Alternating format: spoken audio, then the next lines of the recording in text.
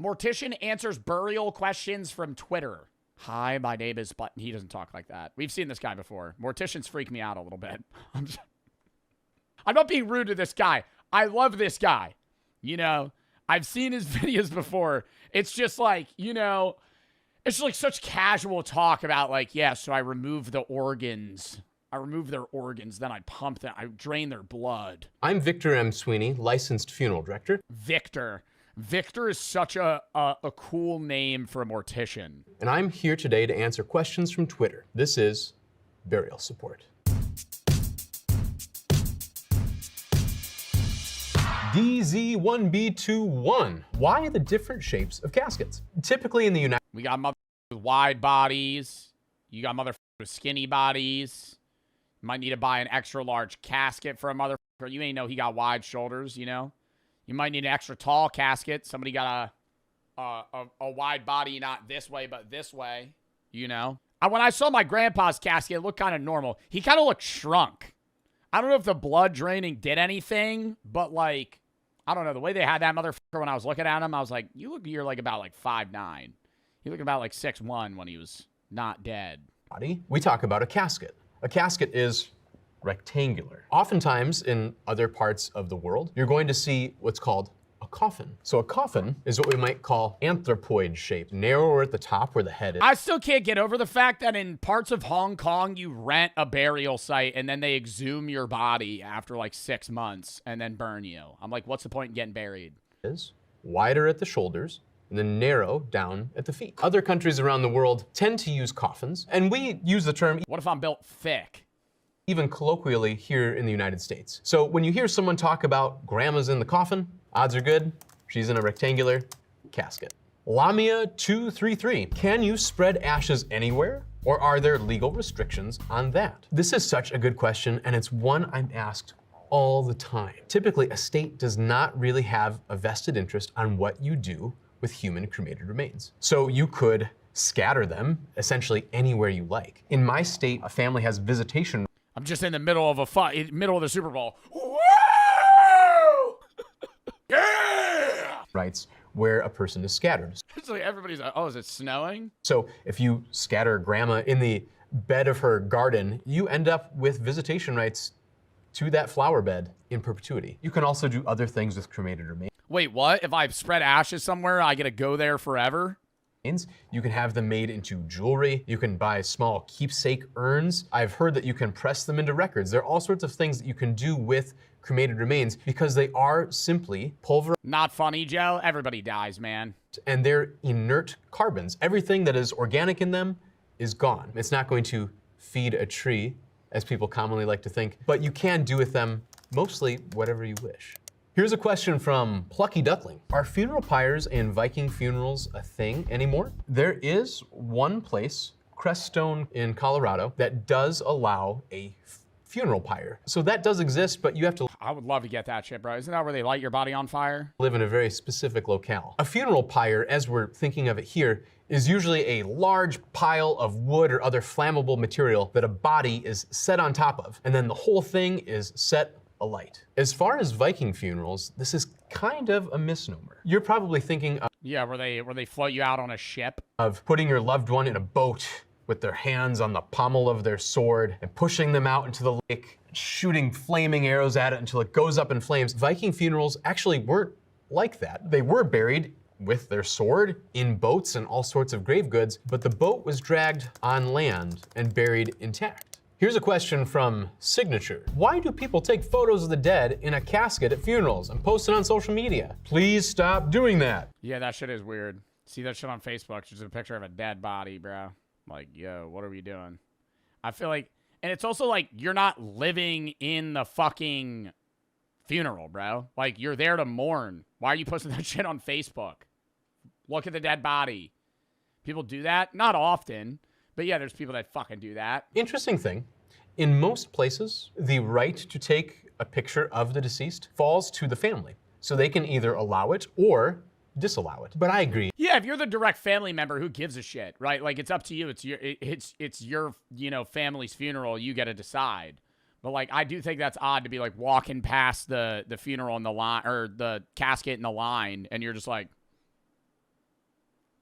Rip. Post that to the story.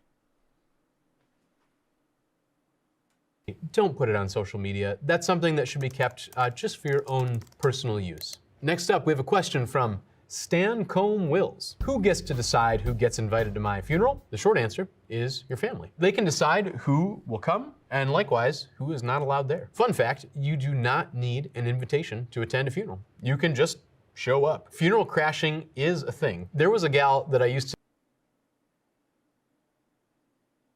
Damn, bro, that's fucked up.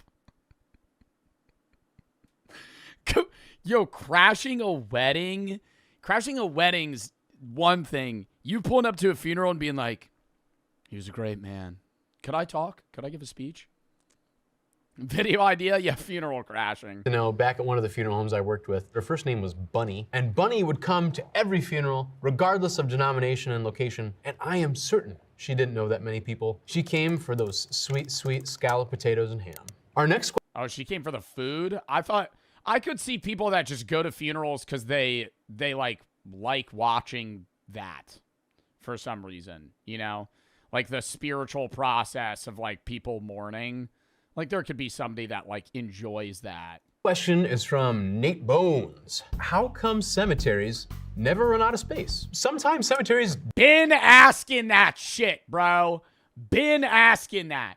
When's it acceptable to dig up a motherfucker from the 1600s? Never? I'm just, at some point, we're going to run out of space. They're doing it in China already. In Hong Kong, they dig up motherfuckers and they burn them. Right? Or then they put you in a box. Like, at some point, we're going to run out of land. You know, a bunch of dead bodies where you start stacking them on top of each other. I mean, that's why they have, what are they called? Crypts. They have crypts now where you're in a drawer. You're buried, but you're in a drawer. So I could see, like, at some point, there literally being just a building full of dead bodies. Do run out of space. In larger metropolitan areas, sometimes it's the case where families will actually bury their loved ones on top of existing graves. In certain other countries and in other parts of the world... What? Graves. In certain the case, sometimes cemeteries do run out of space. In larger metropolitan areas, sometimes it's the case where families will actually bury their loved ones on top of existing graves. In certain other countries and in other parts So they're double stacking a tomb? of the world, you actually just rent a grave space. So for instance, in Germany, your grave space is not your mom's or dad's forever, but for a period of years, after which your rent expires, they dig up the dead, and they put them elsewhere in a common grave, usually. Here's a... Why are we renting a grave then? I don't get, like, if you're getting buried, isn't it supposed to be a permanent resting space? They gotta dig you up. They gotta dig you up when you don't make rent. And what is a common grave? A place in the ground where multiple unrelated dead bodies are buried. From Dr. Bumforfire, what is sky burial? Sky burial is a practice that takes place in Tibet or Nepal, where bodies are actually left out and hacked apart for condors and vultures to eat. The way that they render a human body to just bones is by letting animals do the work. We have a... I kind of fuck with that. I've always said, I don't think I want them to hack me to pieces. I think you just chuck my ass in the ocean. Not off a pier, you know, drive out 10 miles, throw my dead body in the water. Throw my dead body in the water, tie my ankle to a cinder block, and then the fish will eat me. Question here from Teaspoon. Do funeral homes have busy times of the year, or is it just dead all year? Fall and spring are going to be the busier times of year. Fall, because the weather change has something to do with there being more deaths. And spring is usually busier, especially where I'm from, where it's cold. We have a normal workload, and more people die in the spring and the fall. And then all sorts of burials that we had to delay over winter. That end stretch of winter into spring, when everything starts to melt, the ground is simply too soggy to even set foot in the cemetery, let alone bring a whole line of cars and a casket. From fall and spring are the busier times. Fall because the weather change has something to do with there being more deaths. Spring is usually busier, especially where I'm from, because where it's cold, we have to do all the burials we had to delay over the winter. From Kai Schwa. Why are funeral homes always family owned? Interestingly enough, more and more, we're seeing funeral homes get bought up by corporate entities. So it could be that you're... On God, I'm hearing this motherfucker's tummy rumble. Listen. We're seeing funeral homes get bought up by corporate entities. I'm hearing his stomach grumble. No, it's not mine. So it could be that your local funeral home, despite being called the Smith family funeral home, is actually owned by a larger conglomerate who might operate 5, 6 Somebody get this guy a Cliff Bar. Sorry. family funeral home is actually owned by a larger conglomerate who might operate 5, 6, 10 funeral homes in your area. I think you'll always find that the business where you know the owner and they live in your locality and they shop at your stores are generally going to be more caring and more transparent than the ones that are there simply to turn a profit. Well, I mean, they're all there to turn a profit, but yeah, you're more open to people that are localized versus like, imagine like Amazon had a funeral home. You'd be like, okay, well, I don't really want to do that. You know, you'd rather go with somebody that's like local and actually gonna care. But at the same time, I think it'd be a cool rule to have all morticians have to walk around like Grim Reapers. Like they should have an aura that surrounds them and like a song that plays on like an organ. When they walk through, be like, yep, that's the guy that bleeds out the dead bodies. From Harvey 180. So I'm completing my organ donation form. You can literally donate everything, including skin, bones, and tendons. So how do funerals work? Because there will be nothing to put in the box. Most organ Put googly eyes on my lids. companies, those procurers, they don't take everything. They'll take the femur, they'll take some They're not taking my lungs. of the muscle. They might even skin the whole thing so it looks like one big nasty roast beef. But then they also will What? everything. They'll take the femur, they'll take some of the muscle. They might even skin the whole thing so it looks like one big nasty roast beef. But then they also will provide us with a large wooden dowel that's the exact shape of the femur. So we can kind of rebuild the shape of the leg. From Amy Bell. How do you talk They'll skin my entire body? to hear from parents who have tackled this tough topic? Probably my best piece of advice for parents. His stomach, bro. Oh my God. On God, I'm hearing his stomach. Love to hear from parents who have tackled this tough topic. Probably my best piece of advice for parents when they talk to kids about death is don't say, it's like grandpa fell asleep. I think little kids can conflate the two. I would say be honest with children about death. Tell them the reality that someone is no Yeah, dude, when the family dog dies, he just ran away. He's going somewhere else to play with other dogs. Your grandpa shot him in the head. longer living. Kids typically, I think, have a better handle on death. And really, especially elementary school age children, I think they have a want to be involved when they come to a funeral. There's so many times where I see families come and they Bro, they ain't get that shit, though. They don't understand that shit. That's why it's like, because they're not actually mourning, bro, because they don't understand it. If you're like 6 and somebody dies, did you ever go to a funeral when you were like 7 years old? Bro, none of that shit makes sense. None of that shit makes sense.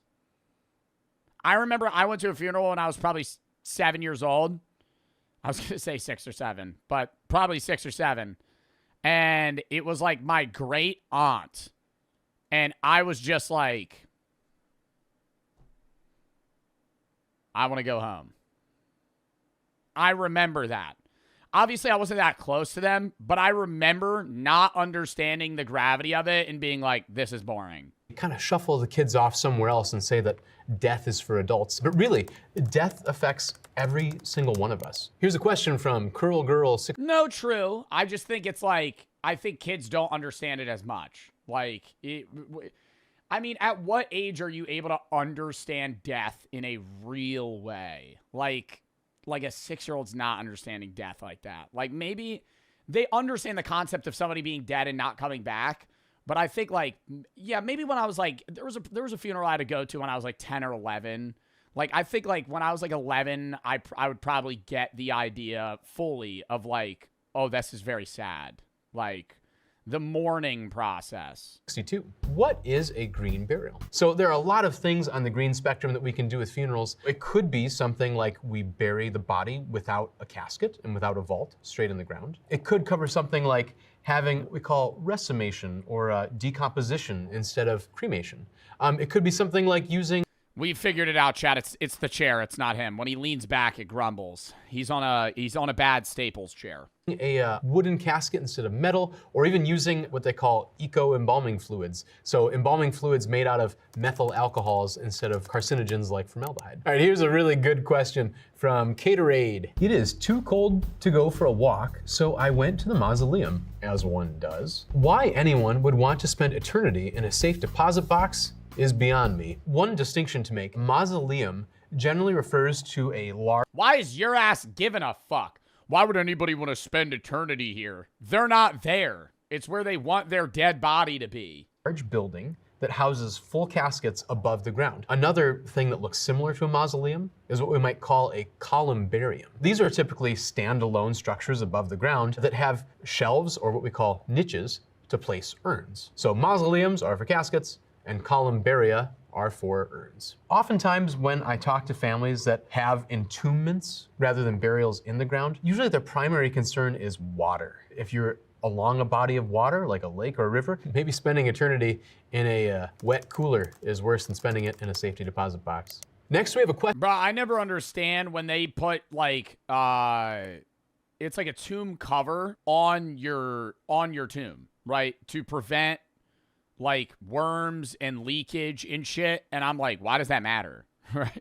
Like, you're going to be buried here forever, right? You're going to rot. The worms are going to eat you.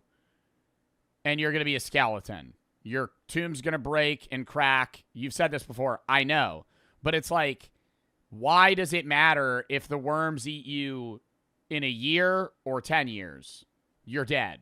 Question from Brain Rot Batty. Had to break up a fight at the funeral home today. Why y'all swinging on each other? I have had to break up a couple fights at funerals or go into dad mode and scold some people. It's a highly emotional situation. Sometimes there are a lot of unresolved issues between the deceased and their family, or maybe other members of the family. Talk about inheritance. Yeah, fake-ass motherfuckers coming into the funeral just to fucking be there to show face because they just want money from the will, and rather than actually giving a shit about the person that died. I could see that. I could see full-on fist fights starting at a funeral so easily. Just because it's like, dude, you know, people are going to come out of the fucking works that you haven't heard of in years, man. Those things can be a mess. Our next question is from Bob White. Are funeral expenses tax deductible? The short answer to that is no.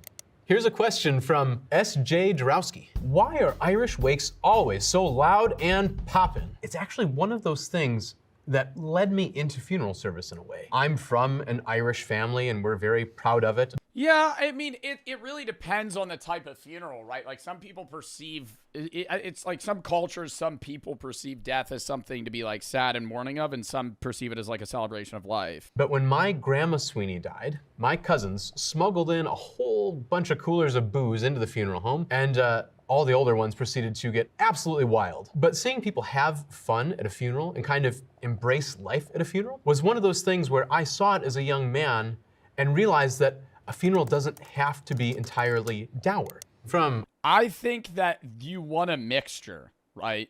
I think the proceedings at a funeral itself, where people are sharing their, you know, thoughts on the person's life, is inherently a sad time.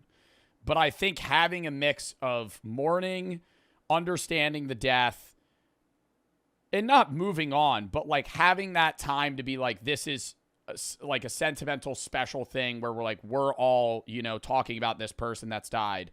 And then the aftermath not being just gloom and doom and being like, all right, let's have a good time, have some games, fucking have some drinks, share some stories about the person, and, you know, enjoy it, right? And you're going to go between like laughing, crying. It's a mixture, right? Mourning's weird, right?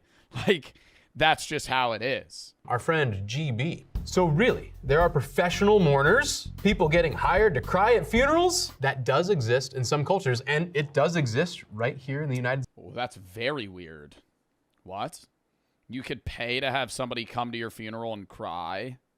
Like fake cry? Cultures put a premium on outward expressions showing how much we loved the dead. In Ireland, for instance, they have what are called keeners. So it's a particular type of musical lilting wail. I don't know if I'd want to hire professional mourners for my own funeral, I would kind of like the idea that people can show their emotions. I think that is a very good thing, and maybe it's the case that having those professional mourners kind of move those sorts of emotions forward. Here's a question from M. Yeah, but I'm gonna be like, I don't even know that guy. That's John. We just paid him $1,000 to fucking show up and cry.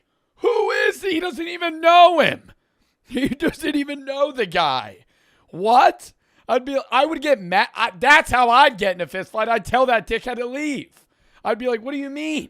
You don't know. What are you fucking all sad about, ass? Extreme embalming a thing. Please make it stop. I kind of agree with you. It is wild. For those of you that don't know what extreme embalming is, typically that's referring to preparing a body in a lifelike vignette. So if he's a boxer, you have the gentleman propped up in the corner of a boxing ring. Or if your cousin is a gamer, we have her in a gamer chair holding an Xbox controller. If someone asked me, Yo, if I died and they put my body in the game, yo, bro. I'm just like,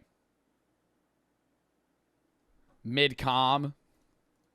I could do it. It would take an awful lot of ingenuity, but I kind of agree. Make it stop. Here's a question from Power Slave. Why? Oh my God, headset on. They cue me into a Marvel Rivals lobby. I'm just... A lot less drab. I think the primary reason is oftentimes they're very old establishments, so they've been in a community for a very long time. You might hear the term funeral parlor when funerals moved out of a person's home, held in their parlor, and into somebody's business setting where everybody could gather and pay their respects. So when you have the prerequisite of being a parlor, you do tend to have 19th century accoutrements like big drapes and overstuffed chairs, and maybe some of those haunted mansion-esque things that you might think are creepy. Here's a question from Pal. Do morticians need to take a mental health and stability examination to get their certificate? And do you have free access to therapy? We do not have to take a mental health and stability exam. I do think something like that would actually be helpful in the future for people in my position. I also do not have free access to therapy. When you work around a great deal of death, you learn to kind of handle death. And I say handle because I've never really acted. I mean, I'm also going to say that I think being a mortician would probably be less traumatic than being like an EMT or a paramedic. Like, just having to deal with dead bodies doesn't seem as bad to me as watching people die. Like, watching the light leave somebody's eyes that you're trying to save seems a lot worse on the mental than being like, here's an old person that had a heart attack. It's so ever present in my daily life. It's a part of life that I'm really comfortable with. So in the same way you probably don't see OB nurses going through existential crises when babies are... What about having to prepare a young child's body? That would be so sad. Yeah, what about being a paramedic and watching a kid get decapitated in a car crash? Like, you could have both scenarios be equally bad, right? Like, okay, what the fuck, Joe? I'm not, that's graphic. I know it's graphic. That's what paramedics deal with.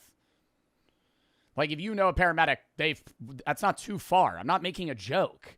I'm making a fucking statement that, like, that job's hard, man. People don't talk about that. I'm not going through existential crises when somebody dies. One in, one out, and I'm just here to help serve you guys. Lo Josimo. Why do people plan funerals before someone dies? Hashtag grandma's still kicking. I would say we're seeing more and more people pre-plan their funerals simply for the reason that people want things done the way that they want it. The best thing a person could probably do, short of talking to your local funeral home and doing formal planning, would be to write down what you want, at least the basics, whether it's cremation or burial or maybe a mix between the two. Write that down somewhere. Yeah, usually in your 20s, well, you should write it down, but in your 20s, you're usually gonna make some sort of rough rudimentary will of like assets and then also wishes. And make sure your loved ones have it. From Carly Star 82. Why are funerals so expensive? Feels like a scam. Usually when we're planning a funeral, there may be 3 subsections that a family has to pay for. The first one is professional services. That would include things like setting up the funeral and going to it and bringing a body from the place of death, maybe embalming the body or taking the body to the crematory. Another subsection would be merchandise. Things like a casket or an urn, maybe a burial vault. And then yeah, but I feel like some of those costs so much money. And I know, bro, they got to be profiting off of it. I mean, that's what a funeral home is. Like, a funeral home is a business, right? They have profit margins. How much is an urn? I feel like they vary widely. $75 to $350. Not that bad. How much is a casket? $2,000 to $5,000. See, I mean, yo, put me in a cardboard box. $5,000? $5,000 for a fucking casket. The third section are what we call cash advanced items. So things like your gravedigger, your funeral lunch, flowers, newspaper obituaries, all the other odds and ends that are tangentially related to the funeral will get conglomerated into one big bill. So usually when a family receives, let's say, a $10,000 funeral bill, it will include part that goes to the funeral home, but a lot of it's going to be paid out to everybody else that participates to make the thing possible. Our next question is from SOS Fitness. Do funeral homes charge extra for plus-size coffins? Yes. The answer is yes. Being that there are more materials that go into a plus-size, or what we call an oversized casket or coffin, means the price goes up. Here's a question from... That's not how it works with shoes, Mr. Victor. So why is it doing the same thing with caskets? Interesting. No, it's because usually, I think it's because the majority of dead bodies will fit in a casket unless you need a plus size casket. Whereas like shoes, everybody has a different shoe size. But I have a shoe, like if my shoe size is like 11 and a half, your shoe size is 5. Me and you are still going to fit in the same fucking coffin. But now you have a guy that's 6'6" and 430 pounds. That guy needs to go in a special coffin. Tyranny1. Is wearing black to funerals still a thing, or can I wear any neutral color? You can wear any color you want. I've had families where they want the funeral to be more of a celebration. I've had families come wearing all Hawaiian shirts, or all sports jerseys, or everybody wears purple because that's grandma's favorite color. Next up, we have a question from Sabru Atik. How to write a eulogy? I'm not good with words. I actually had to give the eulogy at my best friend's funeral when he took his own life. And that's an extremely challenging thing. My goal with that was to talk about my friend's life, but then talk about kind of those universal values that we all share. So things like unconditional love and... Yeah, you kind of want to relate back to the people that you're speaking, right? Like, when I spoke at my grandpa's funeral, like I'm not gonna bring up my philosophical views, right? I'm not gonna air out on stage that I don't think he's in an afterlife. But what I said was along the lines of like praising him as a father figure in my life, and then relating back to the fact that his memory will live on within us, and I'll remember him in my own life until the day that I die. And then it's my time to be remembered, right? So it's like I'm still sharing my view, but something that's relatable to everyone regardless of what specific beliefs they have. And then it's just praising that person's life and, you know, showing that you know, are remembering them. What he taught me about patience. Those are all universals that I think we Yeah, teaching is a big thing, like a lesson you've learned.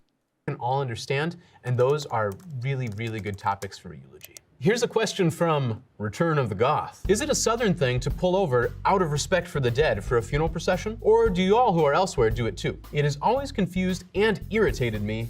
They're dead. I don't know them. I'm on my lunch break. Move it. It really depends on where... You should pull over for a funeral proceeding of people. Does that make sense? Like, if I'm at a stoplight and they all got their flashing lights on and I could tell they're all a part of the same party, I'm going to wait for them. That's just respect. It doesn't matter if you don't know them because you're going to be in a similar situation as them. You're going to want them to wait for you, right? Like, I don't care. Like, I'll wait that 5 minutes. Where you live in the country. Where I grew up in the state of Michigan, it was very customary when you saw a hearse go by, you pull over and let them through. Where I live now, that's not usually the case. In fact, I've been in trouble often enough for driving the hearse down the very middle of the road on the dotted yellow line to get people to pull over, only because I have a place to go too, and typically it's a little more time sensitive than your lunch break. Maybe instead of being irritated, you could think of it as a gift you could give to the family of your time. It's usually only a little bit. I think it's a societal respect, you know? Even if you don't know, It's the same thing. You're basically saying I'm sorry for your loss silently by just having the common courtesy to fucking move out of the way, you know? Like this, they're all dealing with somebody that died. You don't know them, but like you're basically being like, oh, sorry, you know, let me move out of the way. Not make your day worse. Why would you have a luncheon for a funeral anyway? Hashtag doesn't make any sense. There is something really nice about getting together after the fact when the work is done to just sit and relax and fill our bellies. I think inside all of us, there is this certain caveman aspect. We bury our dead and we put them away for a time. And then we also gather together and eat and drink and make merry. And I found that having that opportunity to gather and to eat and to drink and to share is really, really valuable. Yeah, bro. It's like the time you got to spend with everybody else, you know? I think that's like having the luncheon, having the stuff that's not sad after the sad funeral is nice because then you're able to share the time with the person that brought all of you together. Or it might even be the person that's the reason that you're alive, right? Like that's one of the points that I made, like in a eulogy. Like if you're a descendant of somebody that died, one of the biggest things that you could always say that people just relate to is like, hey man, like I wouldn't even be speaking at your funeral if you didn't exist. Like obviously my grandfather's not directly the reason that I'm alive, right? Comparable to my father and my mother. But like if he didn't exist, I wouldn't exist. This is a YouTube account that was recommended for me to watch by you guys called M&J Metal. We're going to be watching 4 of their videos today. How to make pickle Pepsi at home for free, yard sale gems, my yard sale haul, and things we found in the ground. I'm very excited. This looks like my alley of content consumption. Some I would watch at 5 in the morning. Let's go.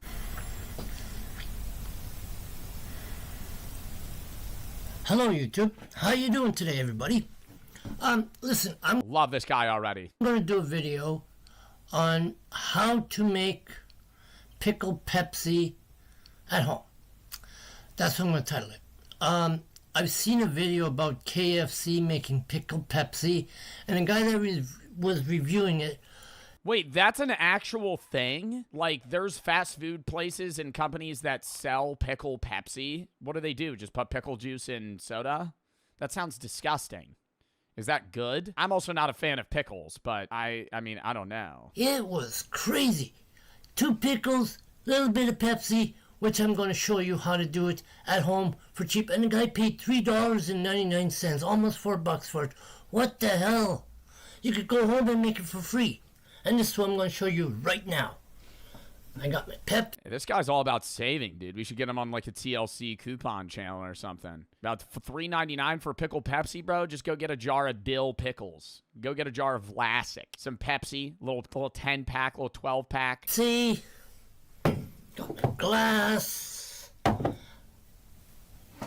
Side conversation. If you go to a store, or not a store, you go to a restaurant, you go, hey, could I get do you say Coke or Pepsi? What do you ask for? Can I get a blank, Coke or Pepsi? Most people would say Coke. Some people would say Pepsi. Now, side question. If they say, is Pepsi okay? Do you say no? I don't give a fuck. I'll say Coke, but if they say Pepsi, I don't care. And I feel like most people don't care. Because I literally 3 days ago, I went to a sushi place, or it was like a week ago. I went to a sushi place. I'm like, can I get a Coke? Dude goes, yeah, Pepsi, and walks away. Doesn't even ask me if it's okay, just gets me a Pepsi. I wasn't upset about it. But in the back of my head, I was like, what if I was like really against Pepsi? What if he said Pepsi, okay, and then walks away? And I was like, wait! No. I got my pickle jars with pickles. Pepsi's so gross. Bro, they taste damn near the same. Coca-Cola has a more robust taste to it and is less sweet but more bite-like. I think Pepsi's just more sweet. They taste, but they're both good. I will never complain about one or the other. They are different, but not to the effect where it's like gross. Also, huge jar of pickles. I gotta lock back in. I got my pickle jars with pickles. Okay. What I'm going to do first is, I'm going to put the pickle pickles in the jar first. That's what it was. Yeah. Okay. So yeah. Well, the pickles are already in the jar. What do you mean you're going to put the pickles in the jar?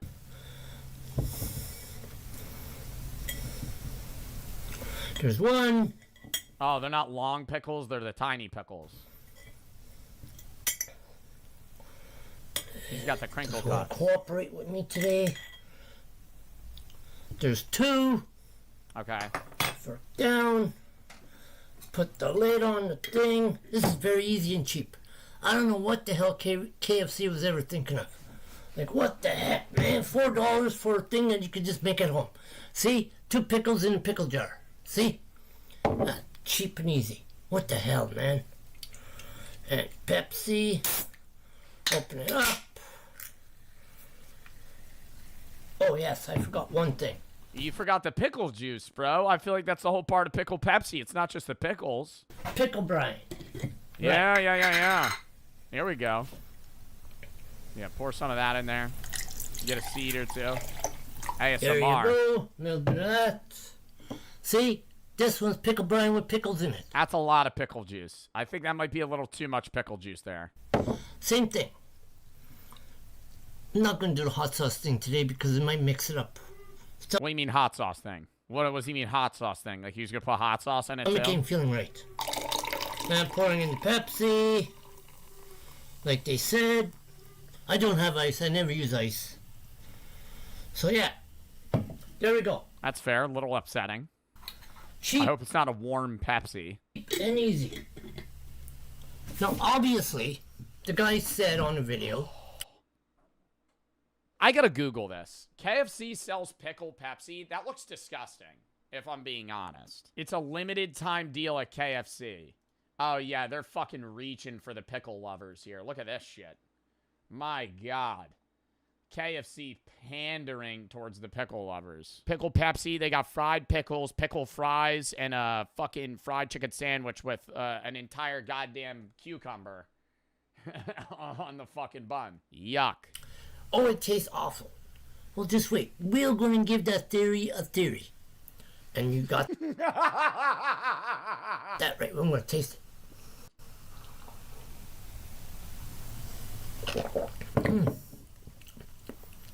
it. No way he liked that. But the guy was wrong. It tastes very darn good. Oh, it does taste good. It does. I mean, I like it. I mean, the taste is so sweet. Buttery. Because I'm using butter pickles. Yeah, it's very good. I like it. But I would not spend $3.99 for a thing at KFC. Nah. They probably use old pickles and old brine. Whatever, I'm using some Yeah, stuff. I bet they're using. I bet they're pissing in that shit. Yeah, I bet they're not even using pickles, bro. I bet they're selling you some fake ass Pepsi. I bet they're getting Pepsi from fucking 1982, putting that in the fucking jar. Anyways, so this is pretty good. Oh, he skulls it. Oh, that's just straight pickle juice right at the end there. Another wizardry drink.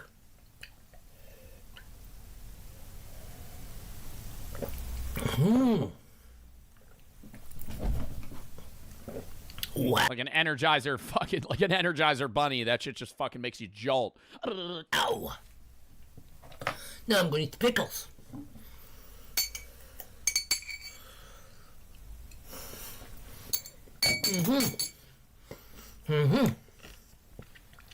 Yep, very good. So if you don't want to spend $4.99, I mean $3.99. Yeah, I was gonna say. I thought he just said it was $3.99. He's up in the price now. Is KFC proactively changing the prices of this pickle Pepsi? Don't go to KFC and don't buy the pickle drink. Make it at home for cheap and free. Thank you, YouTube. Well, it's not free. You got to buy the items. I'm picking this apart too much.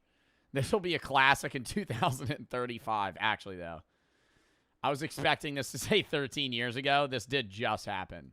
All right, now we got yard sale gems.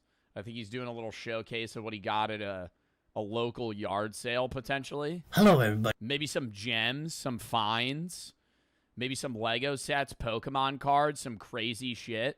What do you think he's going to pick up? On YouTube, guys and gals, I'm going to show you some good stuff today. First of all, I'm going to show you stuff that I got from a yard sale. So bear with me for a second. Okay, the first thing I'm going to show you. It's pretty, not that bad. I only paid a couple dollars for it. It's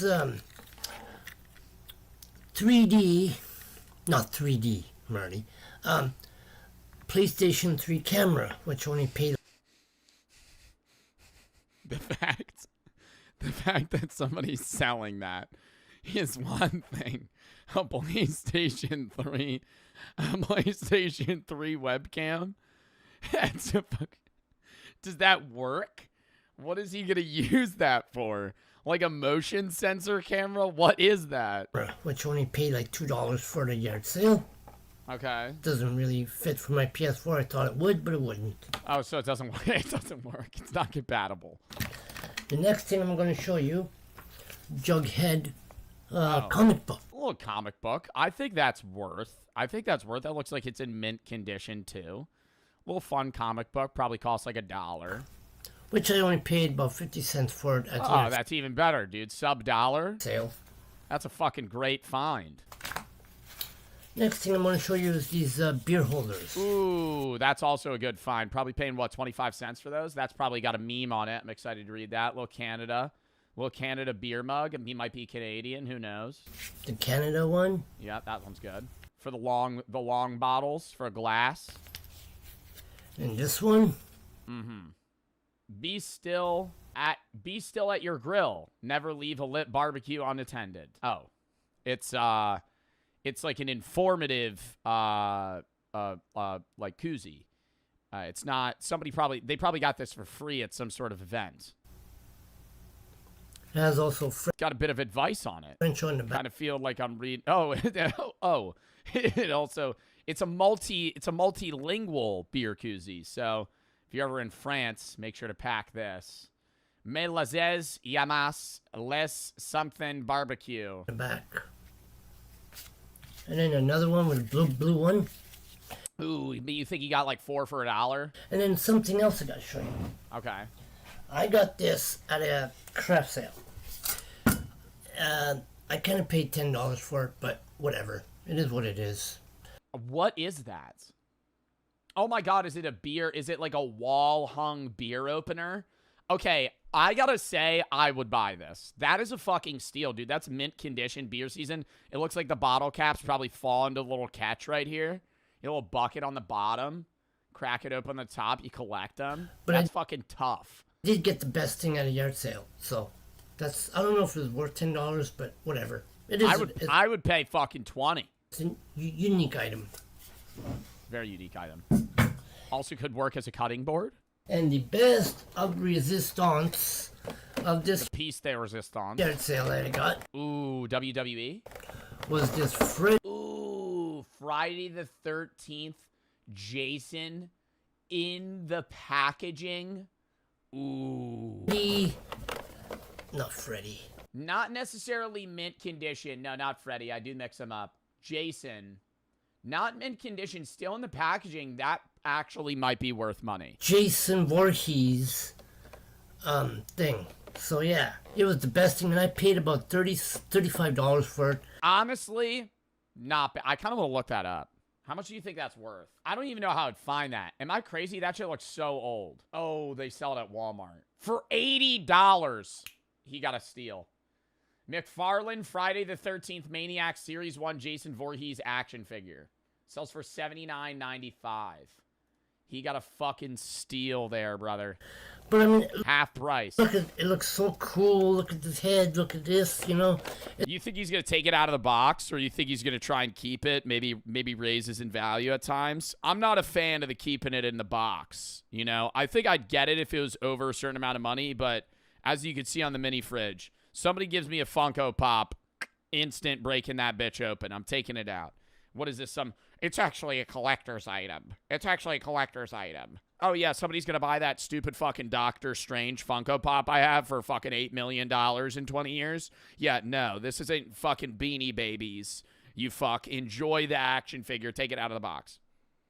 Take it out of the box. Unless you're building a wall of Funko Pops, take it out of the box. You wouldn't get it? I do get it, because I have a lot of fucking Funko Pops. I got Biggie Smalls. Bitch, look! I got Biggie Smalls. I got a mini Spider-Man. Fucking Doctor Strange. Pickle Rick! Venom. Peep. Venom. I also have a Deadpool back there. He's barbecuing. Then I have a Towley that's not a Funko Pop. Deadpool's falling over. I got a Mickey Mouse. I also got this frog. That I got on Temu. And I have a mini P.E.K.K.A. Sorry, I had to show my own collection of figurines. Oh, and I have me. Brooke got me this. This is tough. Custom Funko. It's a very cool thing. It was never opened, and this is adding to my new collection of Friday the 13th. I will show you the back. See? Dude, that's old. Yeah, pretty cool. Okay, see ya. Bye, YouTube. I'm so excited to see the next one. I'm really excited for things we found in the ground. I feel like he's going to show me animal bones.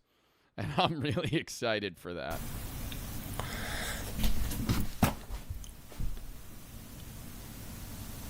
Hello, you. Dude, the millennial pause is fucking wild. I mean, he's older than a millennial for sure, but it was a 6 seconds of silence. Just making sure we're recording. Hello, YouTube. How you guys and girls doing all day? I'm doing great. Today I'm going to show you some stuff I got from the yard sale, and even from the past yard sale. Yeah, I know exactly. How many yard sales is this guy going to? How many yard sales do you guys fucking see? I feel like I see a yard sale once every other fucking month, maybe. Like, is this guy fucking hunting them down? What it's going to be. A lot? Bro, I feel like I never see yard sales. You gotta be peeping those. You gotta be on, like, the local web. You could be on Facebook fucking trying to find those motherfuckers out. There's probably a little Facebook group for them. So, I'll just get right to a yard sale hunter. I don't think I've ever bought anything from a yard sale. Actually, no. I had a yard sale when I was a kid, and I bought something from another yard sale because it was like a whole area yard sale.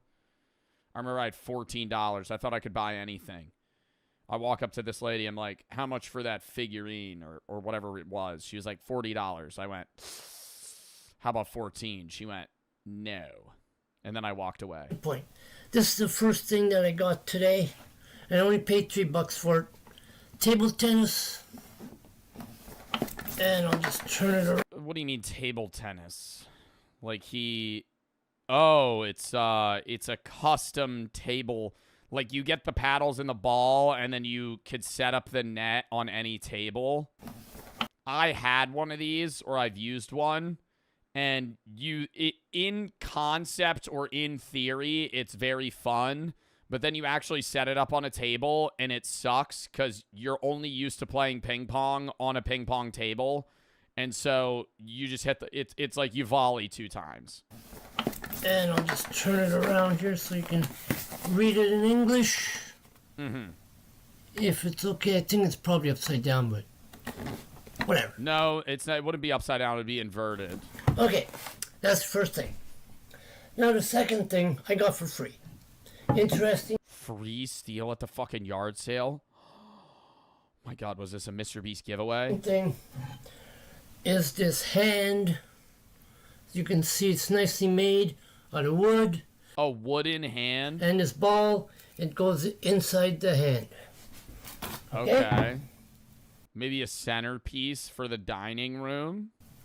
And the other thing that I didn't show last time was this thing. Coca-Cola thing. What is that? Coca-Cola aerobics fashion? Where's the head? Is this just like a doll? I got that a while back. Yeah, I know. It's pretty. It's in fair good condition. It's actually pretty good. I know it's about a What is it? Barbie doll, but it's Coca-Cola. I thought I'd buy it anyways. So that's another thing. And also I got this wine cork. See? It's wine cork. Yep. And I also got one more thing. Yo, people be selling anything at yard sales, bro. Like, I'm just like, who's going to? I sit there and I tell myself, I'm like, who's going to yard sales and buying all this shit? This guy. I'm not making fun of him. I respect it, right? But I'm like, every time I pass a yard sale, bro. Yeah, they'll have some random things where it's like, oh, a toaster or clothes or, you know, maybe like fine china. But then they'll just have like a spoon. I'm like, who's going to a yard sale? And they're like, yeah, you know, well, I really fuck with this metal spoon. Let me buy this. One, just not even a set, just one spoon. Yeah, let me cop that. What do you want for it? $5? If it's silver, maybe. But now you're just trusting the guy that it's silver. This poster. It's upside down. There we go. Hold it upside down. NHL Superstars. This poster, see? Pretty cool poster. Yeah, I kind of like it. Ovechkin's on it. It's about the only NHL player that I know. It's got hockey players. You know, that's pretty cool. So yeah, that's my yard sale haul. So yeah. And I am getting into some really good collectibles. So, you know, if you like this... You think he's just trying to flip them? Or you think he's keeping them? You know, you think this is like a personal collection, or if this is like financial profitability, like this is like a side hustle type biz?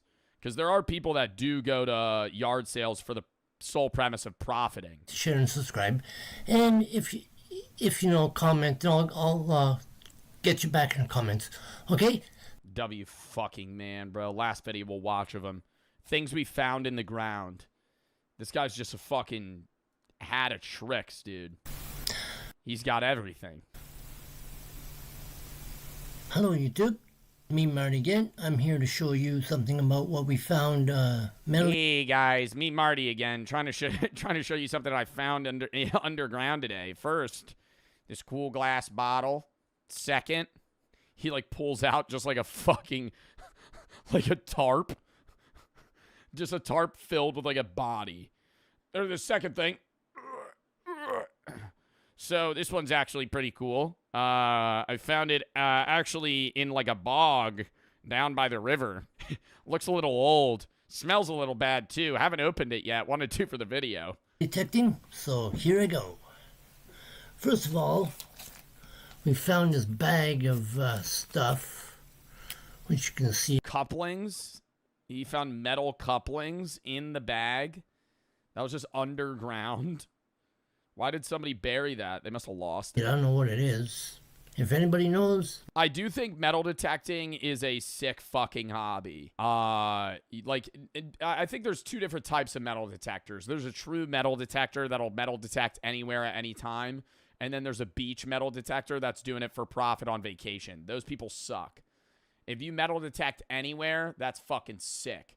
Especially if you're an underwater metal detect guy. But on the Jersey Shore, I don't really see people metal detecting on the Jersey Shore. If you're metal detecting in Jersey Shore, you're about to find nothing. Or if you're in Atlantic City, you're going to find heroin needles. That's about it. You're not really getting any profit out of an AC metal detecting, extravaganza or adventure. I think most people metal detect for profit in like the Caribbean or places on vacation where people lose rings. Let me know in the comments. That's the first thing we found on metal detecting. It was kind of buried in the sand, and then we found it from this thing. So yeah. Next thing I'm going to show you is one of these worms we found near the lake. See one of these old... Like a fishing worm? That's not a real worm. That looks like a fucking silicon. One of these worms we found near the lake. See one of these old lure worms? Okay. Yeah, it's for fishing. And then we also... Why did he take that home? Also found this little thing. Which... What is that? Like a dog tag? I don't know what it is. Not really too... It kind of looks like a Swiss Army knife, no? That looks like a blade that would pop out. Sure, if you know what it is, let me know. That's fucking cool. That's a Swiss Army knife. No. You're a pocket knife. Next thing we found was also buried in the ground, which is this little thing. I don't even know. It's a switch. And this next thing here that we found in the ground, a live grenade. Just fucking plops it right on the desk. Boom.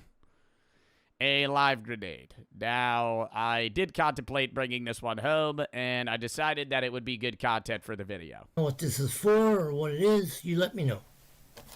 I feel as if I should have reported this, but I did not. Next thing we found is another lure. See? No hook on it. So that was another thing we found. And we found a quarter. Sick. It's a new quarter. We found it in the ground. Sick. Profiting off the metal detecting.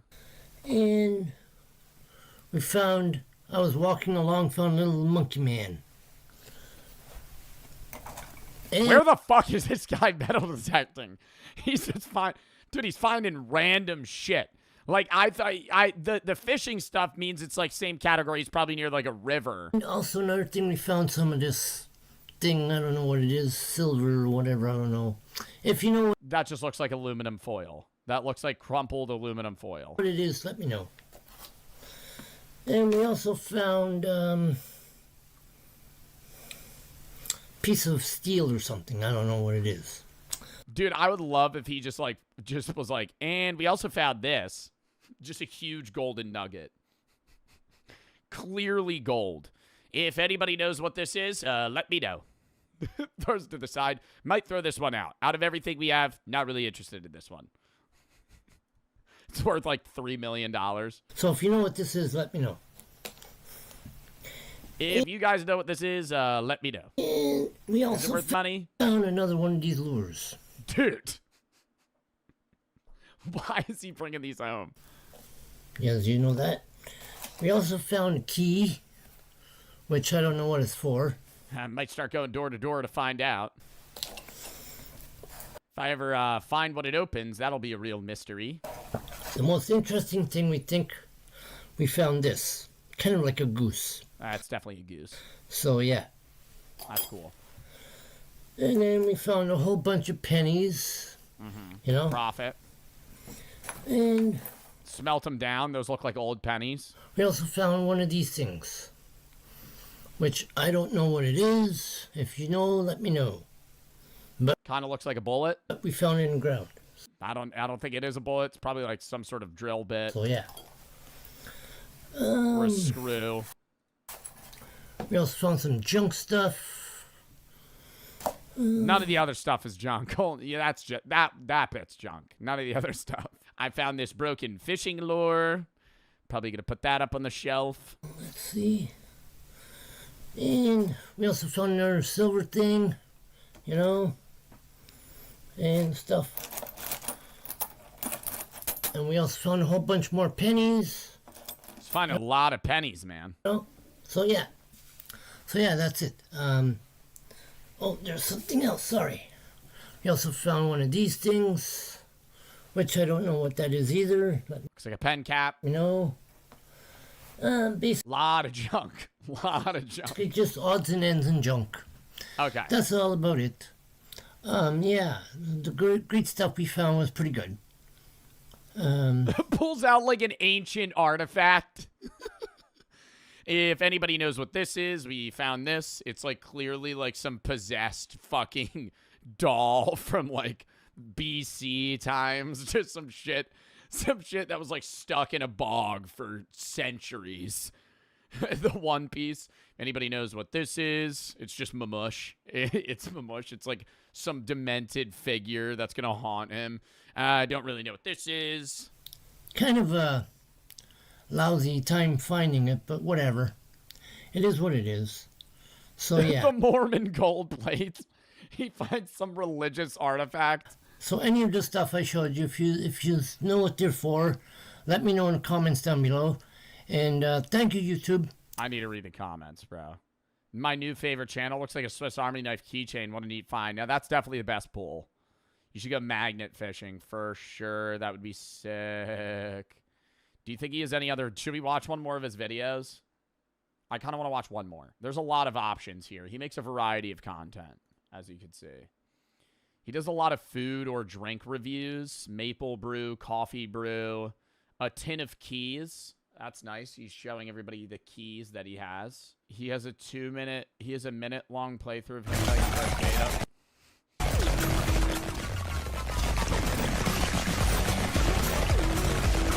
I fucking love this guy. I fucking love this guy. Pepsi hot sauce. Where's Pepsi hot sauce? Dirty Pepsi. What is that? Dirty soda, Halloween brew, trash, or treasure? No, I gotta go that. The trash or treasure's gotta be the best stuff, chat. This is the best content he makes. Hello, YouTube. Please watch something else. Fuck off! Hello, YouTube. How you guys and gals doing out there all day today? Today I'm going to show you trash and treasure. That's what I'm going to call the video. Ooh, so are we going to be ranking if it's trash or treasure, or he's going to show me trash and then treasure and then trash? I did put some stuff in the box already, which I can't try to show you, but it's not really working. So It's a solid noise. I'm excited to see what's in this box. what I'm going to do is I'm excited to see what he has in that cardboard box for this video. pull out one thing at a time and show you. Okay. And I got bins. I got bins right here. See bins? Oh, so he's gonna separate it between trash and treasure. I got 2 bins and a box full of junk and our treasure. We don't know yet. Okay. So, this is the first thing. This It's a key. goes in here. This is treasure. I would say that's also treasure. It's a key. I don't know if it's his key. Treasure bin. Yeah, it's a key for something.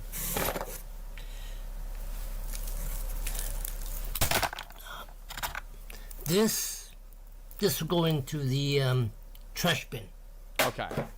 So now we have some objective ruling on what's trash and treasure. which will be in here.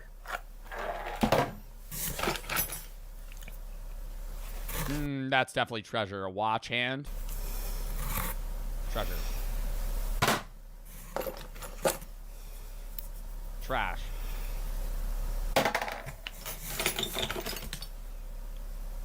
Can I see the tip of the screwdriver? I feel like there's a chance that it's just broken. That would be treasure, but this could be... Oh, it's scrap metal? Yeah, copper tubing. Copper tubing. Copper tubing. You can sell it for money.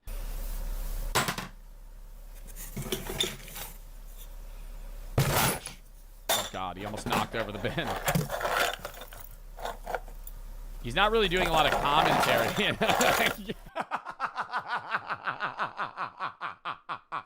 I love that he feels the need to show me.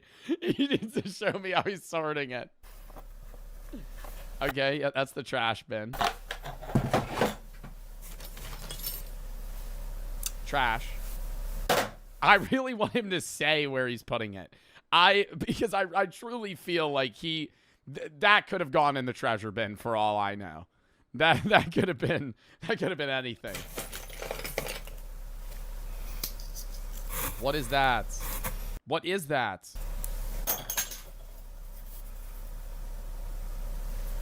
Was that a nail file? He's not doing any explanations. You gotta say that's trash. Okay. Dude, where did he get this shit? That's trash. Trash. Yeah. We didn't really color code the fucking bins here. I don't know where you're putting anything. I don't know what that is either. Is that a necklace? That's treasure. I think that was a treasure pick. Trash. Not too much treasure though. There's mostly trash. It's like 95% shit. Dude, I feel like he had to have gone to like some sort of scrap yard and got this. Broken glasses. Okay.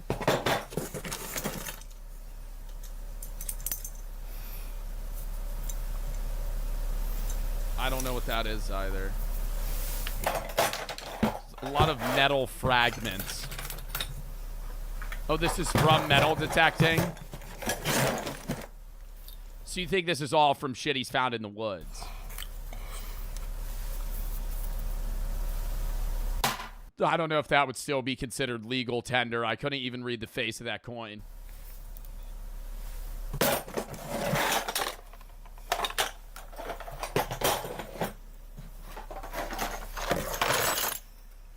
Oh, that's the treasure bin. Screwdriver's definitely treasure. Trash.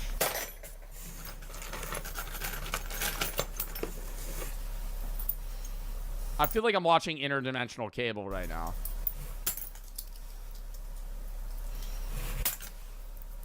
More coins. He's got a lot of money. Huh. He finds a lot of money.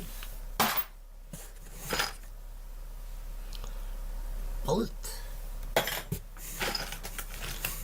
Where do you think he put that one? Where do you think he put that one? He casually just had a bullet.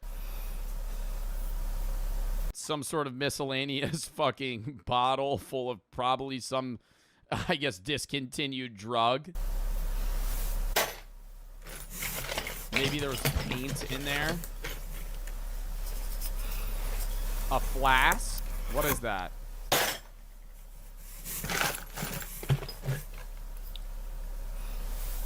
Cock ring. Coins. Yeah, lots of pennies we've been finding. Yeah. Another bullet casing. I don't think those are live bullets. I think those are used. Oh my god, I thought that was a rat. Oh my god. Part of me, I know it's all metal, but I thought that was a tail of an animal for a second. Those are like fishing weights.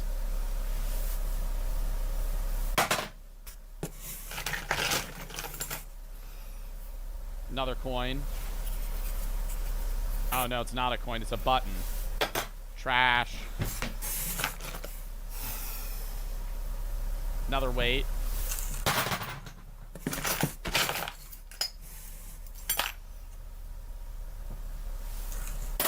Don't know what that is.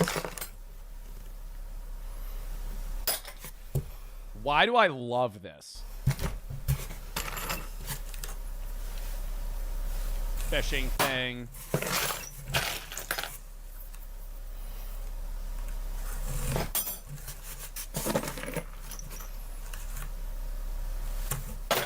Dude, he's so quickly showing the camera, I don't even know what I'm looking at. Another fishing lure. Mostly treasure and trash, but some treasure is not very good. Some is good. Fair. Dude, this is how I perceive, not Epicurus. Fuck. Who was the philosopher that used to, like, live, like, very freely? He lived in a barrel. Diogenes. I feel like this is, like, modern-day Diogenes. Just not giving a fuck. Just doing whatever he wants.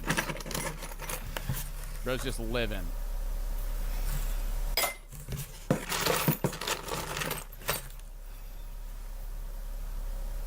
What is that? Like, where is he finding... How is he finding this much metal, like, in the woods? Or wherever he's going? Boy, my trash bin is getting full. The trash bin's getting pretty fucking full. I mean, dude, we're finding duplicates right now. I feel like I'm doing a fucking FIFA pack opening. It's another fishing lure. That better not go in the treasure pile. I feel like he's getting stressed out. Cock ring.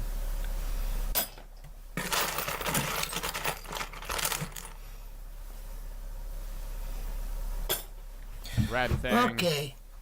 That's all about I'm going to show you, because it's getting long.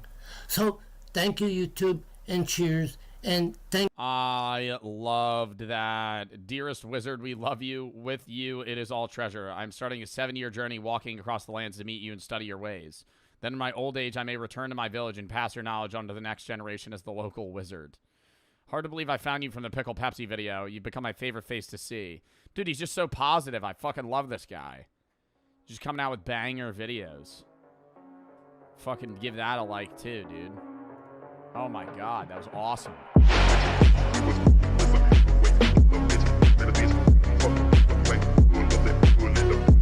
neighbor's power trip backfires on her again.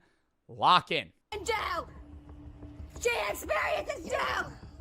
And she experiences goddamn handcuffs. Now have you been offended as an American? Me too. I don't want to be here. Take me to Is she purposefully like, is she purposefully screaming like that, or is this like a bit? Africa, you sucking. Take me to Africa, you American. Me too. I don't want to be here. Take me to Africa, you sucking.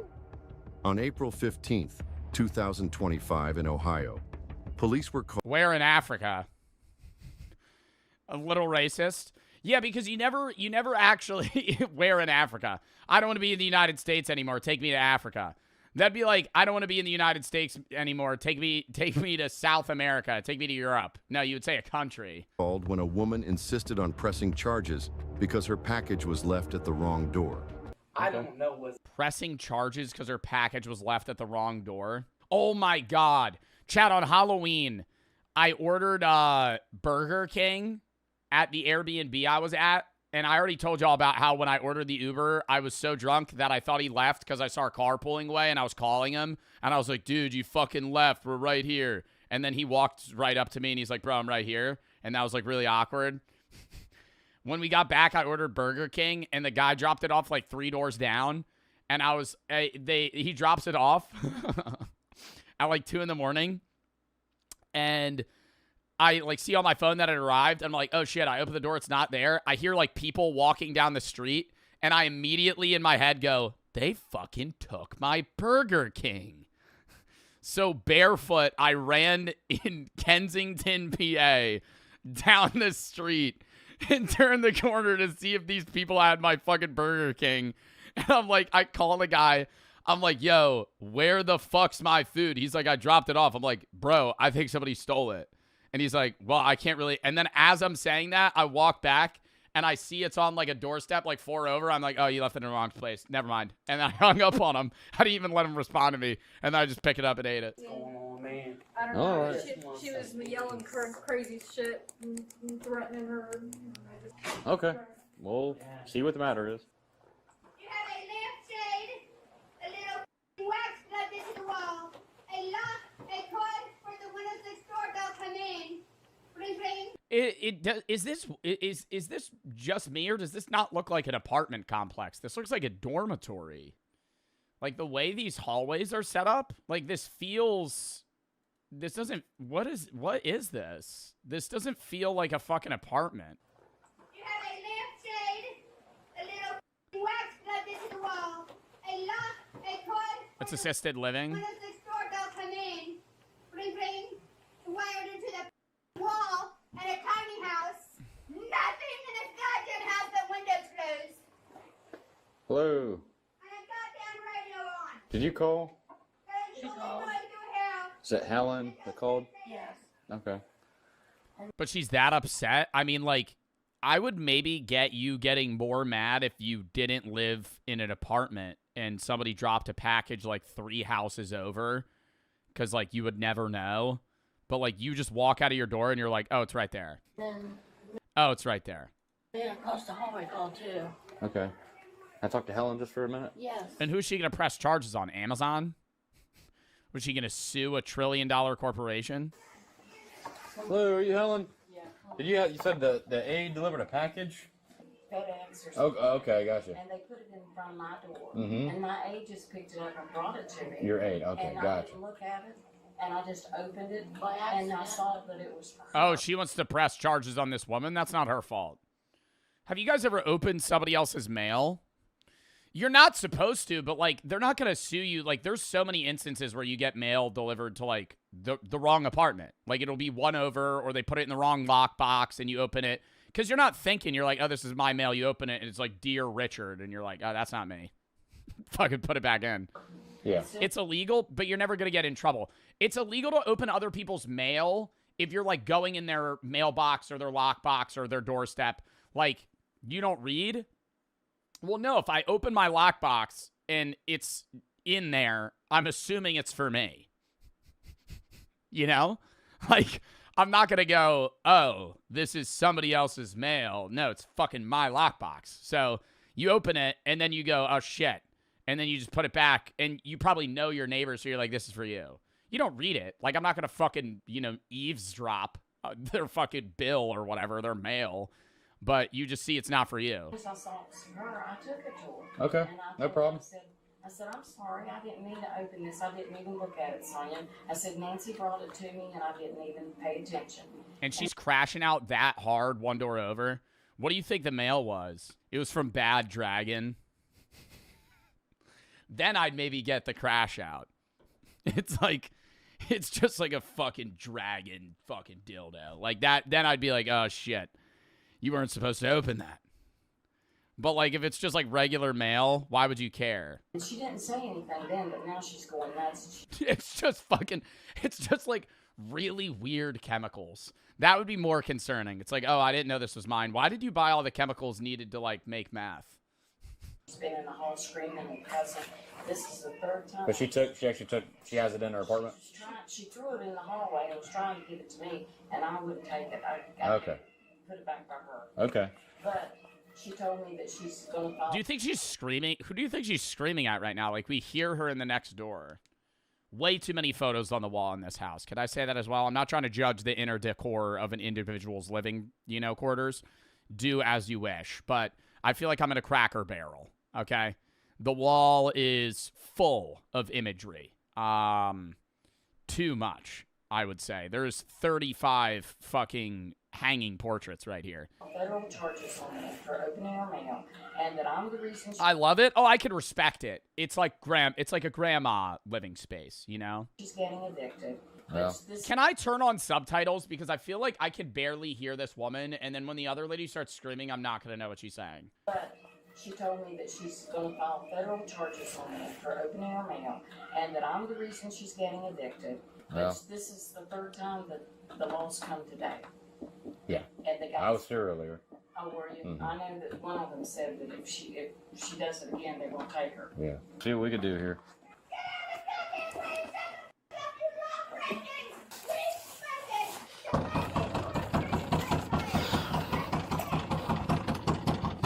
I love that. Not a regular knock. Dum, dum, dum, dum, dum, dum, dum, dum, dum, dum, to just keep banging on it until she opens the door. Hey, come to the door. What's I wrong? know somebody broke a cell on my goddamn government phone and I'm pissed. What's the matter this I will press charges. This goddamn woman right here. I will press charges on her on my government goddamn phone. What happened? She broke the cell. It's got 17 president seals. Press charges on her now. You have the phone? No! Looks like you do. I want this replaced. See this? See this? It's a goddamn The phone's unopened. How does she know it's broken? It still has the fucking plastic seal on it. government phone. It still hasn't been broken. It's still It's got codes. Now shut up. it's intact. You see this truck? You see this paw print? Thumb, thumb, thumb, thumb. You see this thumb? See this thumb? You see this thumb? See this thumb? Hold on, let me go get my black light. Do you see all this? There's like ectoplasm all over this package. I think I need to press charges. You see these numbers? You see this name and numbers? You see name and numbers for the security? My name is Sonia, 5 letters. It's switch on a phone for D. And then you can click on that, you click on this, you click on my goddamn name. What is she saying? I can't understand her. You're done. And there's subtitles. You click like this, you click on the goddamn mothering car, you're done. Letters switch on the phone, pretty, and then you click on, the fuck is she talking about? Yep. You're under arrest. No, I'm not. Yeah, you are.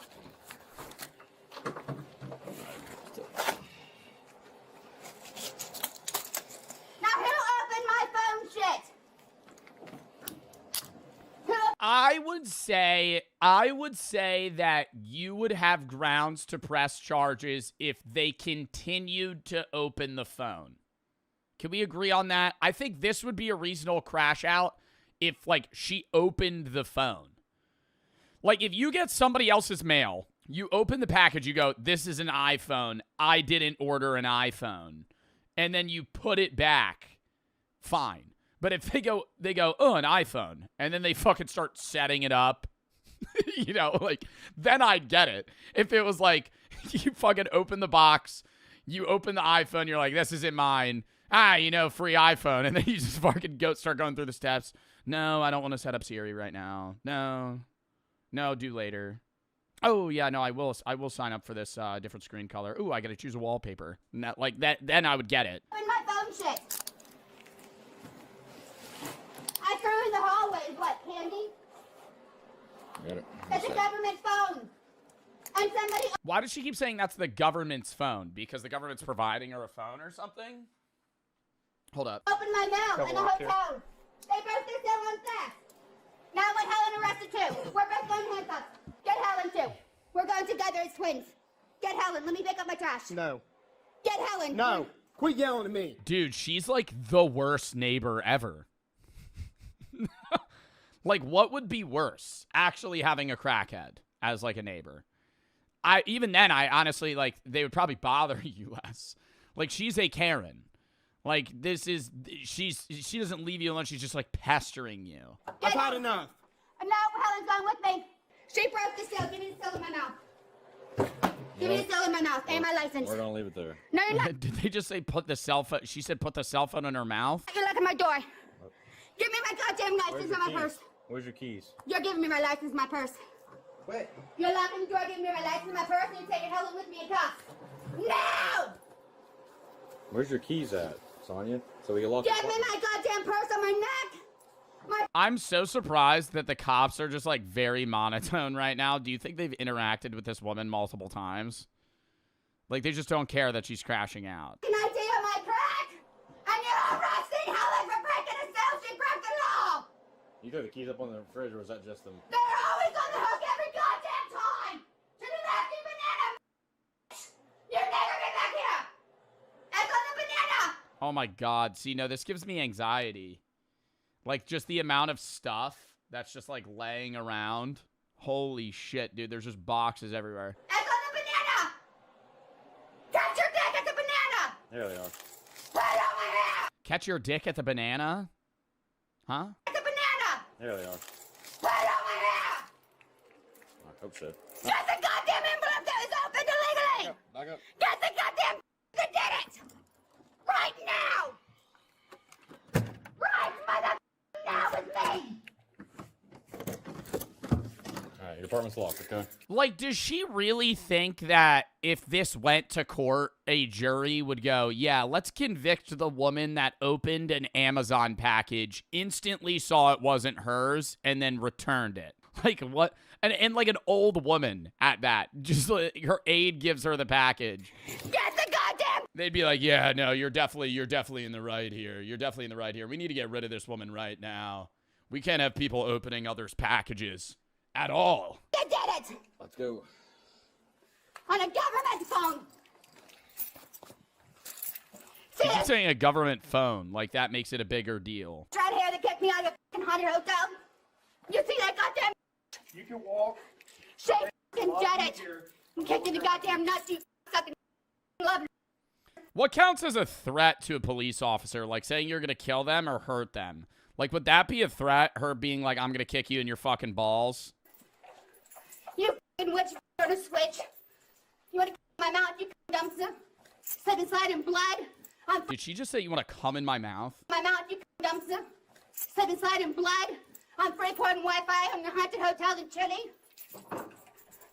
Come on, upside down your pole. What is she saying? What is she saying? She said you want to come in my mouth inside blood on free Wi-Fi. Then maybe go to Chili's and get a... then maybe you go to Chili's, get a triple dipper together. Head back to Hotel Inn. Maybe have a nice night. Watch a movie or two. Maybe, you know, things get a little freaky. And then the next day, we end up having breakfast for free because it is comped breakfast at the hotel. And we maybe get cinnamon buns, share some scrambled eggs, and then go on a nice day walk. It is sunny out, so she's, like, planning out so many different things. On 13 orbits of teeth. You f***ing sucker. Son of a mother. We got bear there.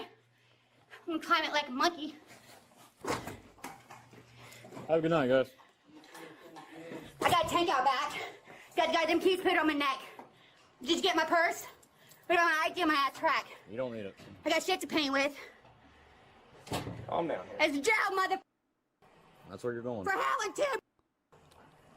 Put Helen in jail. She experiences jail. And she experiences goddamn handcuffs. You got her. Handcuffs in goddamn jail. What are you trying to do? Put her in handcuffs. I don't want to slip it. And put her in jail. She rides and backs with me. You better watch it. Okay, they're laughing. I was gonna say there's no way this entire video they never like smile. Like she's just screaming like nonsense obscenities at them and they're just like, you need to relax. No, you need to calm down. Put Helen in the other goddamn truck. Start You put Helen. start knocking out some of the reports for me. Well, get your ass in the car. You put Helen in the other goddamn truck now. You're not picking up 50, you're picking. I'm awful heavy. How much can you weigh? You want to unlock them so I can climb in? Okay, that's what you Let's play pretend. Get on that side over here, man. All right, come on. Oh, she's refusing to get up now and she said I'm pretty heavy. Good luck. I'm a leg and a half in a wheelchair. I can't, I'm a leg in a wheelchair. Stand I don't up. have my arms. I do, I'm a wheelchair. Okay, well, stand I'm up. paraplegic, I can't. Stand I'm up. handicapped, I can't. I have a wheelchair, handicap accessibility. We know you could walk. She just said, is she trying to say that her legs don't work and she needs a wheelchair? She just walked fucking multiple stories into an elevator, down the steps. I legally can't. Stand up. You dropped me on the goddamn floor, I fell. I had hands to get up. Paraplegic, she just walked casually out of the fucking room. This is illegal racism. I'm a handicapped woman and I fell. You have to give me arms to see under the handicapped woman. Give me a wheelchair. Oh, we're just throwing out every possible thing. I'm handicapped, this is ableist, you guys are racist. I'm having a seizure, you're not helping me. Give me a wheelchair. Or said racism. Dude, I feel like it's very often that people fake. Did you ever see that one TikTok of the woman faking a seizure? And the cop was like, I know you're faking it. And she kept like acting like she was seizing. So he gave her like a sternum rub, which is like a test to see if somebody that is, if they're seizing. Because if they are seizing, they don't react, but a sternum rub hurts. He instantly starts like elbowing her sternum. She's like, ah! And fucking like immediately reacts to it. She's like, okay. He just gives up. Dude, because it's like, why is that the go-to? We've seen so many videos where people fake seizures. Like, why is that the... What's the idea there? You know, I kind of understand her being like, you guys are being racist or trying to claim something that she could maybe have the grounds of. But it's like, how are you going to fake having a seizure? They're going to be able to prove that you never had one. There you go. 520, 36, God damn it. Okay, wait a minute. Okay. Thank you. So, Slide in there. don't cross my feet. It's like the easiest to fake. I feel like you don't know what seizures are. Like, if you're around cops, EMTs, paramedics, and like trained professionals, from an outside perspective, yeah, seizure looks like somebody is just violently shaking. Like, their entire bodies are seizing. They're not responsive to anything, right? Like, it's not easy to fake. Okay. You don't just start, like, violently shaking. That's what they always do. I'm like, it's not, like, a seizure's a lot more than that. Like, your entire body is convulsing violently. I need to breathe. Okay, slide in there. Roll it on the window. You know how hard is in a wheelchair? It's not that for real. What do you mean not that hard? This was unnecessary. Slide your feet in there. Not Helen. I'm annoyed. I'm gonna watch you. We're not playing pretend. Get in the car now. I can't. I gotta catch my leg. Get in the car. I can't get my left leg in without you smashing it. You're gonna have to help me with my left leg in because you're gonna smash in the board. Sit up there on the seat where you I was. can't because I don't have both hands. I'm short. I'm a mutant deformer. I'm a turtle. You got it. Why is she so calm now? Did she just say I'm a mutated, I'm a turtle? Backpack and you wrap my arms to a backpack. I'm a turtle and you wrap my arms to a backpack. Can you wrap them in front, please, to my titties? No. Then how am I supposed to back up? Come on. Stand up. Lay me down. Get in there now. I'm trying, but you're gonna break my wrist. You would Go. really break my wrist. Come on. Okay, wait a minute. Let me Trying to try. help you. Let me stand Scoot on slow. your butt Do into this the- slow. into Do the this slow. seat. Don't do it mean I'm supposed to be. I might have win. Ready? 1, 2. You're gonna break my wrist. You will break my wrist. Get up there. God damn it. Your metal will break my wrist. Get I'm up there. deformed and I'm wheelchair. Get in. There you go. Now pull your leg in. That hurt. Good job. I'm a Teenage Mutant Turtle, and you can't put handcuffs behind me because I'm a handicapped little toad.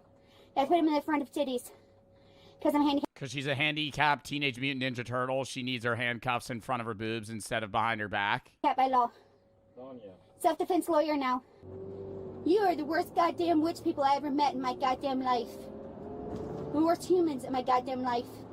And I can train a dog to protect somebody from a human before a human can drive a goddamn car without hitting me. And the mother titty. I was just telling them don't open my goddamn government mail check. It's a government phone, the only phone I had. I got it. I worked hard to get it. I ordered it, and in 17 days I got it, and guess what? In 3 days I got my truck, and I did so much in that short amount of time. I left my house one goddamn time, and they destroyed my motherfucking wallet with my money, and did 2 of everything in my wallet.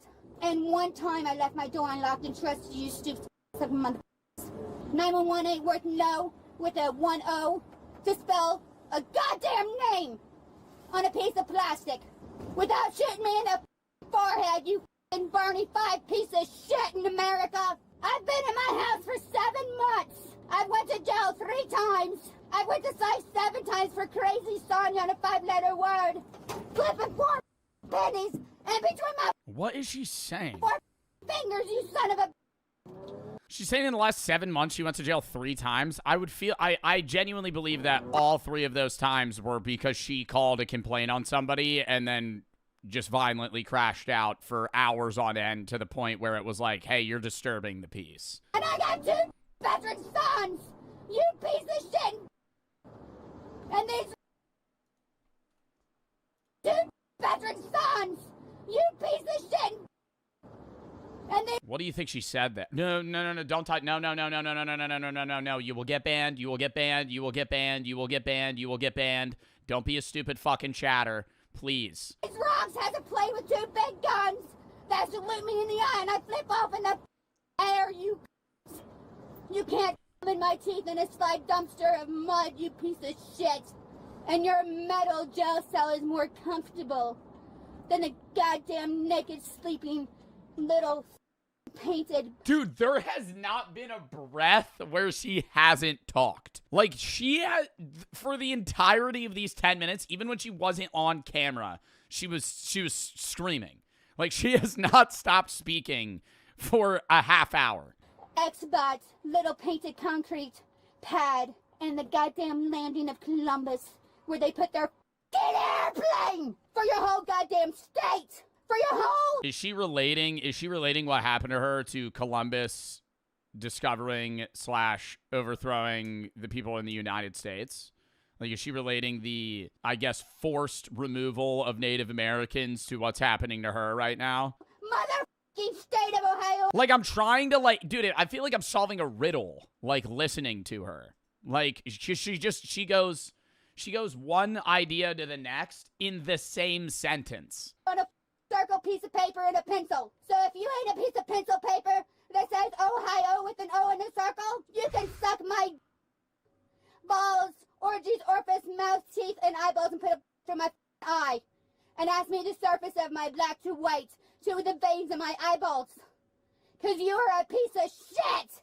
There's no phone to call for fire. There's no phone call to call for police. Or please help me in English with PLZ, or no, or yes. No, don't open my mail, and yes, arrest me.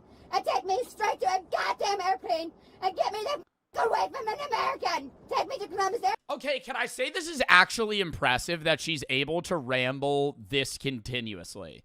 Like, I don't know if I could, because she's saying a lot of different things. Like, I don't know if I could consistently speak just words that long. Like, it's not like she's just repeating the same word. She'll sometimes repeat the same sentence or idea, but it's like, dude, she's just, it's not even thought to words. It's just simultaneously anything she's thinking, she's just saying. Away from a goddamn American. She's gerrymandering.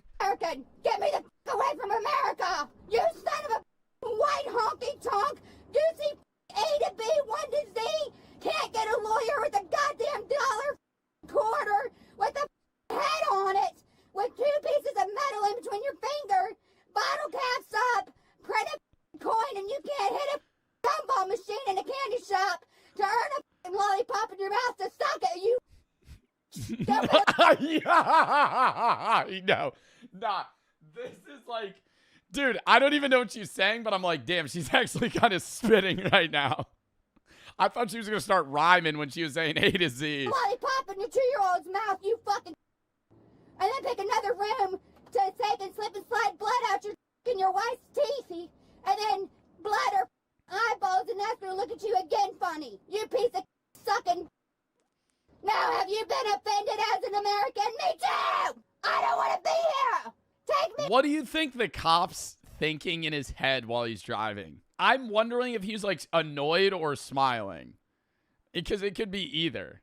Like the fact that he hasn't responded to her and he's just let her ramble nonstop for effectively 6 minutes straight. To Africa, you sucking monkey. You racist honky. Get me the out of here, you sucking piece of shit. Come on, manhandle me like you did last time in a wheelchair. Manhandle me and throw me all over there. You don't know to dog a cat or a piece of fish to go fishing. Nothing but metal to scream. And water until it goes to air. And no water. Alright. Are you going to get me to Africa? Bro, this woman has no idea what's going on. Bro, they open the door. Are you all right? Are you going to take me to Africa? That's the first thing this person is experiencing. Oh, my God. Cruisers can send you up. Getting thrown into an hour and a half out of a 3-hour movie. You able to get out? Just in the midst of it. I got arrested for filing charges on Howlett opening my goddamn mouth. Alright, well, we'll get on. Come on. You need to unlock the back and put him in the front. I'm a handicap in a wheelchair. Are you able to walk? No. We're gonna get you out here around the nurse, check you out, okay? You guys have abused Oh, my God, they're going to get her a wheelchair? me so much I'm going to Africa. We're not gonna abuse you. We're gonna get you out here so we can have the nurse check you out, okay? I just need you to calm down. I know you're stressed out. No shit, I'm upset. I know you are. You know what I went through to get a government phone? But I just need 17 signatures of government assistance. What's your first name? And someone opened the goddamn cell. What's your first name? Government knows everything you do. On every number you do. And she All right, no, it is actually kind of seeming more like a paranoia or schizophrenic episode or something. Like she feels like everybody's after her in some way. opened the fucking cell. No, I wouldn't say meth. She has like a level of like psychosis or like extreme paranoia. Like that's nothing. The rambling she was doing, I feel like she knew didn't make sense. But like the other stuff with the package, she like genuinely believes that like these people are out to get her. Oh. Here, slide towards God me. damn it. Our hands are bracing your back, You're okay? good. I got you. You're able to shimmy over. You know what I did last time you were in a wheelchair? All right, Yeah, the wheelchair's out here, okay? we're gonna shimmy over, all right? All right, scoot yourself over, okay? Stand on right. Here, yes. I'm pressing on that. All right, lean back, okay? The woman was arrested and charged with disorderly conduct. If she is convicted, what do you think the punishment should be? Bro, to fucking get help. I don't think she should get jail time for that. She didn't hurt anyone. She's just being a nuisance. Like, she needs genuine help, man.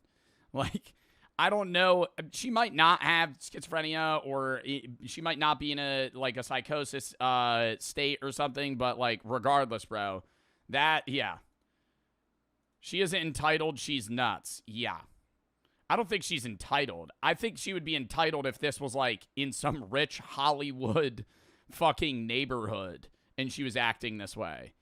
Like, she seems like a very average individual that is now just losing it. Can we pause so I can pee? Isn't that the point of jail? Jail does not fix you in any way. Like, there's multiple arguments to be made that jail and prison, if anything, make you a repeat criminal more than actually helping you. Modern U.S. prisons and jail are less about, I guess, helping you in you know, getting back on your feet when you get out and more about punishment. And I think there's an argument for both, but rehabilitation is like some countries focus prison and jail time heavily on rehabilitation, others on punishment. I think there needs to be a middle ground, but to like, yeah, no, like in instances where people are going through episodes like this, if you just threw her in prison or jail, that's not fixing anything. Like they're not like, yes, there might be like instances where she could get help in certain ways, but a lot of the time that doesn't happen, and then people leave less prepared for society than when they came in.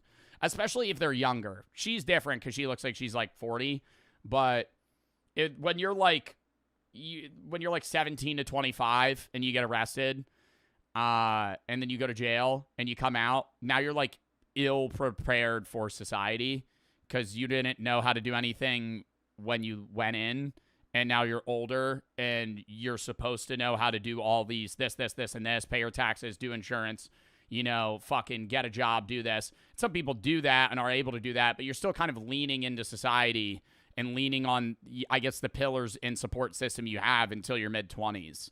Like, it's not uncommon for people to be living with their parents or having their parents help them, not necessarily financially, but just like with life tasks into their mid-20s. And so when people end up getting locked up in that time frame, and then they don't get help and aren't prepared, then it makes them more likely to repeat crimes because they don't know what the fuck to do.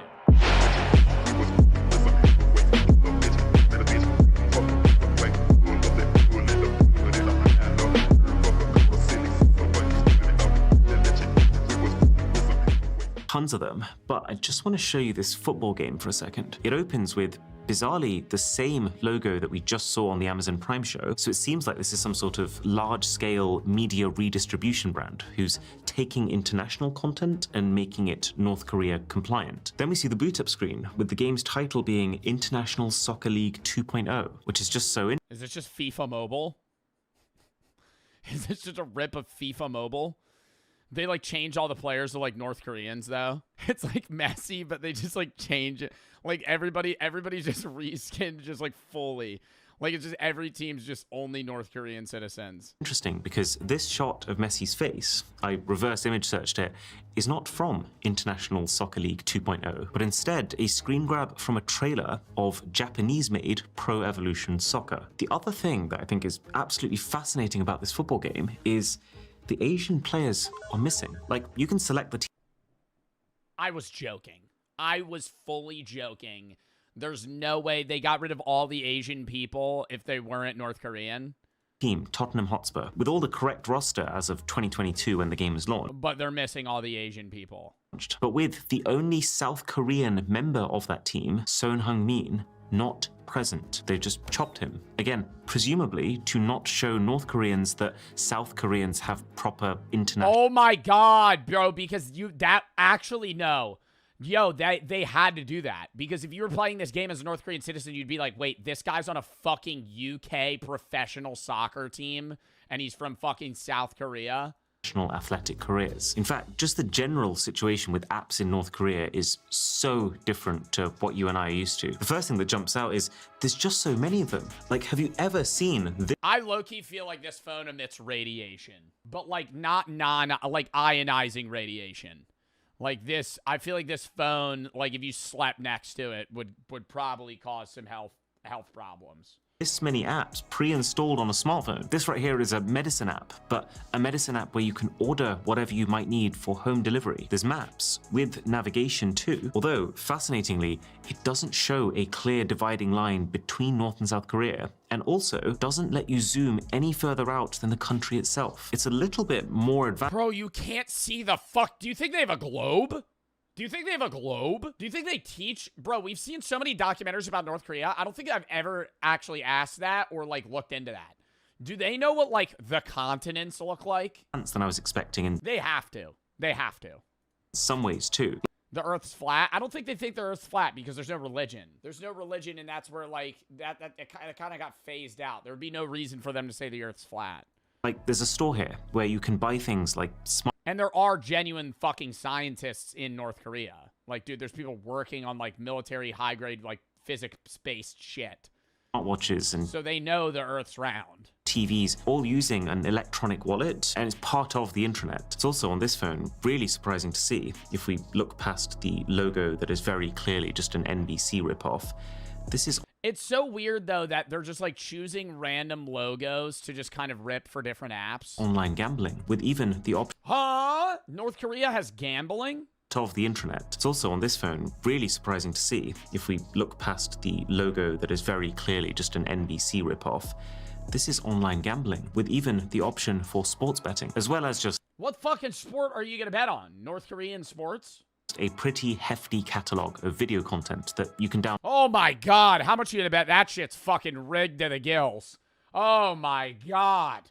Betting on a fucking North Korean football match, and you fucking throw like $5,000 on some shit, they're like, just lose.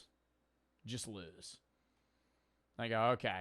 Onto the phones. But you can also see that the North Korean government's influence permeates every layer of this, even the types of movies available. I couldn't find one from the US or South Korea, but Russian movies?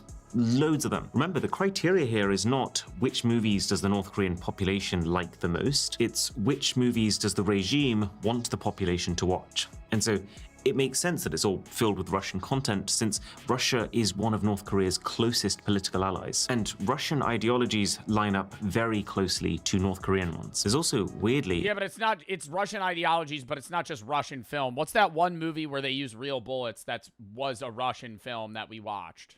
Come and see. I'm telling you right now, the North Korean people do not have access to come and see. That's like an anti-war like movie about how horrible it is for people, and it ruins lives, families, and fucking everything. Yeah, no shot in hell they'd have that.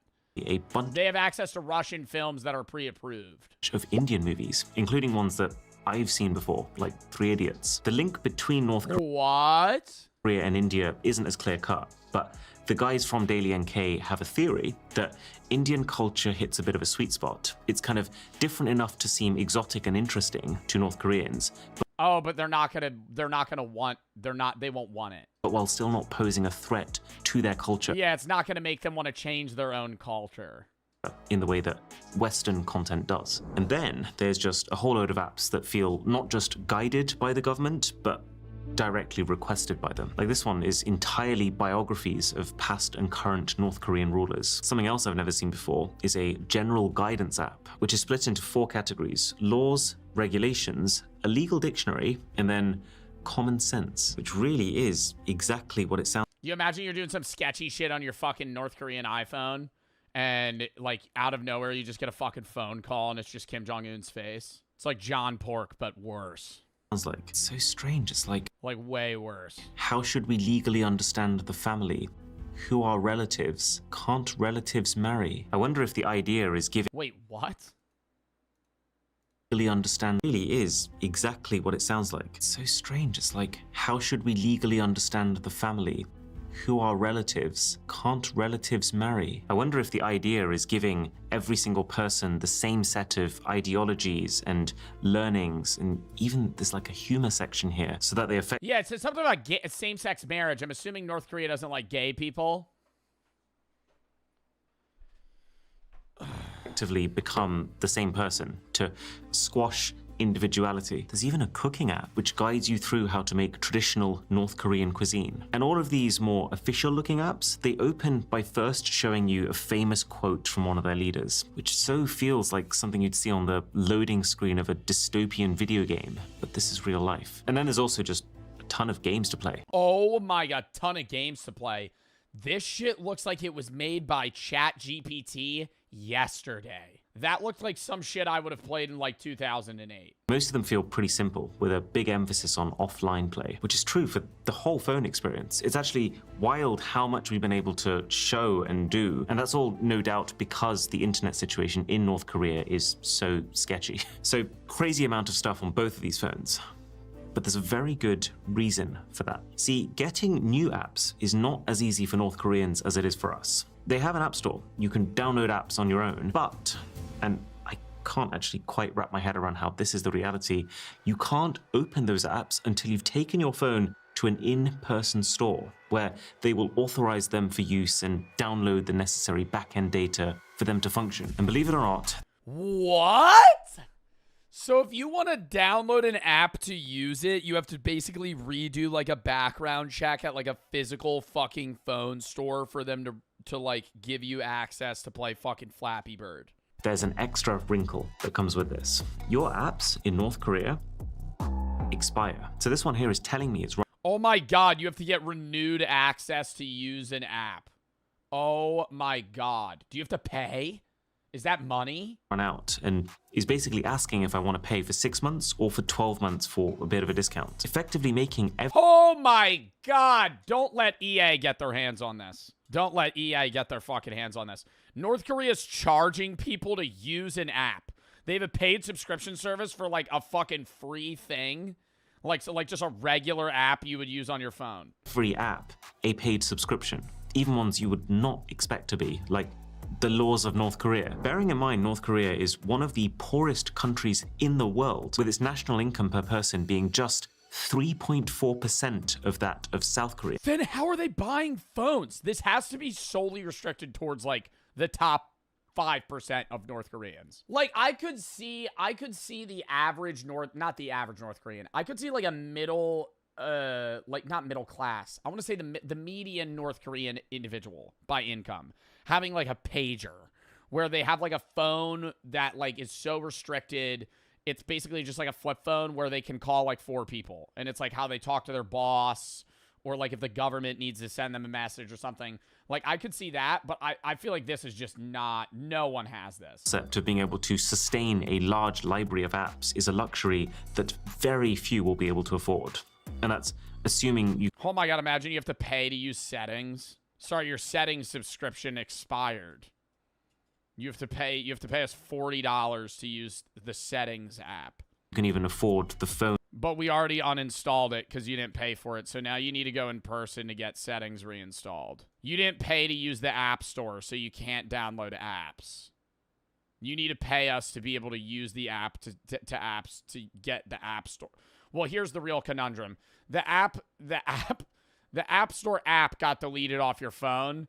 So even if you did go in person, you wouldn't be able to reinstall it because they can't re-download the App Store. You just should have paid for it.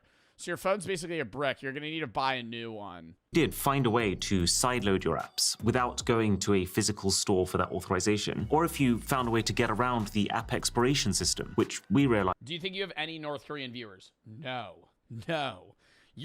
We're 16 minutes into this video, and you just asked whether or not you think they have YouTube? As you could temporarily do just by changing the date on your phone to an earlier one. There's a very important reason... Wait, you could jailbreak the phone? Huh? That's assuming you can even afford the phone in the first place. Now, even if you did find a way to sideload your apps without going to a physical store for that authorization, or if you found a way to get around the app expiration system, which we realize you could temporarily do just by changing the date on your phone to an earlier one, there's a very important reason I would be fucking mortified to do that as a North Korean citizen. My God. No, I'm fucking following the rule book by the fucking book, dude. Oh my God. You have a North Korean iPhone, you're like, oh, they want me to pay to reuse this. What if I just change it back a year and redo my subscription? You just hear your phone just starts going, I'd chuck it in a river. Why you might not want to try that in North Korea.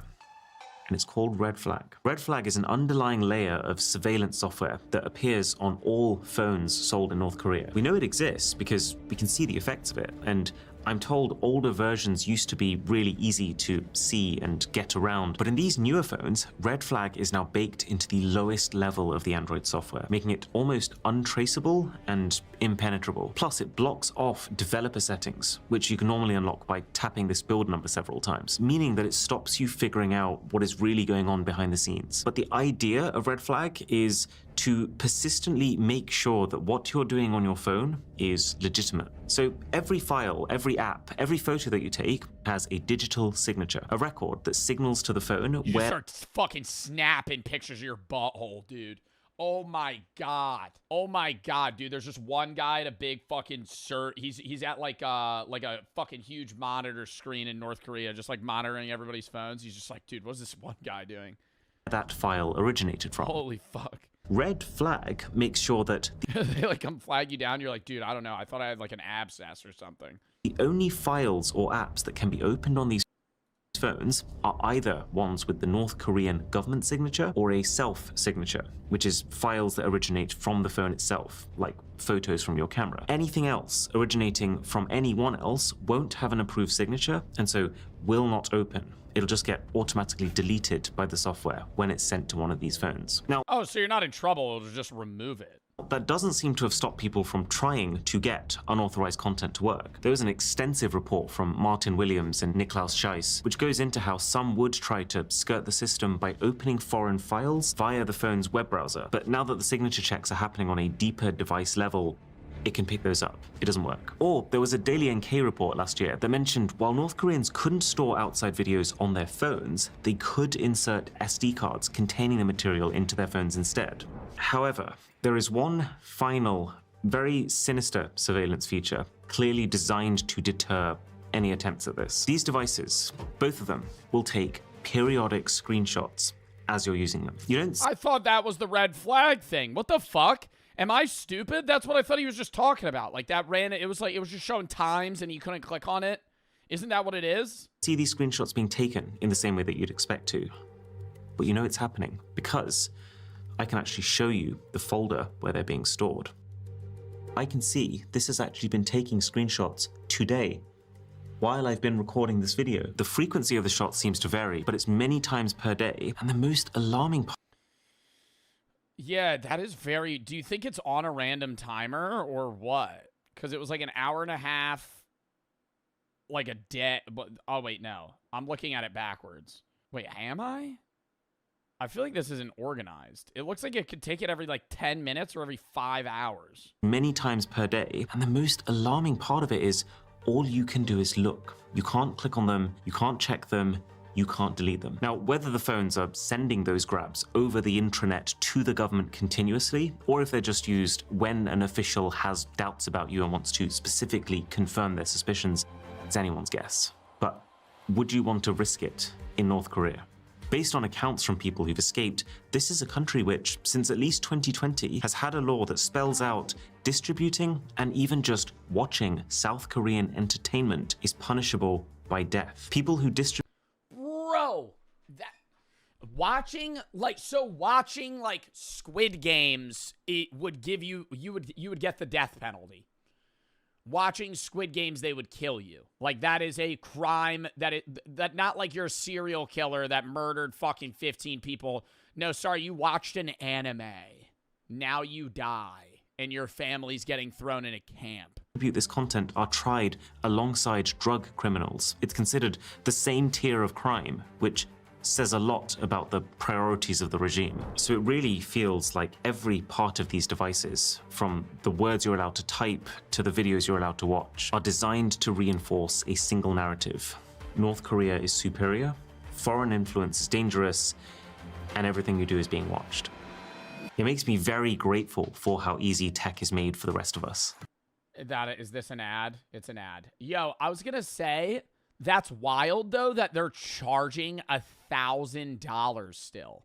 Like they're charging the price of an iPhone for something that does 1/30th of what an iPhone does. Anyways, that was a fun video to watch. Next.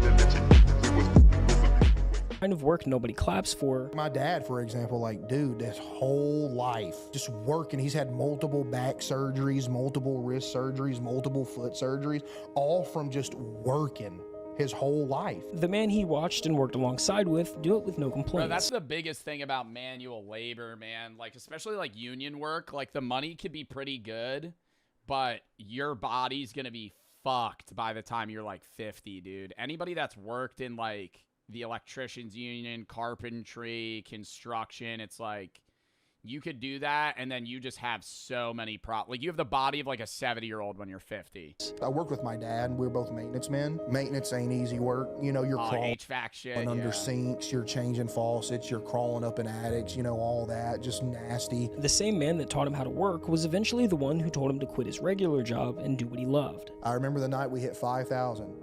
I was like, all right, tomorrow I'm gonna call my boss. I remember I got him to call because I was scared. Like, hey, boss, you know, I'm playing video games for a living, but it'd sound better coming from my dad because, you know, my dad was essentially like his right-hand man. Yep. But yeah. So when streaming became a reality... Bro said electricians. Yeah, if you're like if you're the dude standing on the side of the road flipping a sign, but like electricians that are like climbing in walls, wiring shit. That's pretty rough. He made sure that the two... All right, maybe it was a bad example comparable to like carpenters or like fucking construction. You know what I mean? Two people who spent their lives building Why are we dissing electricians? Is there like a union? Is there like a trade beef with electricians or some shit? Oh, no, they got it easy. Never had to work again. What has been like the most fulfilling thing that you've run into in your career? Just that everybody gets to chill. Yeah. And they have to get away from the jobs they hated and everything like that, and we can all just chill and do this. That's the best thing. Look at her say they're retired because they do it because, you know, they don't want to just chill and do nothing. They do a lot of stuff for me. Like my dad, if I need something to go get or something, he goes and gets it. My mom handles all. Well, it's still a purpose. It's like they've been effectively retired from their job, but now they kind of like are mini assistants to Queso. You know what I mean? All the background, like all of it. If you ask Case, that's the whole story right there. In a world where overnight success has a way of quietly hollowing people out, Queso never let any of it change him. The only thing I want to be is a place for people to go for 4 hours a night, forget about life, you know, crack some jokes, you know, have a good time, and just chill out. And that's why this story isn't over. Queso has already crossed the line that mattered the most. He turned his dream into real life. He helped his family stop working. He became the place he always wanted to be for others. So whatever happens next is just the icing on the cake. That was an amazing video. That was a good ass watch, bro. Oh my cinema. Oh, fucking golf cart W fucking YouTuber dude too. They put that together amazingly. Queso's greatest trait is this humility. It's like a regular person you want to be friends with. Yeah, he seems like a lot of streamers. It's like, oh, you kind of seem like just like a figure versus like Queso's just like a guy you'd see in a store.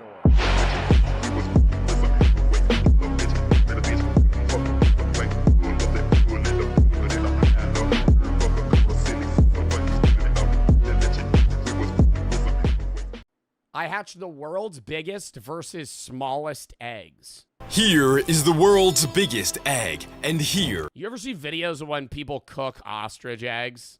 Not ones with actual fetuses in them. Disgusting. It's so much egg. Too much egg. And it looks gross. I gotta look up a video of that. Bro, what is he using, a hacksaw to open the egg? Oh. That's the hardest part done. Now, into a bowl first. Look at this. Whoosh. Boy, look at that. Well, I don't need an instant replay. I don't know, man. It just doesn't look good to me. Maybe Gordon Ramsay will chef this up, but I feel like the egg consistency looks like, oh my God, it looks like mud. Oh, he's actually soft scrambling it. Oh God. Worst way to eat eggs, Gordon. I'm sorry. Just give me a fried egg. Ew! Like, bro, that's not... Okay, that's not even the ostrich egg. That's just the way that Gordon Ramsay made those eggs. I don't want that. Here is the world's biggest egg, and here is one of the smallest. I'm hatching 3...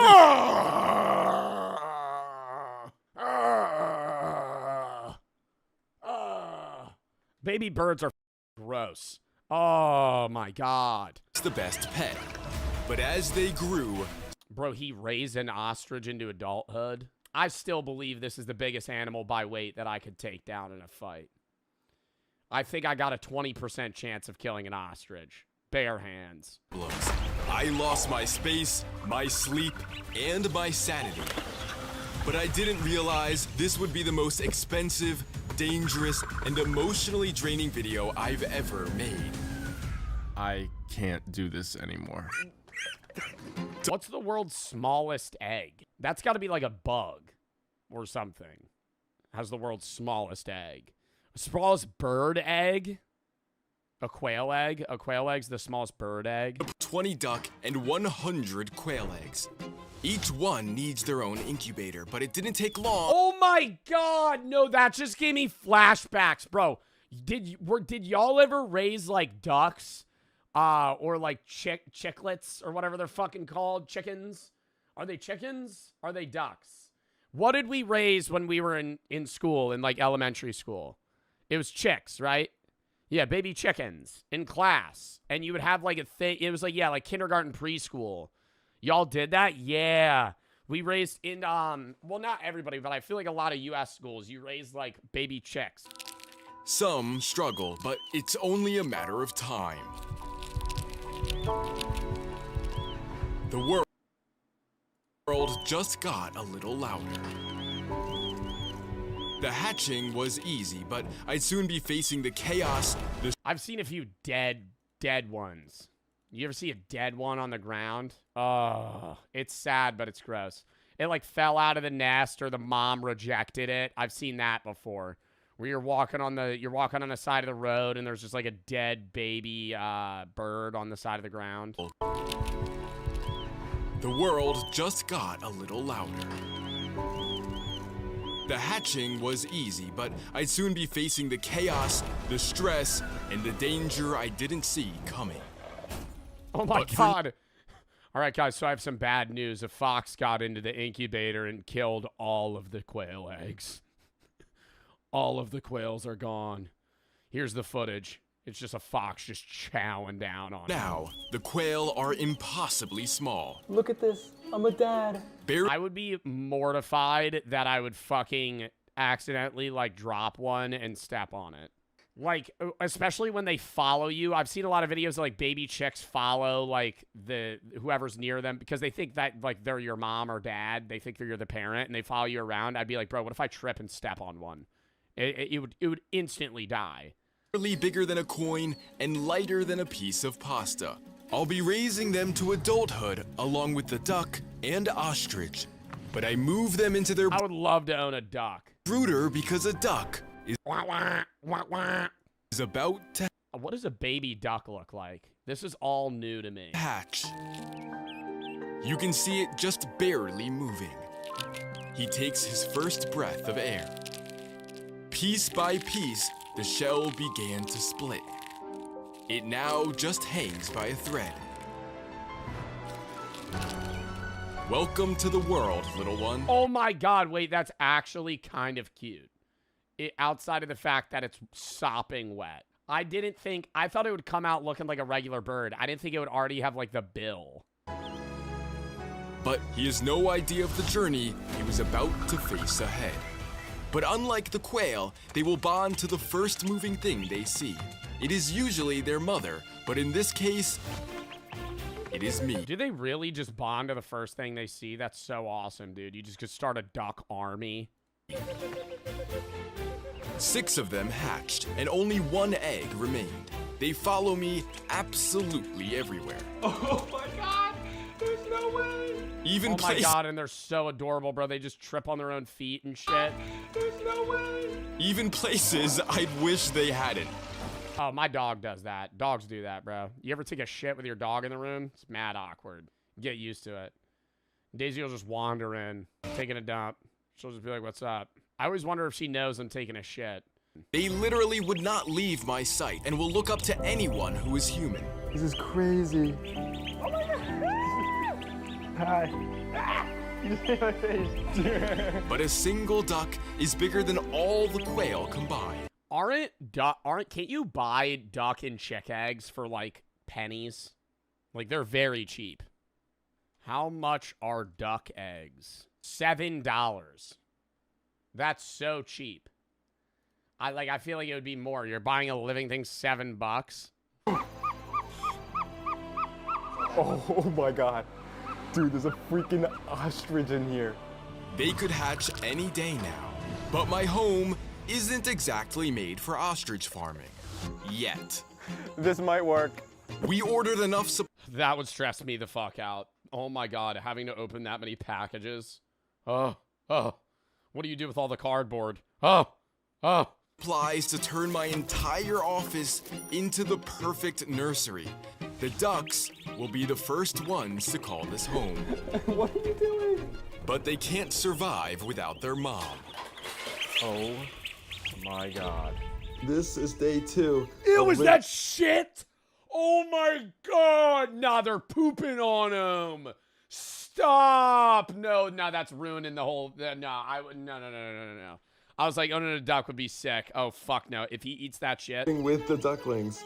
They cannot fall asleep without me. Was he just eating his own poop? And the quail aren't perfect either. No. This one couldn't figure out how to walk. What's going on with you? I feel so bad. This is called splayed leg. That's not good. If we don't do something soon, he may never walk again. Oh my god. But if I take a Band-Aid, cut off a slice, and wrap it around his legs, then it may give him a chance. Only time will tell. But 3 days later, a duck was still stuck in an egg. And this was no normal duckling. He is almost completely black. Up until now, is that the noise it just made? Every duck has been identical. If they think he's different, they may kill him. But I didn't have time to find. What? What? They'll do that. Ducks do that. They'll murder their siblings if they think they're different. Will be unlike anything you've ever seen. Oh my god, hi! But our black duckling was ready to meet the others. Welcome home. Oh, hell no, they're already beating him up. They didn't realize he's their sibling. He is trampled and attacked from every side. Oh my god, they're picking on you. Ducklings can rarely survive on their own, and he needs to bond with the others. So... But, like, what's wrong with him? What's, like, they don't like that he's black? I don't understand. He just has a different fur color. What is the difference between, when does a duck become a mallard? Why are they all yellow? Like, if I had to guess, that one would be a mallard. Oh, I had an idea. The laser gives them something else to attack, and for... What's a mallard? The ones that you, oh my god, they chase lasers? That's awesome. You know what a mallard is. You always see them. Dude, this is like prime TikTok us in another universe.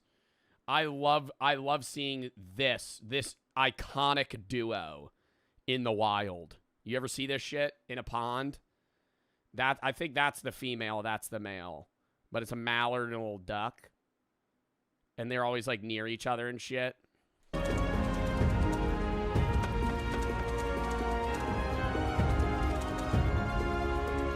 But after an hour, I still can't tell if they accept him. They were so exhausted that it was time for a nap. And that's where it happened. He is now part of their family. He is one of their own. But did the quail finally learn how to walk? He definitely looks better than before, but I would have to take off the bandage to find out. Look! Oh my god! Oh my god, he walks fine now. What the fuck? What do splayed legs mean? Worked! Look at him go! Like it didn't know how to functionally stand up? But the baby ostrich also have to learn to walk. They aren't much different from a toddler. Oh god, do they just have one toenail? Oh, fuck. Oh my god. It just has one toenail? Ugh. Different from a toddler. Oh my god. Ugh, stop. Toddler.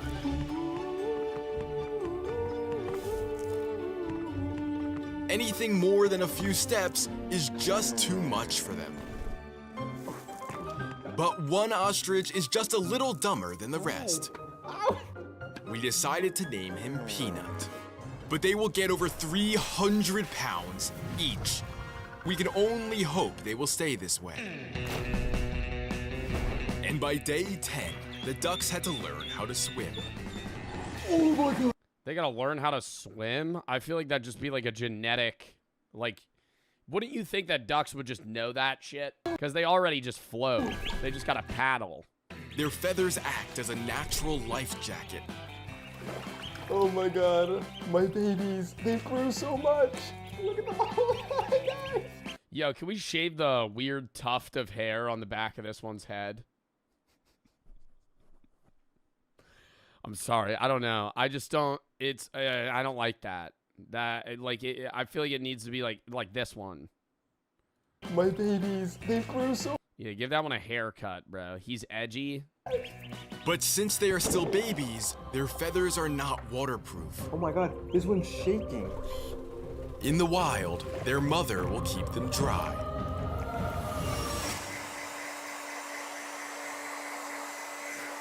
But for quail, water doesn't do the trick. Instead, they take dust baths.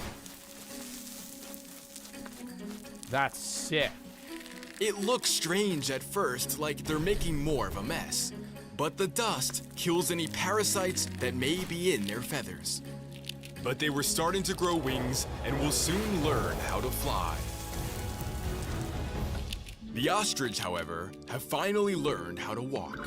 But they haven't learned how to... Okay, I will say I do love ostriches more than ever now, but it still is lame as fuck they're a bird that can't fly. Like, I wish they would be, that would be awesome if ostriches were that big and were able to fucking fly. They could run. Yeah, they could run, but it's like, why are you a bird? You know, what's the point of being a bird if you can't fly? Think. Look at this one. He's been pecking at the wall for 2 hours. What is he doing? I have no idea what he's thinking, but probably not much. They don't understand the concept of food. They will try and eat anything, even if that means the $5,000 camera. What is going on? This is crazy. Some of them have figured out how to drink, but Peanut... Oh, no. What are you doing? What? Get out of... Do you think, how does he know that one's Peanut? Because they all look the same to me. Do they look different to y'all? Like, maybe, yeah, one is being progressively more and more stupid. It's the dumb bird. Yeah, but how do you know it's not a different bird? I feel like you just, like, ankle tag him. Get out of there. Are you kidding me? This is your own fault. Hello? The blow dryer managed to trip the breaker, but even with all their problems, they have never failed to amaze me. Nah, that would be so chill. Movie night with the ostriches. Oh, stop. How are you not paying the $100 a month for the storage unit? You lie and say, I found $3 million in a deal. I'm not going to tell people about the other $4.5 million. Come on. So wait, also, is this the I'm cutting the fucking cameras. I'm telling the show to fuck off. What?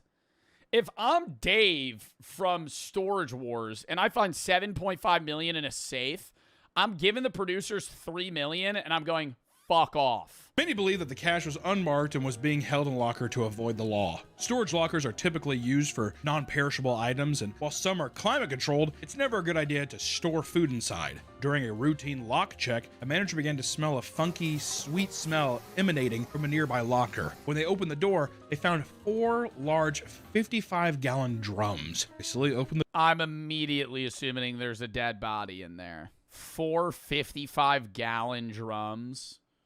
55-gallon drums of lube. Doubt it's lube. The barrels and found that inside the unit was over 200 gallons of maple syrup. That's not that bad.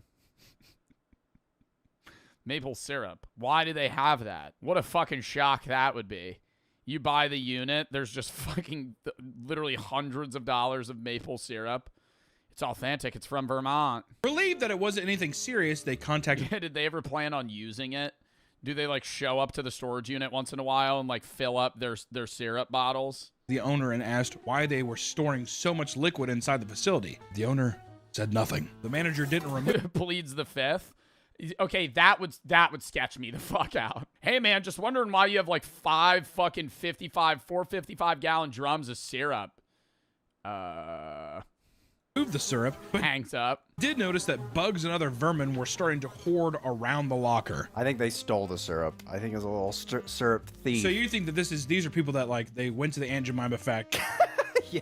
Does syrup go bad? I don't think it does. I think about it. I'm like, I don't think I've ever seen bad syrup. Editor note: can syrup go bad?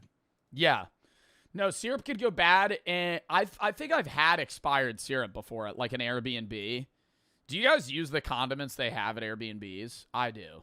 But I'm always worried. I always get worried, bro. I'm going to go to an Airbnb and use their shampoo, and the person before would have put Nair in it, and then I'll just see my hair just like falling into the fucking... Dude, that's such an unrealistic fear, but I mean, that could definitely happen. Like somebody puts Nair in the fucking soap that they give you at like an Airbnb, and I'm using it, and then my hair just starts fucking falling out of my head. Some shit like that. I use the syrup, though, and I remember one tasted weird one time, and I looked at it, and it was like 2 years expired. No, but it could get moldy. Yeah, I guess that... Oh, God. Was it moldy? No, it just tasted weird. A lot of storage facilities act as graveyards for deceased people's stuff. Once the person is gone, their belongings can sit there for years until the container is auctioned off along with the stuff inside. One of the most common finds is war memorabilia left behind by veterans. Usually it's old medals, uniforms, and guns, but on rare occasions, it leads to live arsenals being discovered, aka they have like a fucking bomb. Out in Rockwell, Texas, bomb squads were called to a storage space containing what they were told were live military-grade munitions. When they that is literally a missile shell. Arrived, they were greeted with boxes of hand grenades, old ammo, and even live tank rounds. That guy's just like, I want to take them. My business is not done. After safely removing all the explosives, they were taken to a nearby field and detonated. God, what a fun day. They better let me go to that, you know? There was a controlled detonation in a nearby field. I feel like they'd have to invite the guy. If I'm the one that... Do you think if you own the storage unit, the police would let you come with them to the field where they'd blow it up? And detonated. God, what a... Have to. A fun day. How sick would that be? Well, you got to use them. Look at your buddy. You're making money. No. That's lame as hell. I'd be like, give me money. Give me $500 for the fucking rounds then. Dreams come true. Oh, that's... So did they get to watch? Yeah. Yeah. The people blowing them up? Or I meant the people who bought the storage unit. Oh, they better. I'd be like, yeah, this is fucking bullshit. You better let me blow. I'd be like, you need to rent me. Yeah, dude, I would want them to give me the little presser thing where I go, boom, and it blows up like dynamite. Tank, so I can shoot this. I feel like you could rent tanks for not that much either. There's no... What? It's only $600. You get to drive a tank. Oh, you get to crush a car. You pay $3 grand almost. You get 5-ton transport, 2 passengers. You get to drive all 3 of these things. Crush a car, 5 machine guns, Barrett 50 cal, shop and equipment tour. Might as well fucking write that off. That's stupid. Guns, like they're not, but you can drive them. That's a lot of places you can do. You can like run over cars with them and stuff. Oh, but in a location, you can't just take it to your house. No, it's a... Oh, okay. No. No, the treads would tear up the road. The city would be very mad. It is unclear who the previous owner was and how they acquired such a dangerous collection. Investigators discovered the bombs while investigating the owner for a massive Ponzi scheme. While searching his locker in hopes of finding more evidence, investigators instead uncovered explosives. In total, police removed 60 PVC pipe bombs and over 400 cardboard explosives. Like a Home Depot terrorist. The owner, S. von Merchenthaler, was arrested and sentenced to 11 years in prison for illegal possession of explosive and weapons. That guy was starting a revolution. That guy was getting ready. I'm like, some bank just got spared because that motherfucker was going in. If you go digging through people's stuff, you were bound to find creepy items that they didn't want you to see in the light of day. In Florida, a former medical examiner's dirty secrets were aired out when he defaulted on his storage payments. Dr. Michael Birkland, a medical examiner based out of Pensacola from 1997 to 2003, was fired for not creating proper autopsy reports. Uh-oh. Yeah, this sounds good. So he was stealing body parts or something? Oh my God. He was a guy that did autopsies, was taking like fingers and genitals and shit from people, storing them in a fucking locker. My asshole immediately did. Following his departure, the guy had no butthole when I found him. Continued performing autopsies until 2007, when he stopped altogether. And in 2012, Michael's storage locker was auctioned off for $900 as he could no longer afford it. When the new owner started digging through the stuff, he found a stack of boxes in the back. $900? Who the fuck would pay $900 for a random storage unit? Corner and was disgusted by what he found. Inside were organs belonging to over 100 different people. Were they like in a jar or something? Organs from 100 different people he just had in boxes? Was he like eating them? Were they rotting? Like, why was he taking organs from people? Brains, lungs, livers, and hearts were all found in formaldehyde. That would be a smell alone. When you open that store, you would have to smell it. Formaldehyde is strong. But it should be sealed, right? Yeah, but I would still think of, 100? I would assume that you'd be like, it smells weird. There would be boxes. It's not one small card, but you would have a whole corner of boxes full of just random organs and jars. Which maybe all storage units have like a funk, but formaldehyde, I feel like you can smell that shit. Why? What makes, like, I understand he does like autopsy shit. He might be like just into that for some reason, but what makes you want to just take like the brain of a random person? I feel like it would emanate a little bit of scent. Like a collection? Even worse, the organs were stored in, oh my God, they were in like food Tupperware bins? Basic Tupperware and double gulp cups from local gas stations. That definitely has a smell then. Like he took the fucking lungs of somebody and just dumped out a fucking big Diet Coke, just put it right in the fucking cup. I thought they were in jars. That wouldn't even seal it. Oh my God. No. How do you even obtain formaldehyde? I mean, dude, he was an autopsy doctor. Like, he probably just had access to that. Not even glass jars, plastic Tupperware, and big gulp cups, dude. Fucking big gulp cups. Police quickly tracked down Dr. Brooklyn, and all of the organs were removed. He was charged with keeping a public nuisance, improper storage of hazardous waste, and driving with a suspended license. Just threw that on top. Yeah, like, what's the charge there? Is it like stealing from a body? Because he's not killing people. No, it's not like Dexter. He's not killing people. They're dead. He's just taking their body parts. Like, you died, he's you know, doing a report on your body, and then he just takes your lungs. We gotta make sure we get this motherfucker. 10 families were notified of their deceased loved ones being found in the locker. Michael never faced any jail time. How? Because he posted his $10,000 bond and walked away. Posted $10,000 bond, but was unable to afford the storage. I'm telling you. Every one of these he just wanted to get rid of that shit. Just a little suspicious, isn't it? To be fair, if he's putting the brains and organs in big gulp containers, I don't think he really gives a fuck that much. So that's kind of cool. Yeah. Threw it in there. I want to know why he did it. Do you think it's just trophies? Probably. If you're... It was probably like weird oddities of things from people that died that he wanted, and then it became like kind of like a habit. You know, maybe a superstition. Like when he's on the job, he has to take like a fucking trophy or something bad will happen. Doing the autopsy stuff, you have to have a fascination with the human body in some way where you're maybe they're probably like prize organs. That's the most beautiful liver I've ever seen. How do you take the brain out of a person without them noticing? That's what I don't understand. If you're an autopsy doctor, how the fuck are you drilling into somebody's skull, taking their brain out, putting it back without anybody noticing?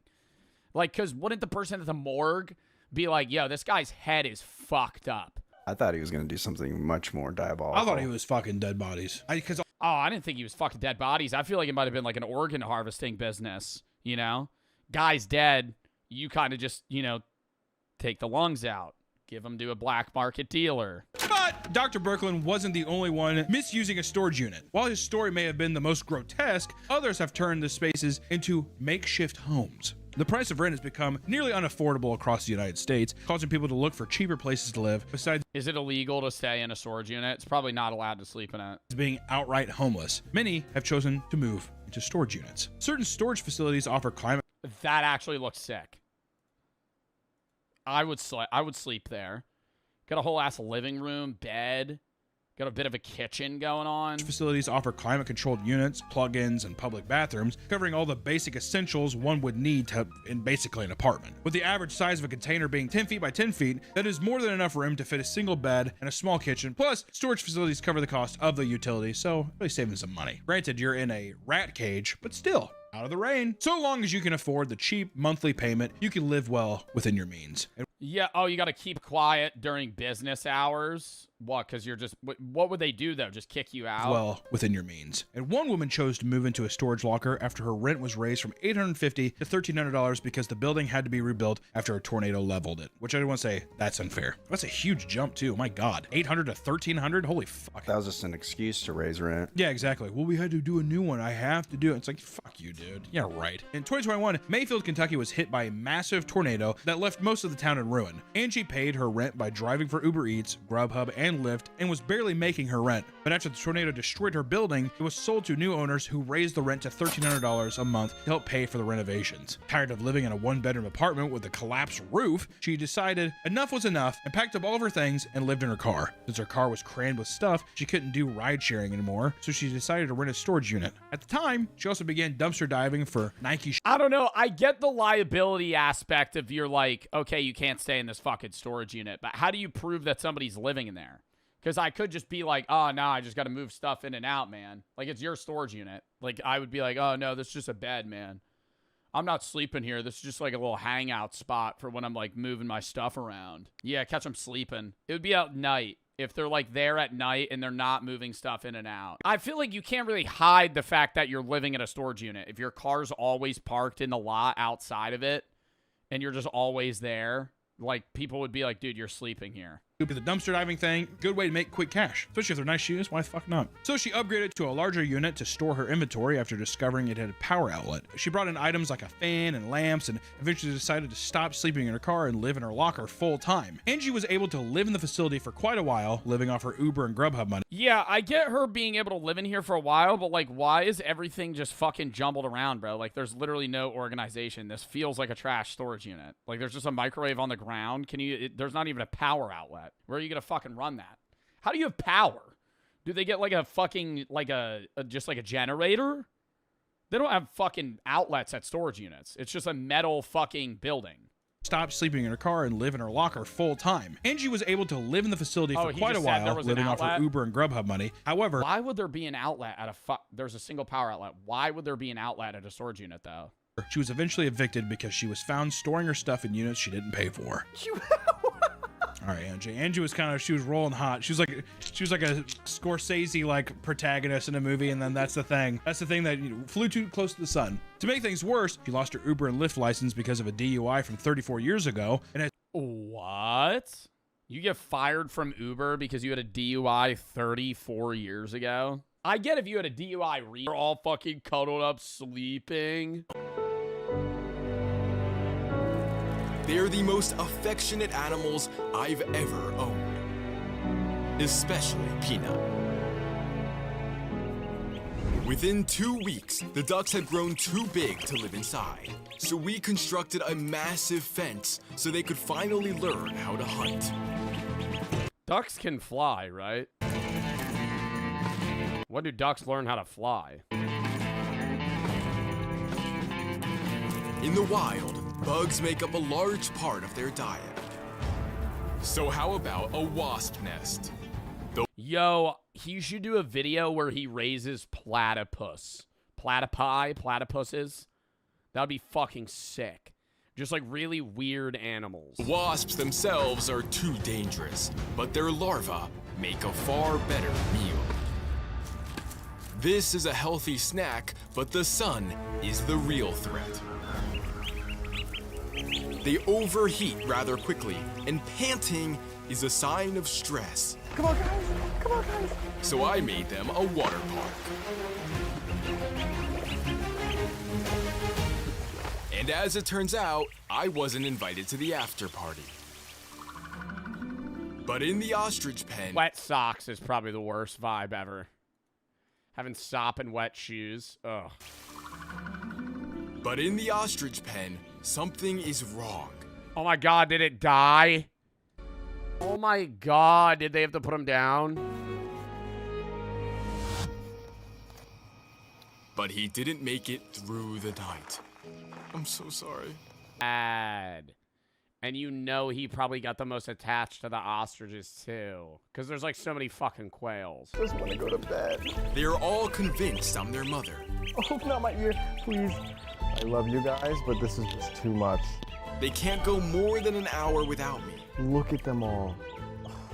In contrast, the quail grew more independent with age. No. Unfortunately, they had all learned how to fly. No. Now, they are fully feathered and fully grown. What does he do? Release him into the fucking wild? At that point, it's like, bro, you have too many birds. They're just flying around your fucking house. Oh my. The ducks, however, covered in piss. Why is that water yellow? Grown. Oh. Water's fucking straight yellow. Oh my. The ducks, however, have grown way too big for the bath. Oh my god. This is the moment I realized they don't belong in my home. All right, the hair's kind of growing on me. Yo, he's got sick ass. He's got like a flow state going on right here. You see this shit? Oh my god, wait, no, this one actually has so much more aura than the others. They don't belong in my home. Nah, bro, that's like a sick ass tuft of hair now. Oh my god, bro, he literally has a fucking afro. The bath quickly became a swamp. They're biting my feet.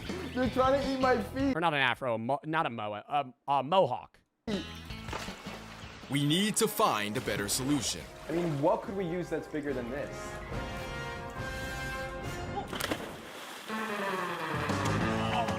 Fortunately, I had the perfect thing. So, not to brag, but this is probably the coolest He just shit in the pool. thing I've ever done. Nah, watching them swim underwater is fucking so cool.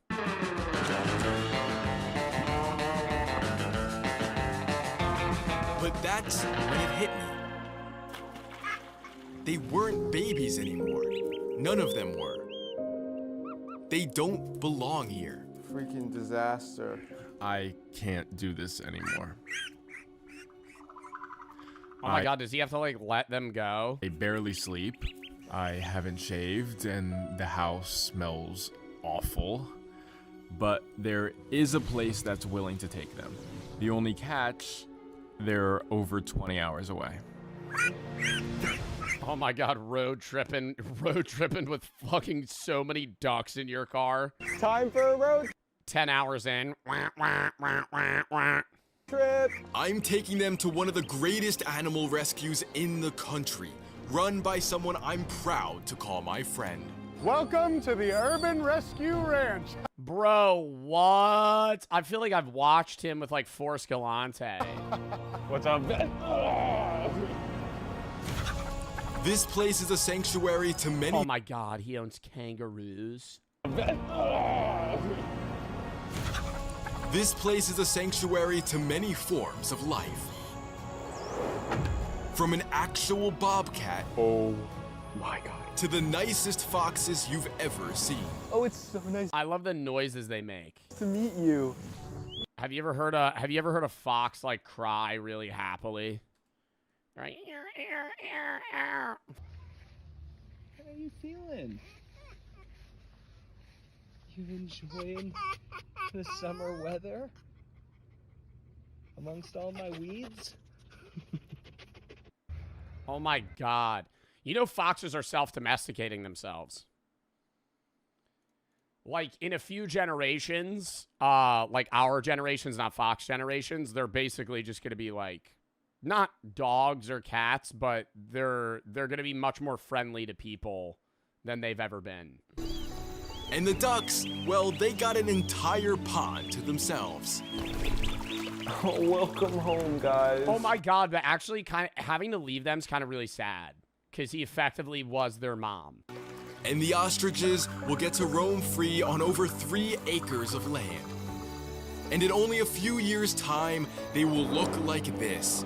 Soon, they will have babies of their own, and the cycle will continue all over again. Wow. Loved that video. Loved it. Loved it. Amazing.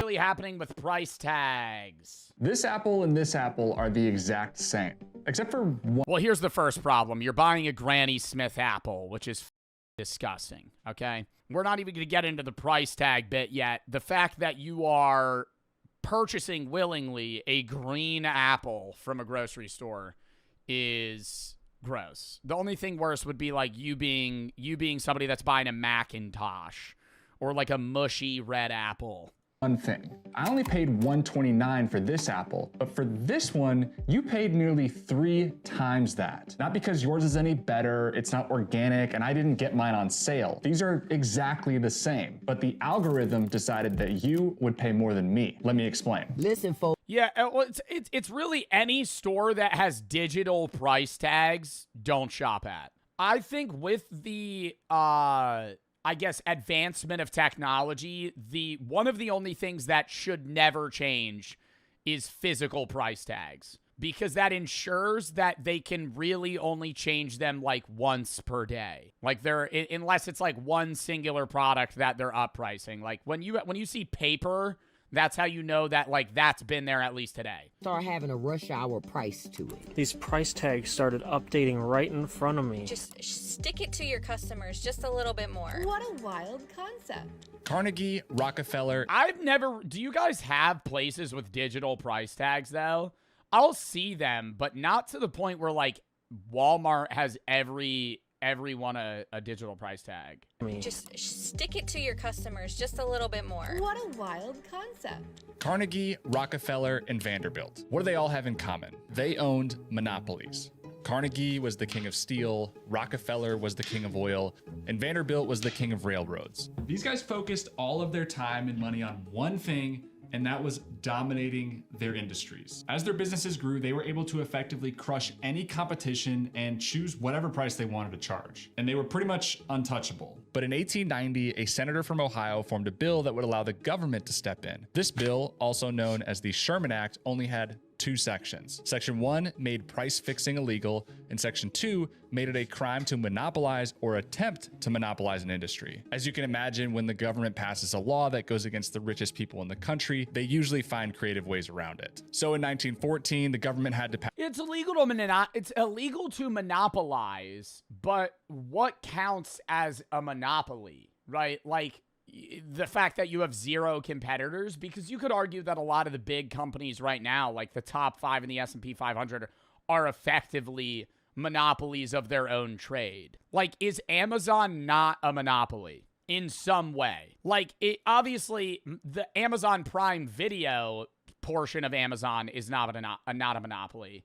But, like, the Amazon service of, like, okay, yeah, there's Temu and eBay and Etsy and other places where you buy shit online. But, like, I would argue that the majority of Americans and anywhere really where Amazon's available is using Amazon as the first and foremost place where they're buying almost any product. We're gonna start acting like airline tickets. So let's play a game to really understand what we're dealing with. Here we have 2 grocery stores, Dave's and Willie's. To keep things simple, let's pretend they each I'm going to Dave's. Sell the same thing. Both stores sell their apples for $3 a piece. Customers don't really have a preference, so they just shop wherever their heart desires. But Dave decides that he wants to make a little bit more money. So he lowers his price to $2.50. For the next Good choice, going to Dave's. week, the majority of customers start shopping at Dave's for their apples because they're cheaper. But as soon as Willie catches on to this, he lowers his price to $1.99. Again, all the shoppers follow the lower price. That's just the idea of, like, capitalism, free market, right? The problem with that is nobody ever lowers prices or does anything reasonably without the potential to then just raise it in the long term. Like, it's like short-term gains for, like, or short-term losses for long-term gains.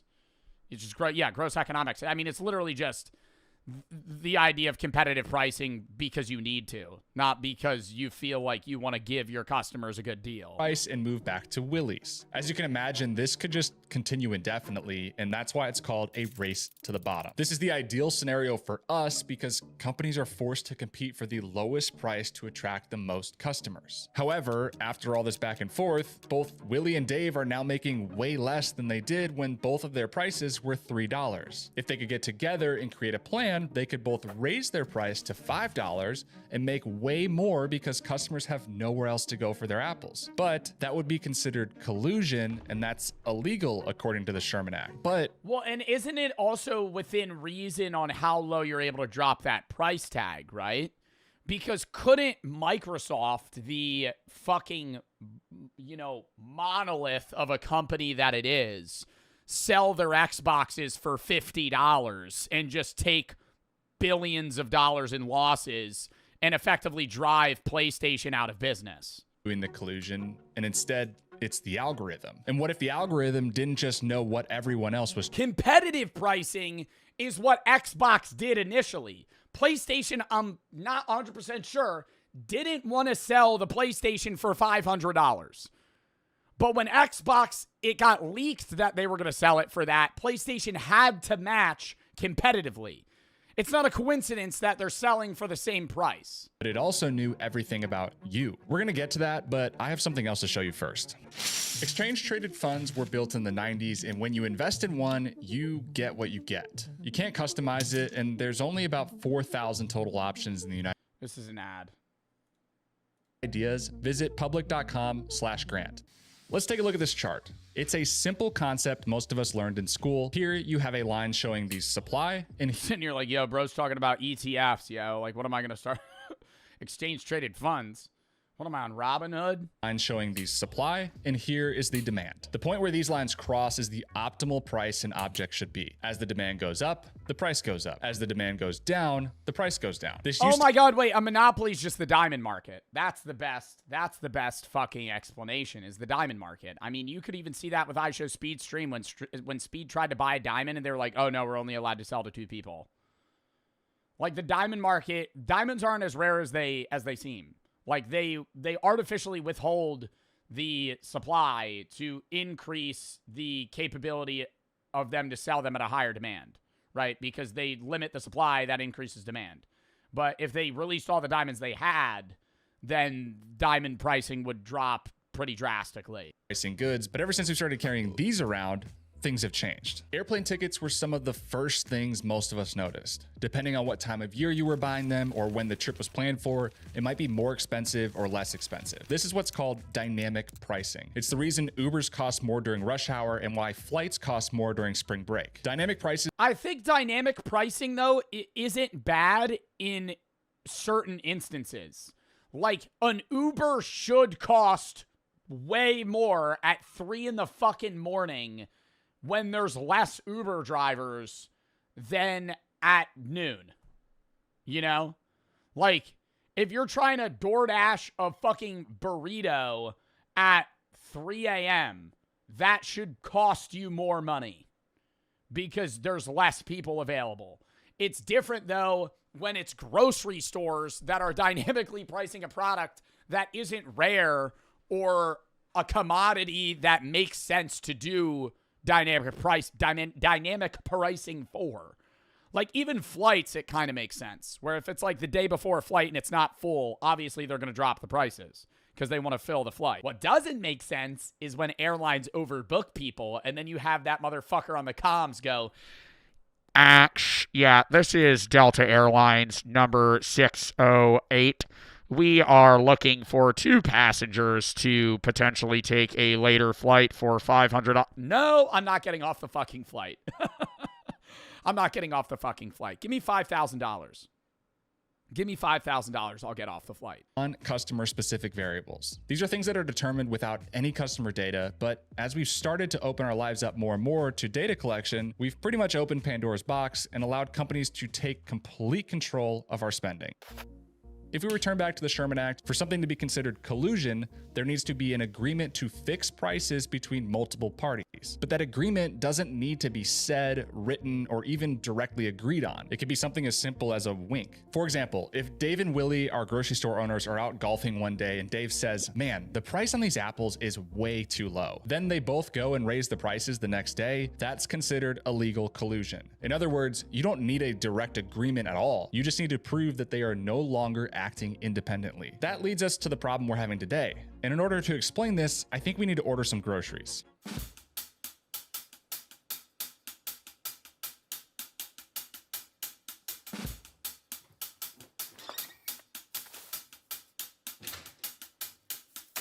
Now, Instacart has been getting... Bro just Instacarted 2 apples and a fucking box of cereal. Are we dead ass? Are we dead ass?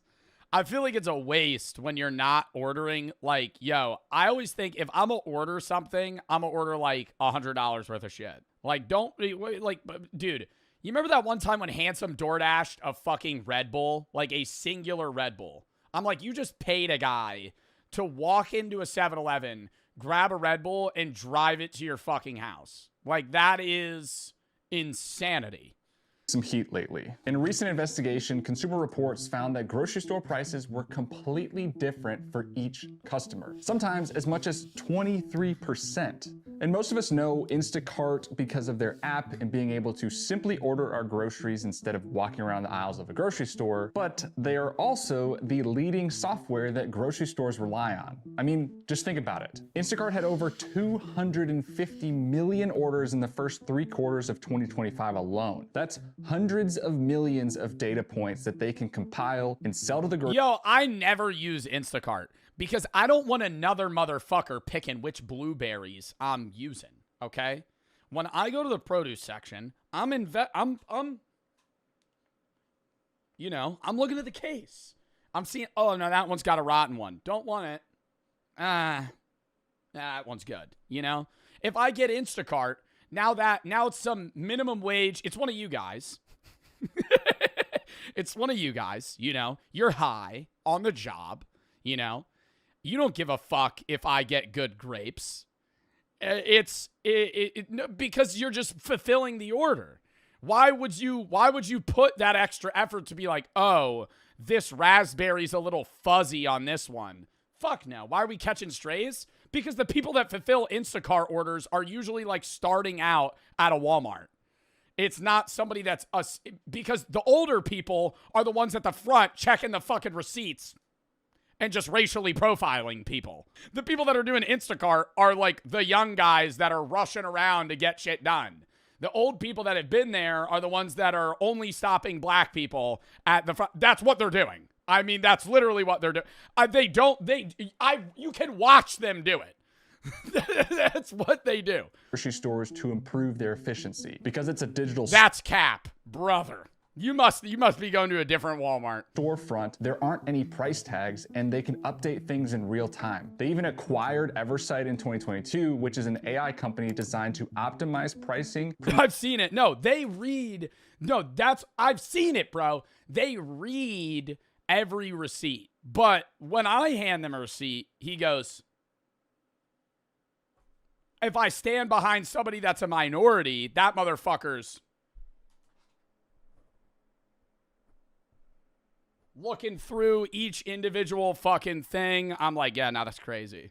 Promotions and discounts. But that optimization isn't for the customers, it's for the stores. According to Instacart, the tools they've built with Eversight can increase grocery store sales by 1 to... I'm a minority. Thank you for sharing, Zod. I've never seen that in my life. I go to Costco. I've never stepped foot in a Costco in my life, so I couldn't tell you what Costco's got going on.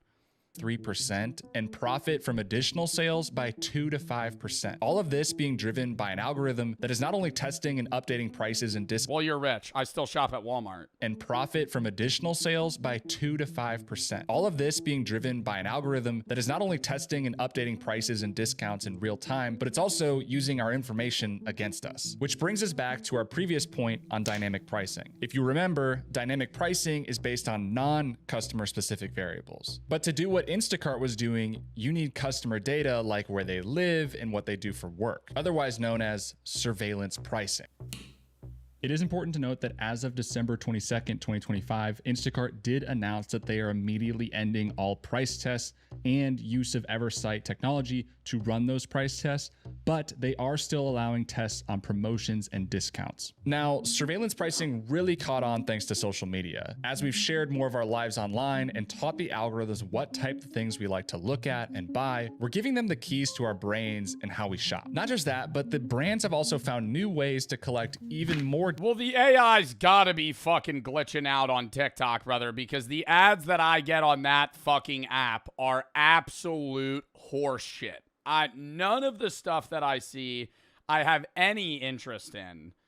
The only thing that I will say is I get a lot of fidget spinner lighter ads, and I almost bought one of them. data, and they've gotten really good at hiding it from us. All those loyalty programs you belong to, they're not really designed to reward your loyalty with free drinks and fries. Instead, they're just the bait to extract even more information from you. When you download their apps, you're giving up access to things like your location, the purchases you make on your phone, and some apps even include mini games that you'll play for extra points. But those mini games What app are you playing? It has a mini game for extra points. Are actually designed to study your psychological habits to learn even more about your shopping style. So when you're presented with an ad or you're looking to order your next meal, the app knows exactly what to put in front of you to maximize their profit. And that decision is made by an algorithm. These algorithms are constantly taking McDonald's.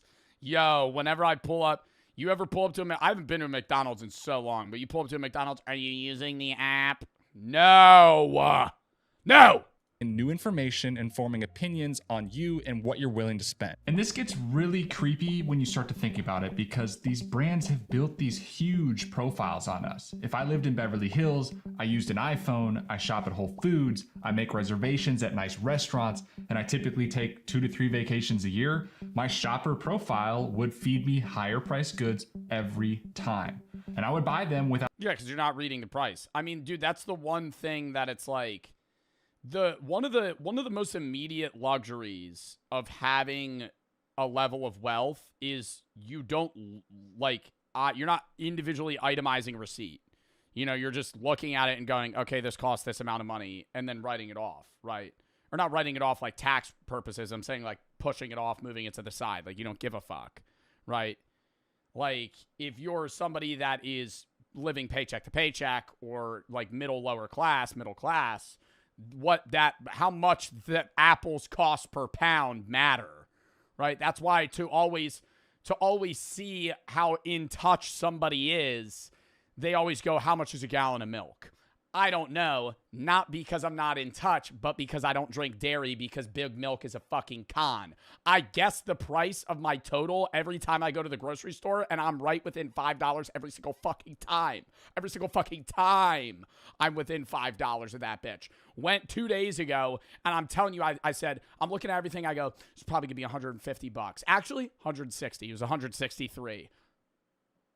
Get me on The Price is Right. Without a second thought. On the other hand, if I only shopped at discount stores, I'm already saving coupons. How much are eggs? Don't know. I can tell you how much chicken costs, though. Chicken tenderloins. If you get the Purdue chicken versus the Walmart chicken, it's different pricing.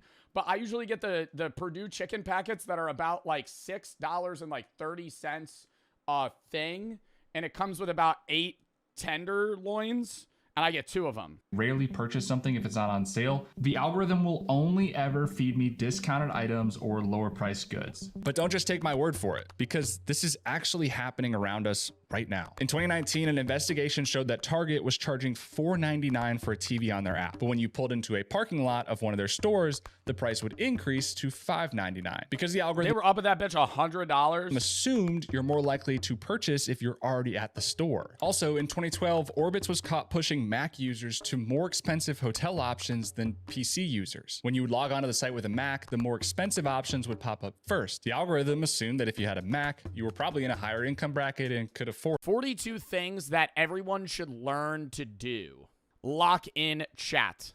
To do the useful thing, to say the courageous thing, to contemplate the beautiful thing. That is enough for one man's life. A few weeks back, me and the boys went camping, and one night, while setting up a tent, Zach, without skipping a beat, tied a very specific knot. He was just like, and I always goes, dude, this is like the best knot you can make. My dad taught me this knot. Everybody should learn this knot.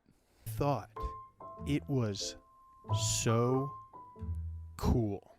Because in that moment, Zach was useful. And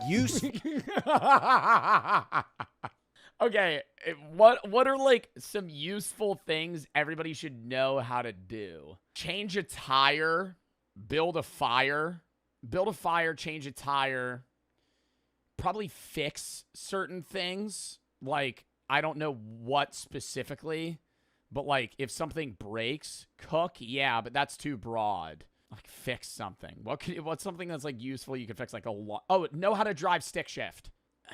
pay your taxes, but I feel like that's not like a task. That's like a useful thing. Change your oil. I don't think you need to know how to change your oil. Tie your shoes. Everybody knows that.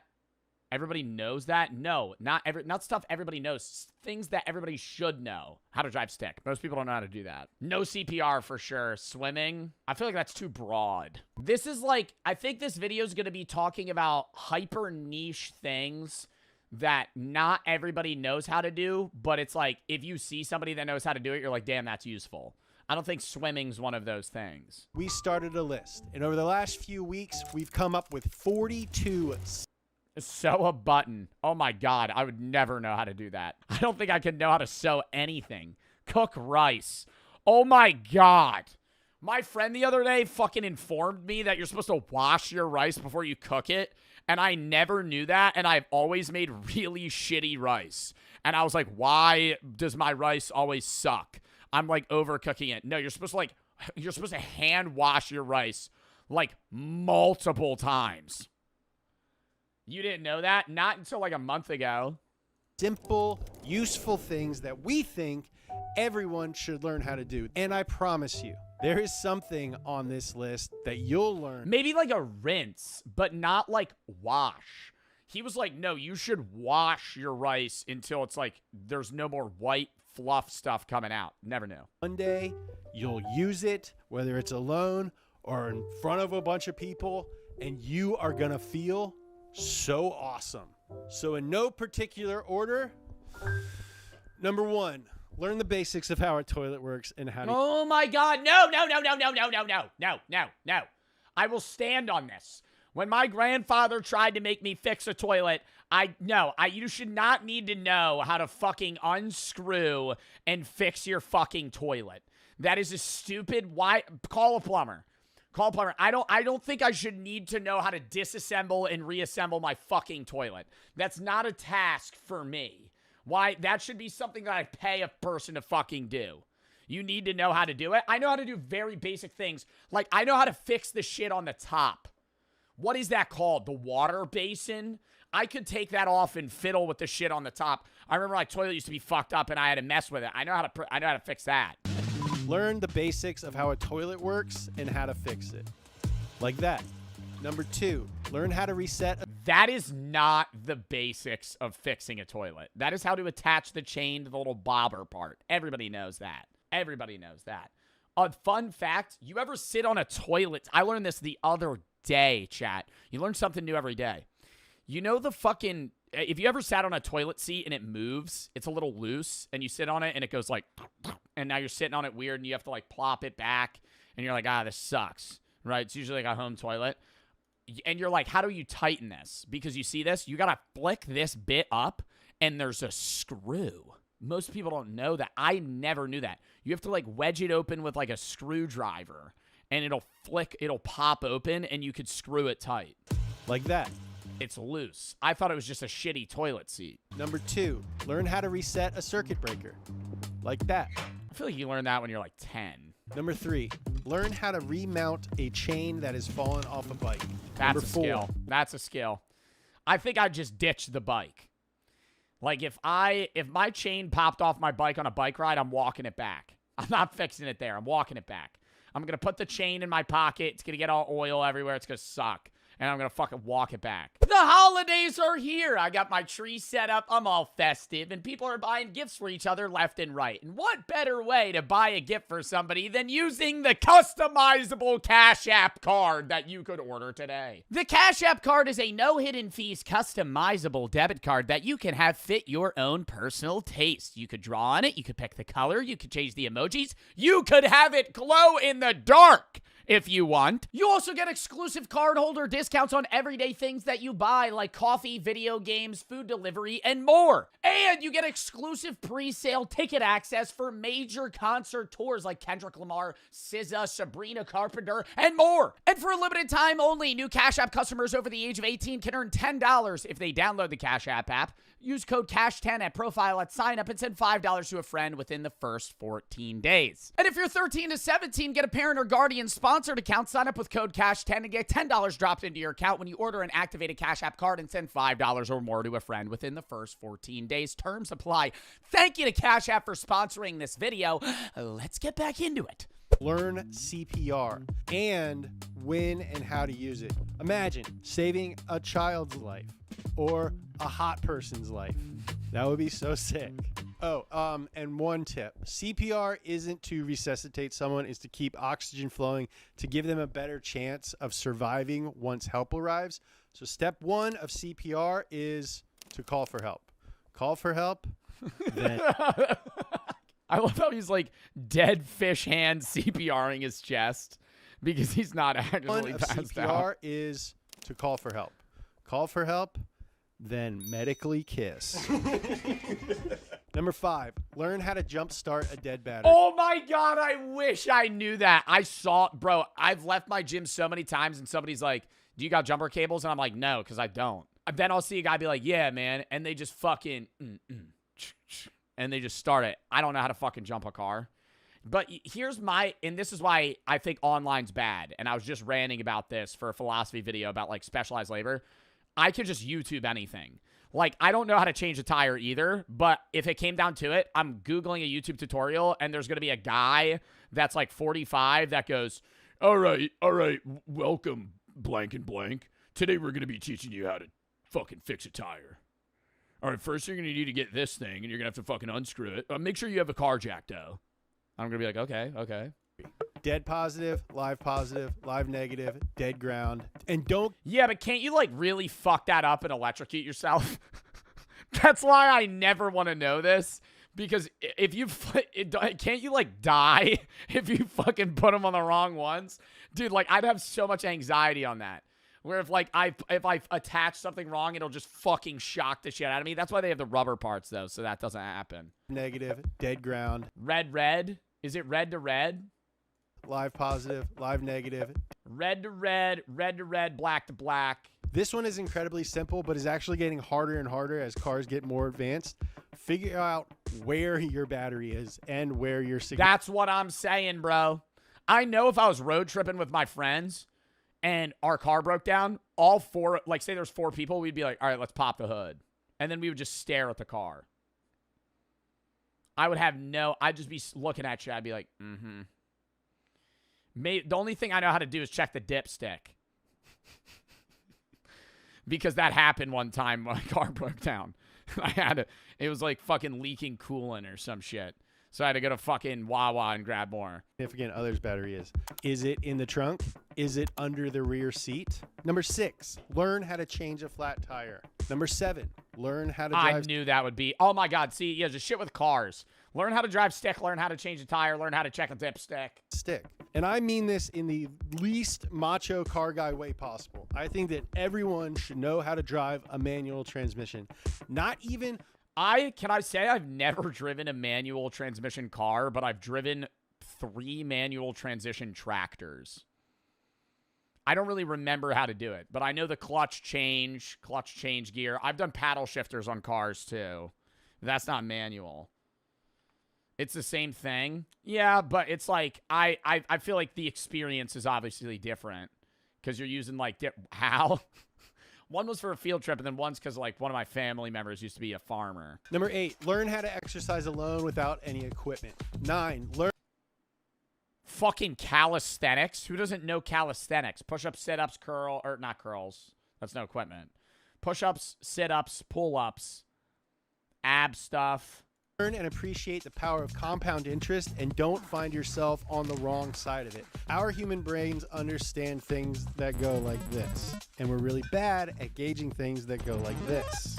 Number 10, have a basic understanding of how taxes work. Basic understanding of how taxes work. I think a bigger thing, too, is understanding this is not financial advice. This is not financial advice. Understanding that if you leave your money in a bank, you're effectively losing money every year.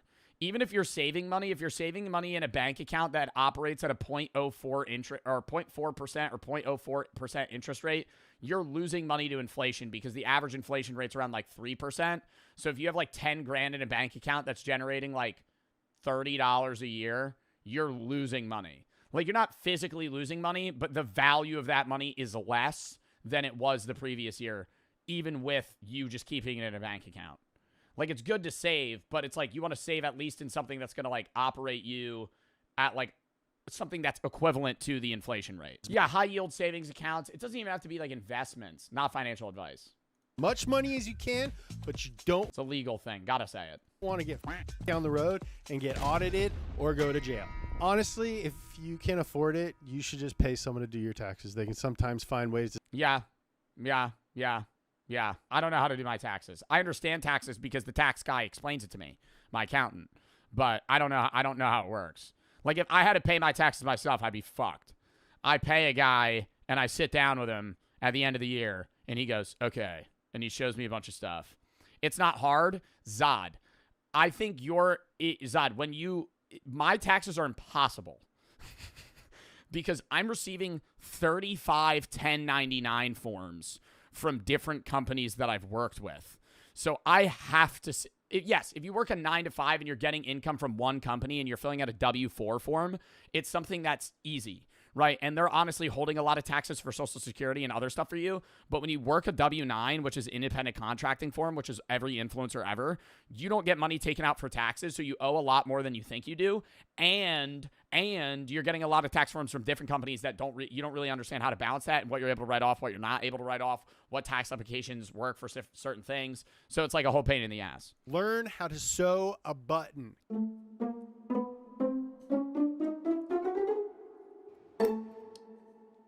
Classic wedding I think I'm gonna stick to duct tape if I'm ever in a situation like that. day hero moment. The groom commits too hard to the bit and just Supermans outside of his white shirt. Good thing you're there. Your little brother technically got the job title, but we all know who the best man is today. Number 12, learn how to iron a shirt. Whenever I iron my shirts, I imagine that I'm some sort of assassin, getting my suit ready before doing a hit. I've never ironed a shirt. If I ever need something to not be wrinkled, I'll throw it in the dryer for like 15 minutes. Or 10 minutes. Linen shirts, by the way, are supposed to be a little wrinkly. Number 13, yeah, but I should still know how to iron. How to restart a water heater. Number 14. My mom tried to teach me how to iron one time, and I turned on the iron, and she was like, all right, let me show you. And she thought it was off and just grabbed the front part of the iron. I felt so bad. And she had, like, no reaction. She was like, and I was like, dude, and I, like, panicked. She was like, it's fine. She just moved on. But it was like, dude, it burned the shit out of her. How to ride a motorcycle. I actually don't know how to do this, but I've been thinking a lot about the apocalypse for no reason.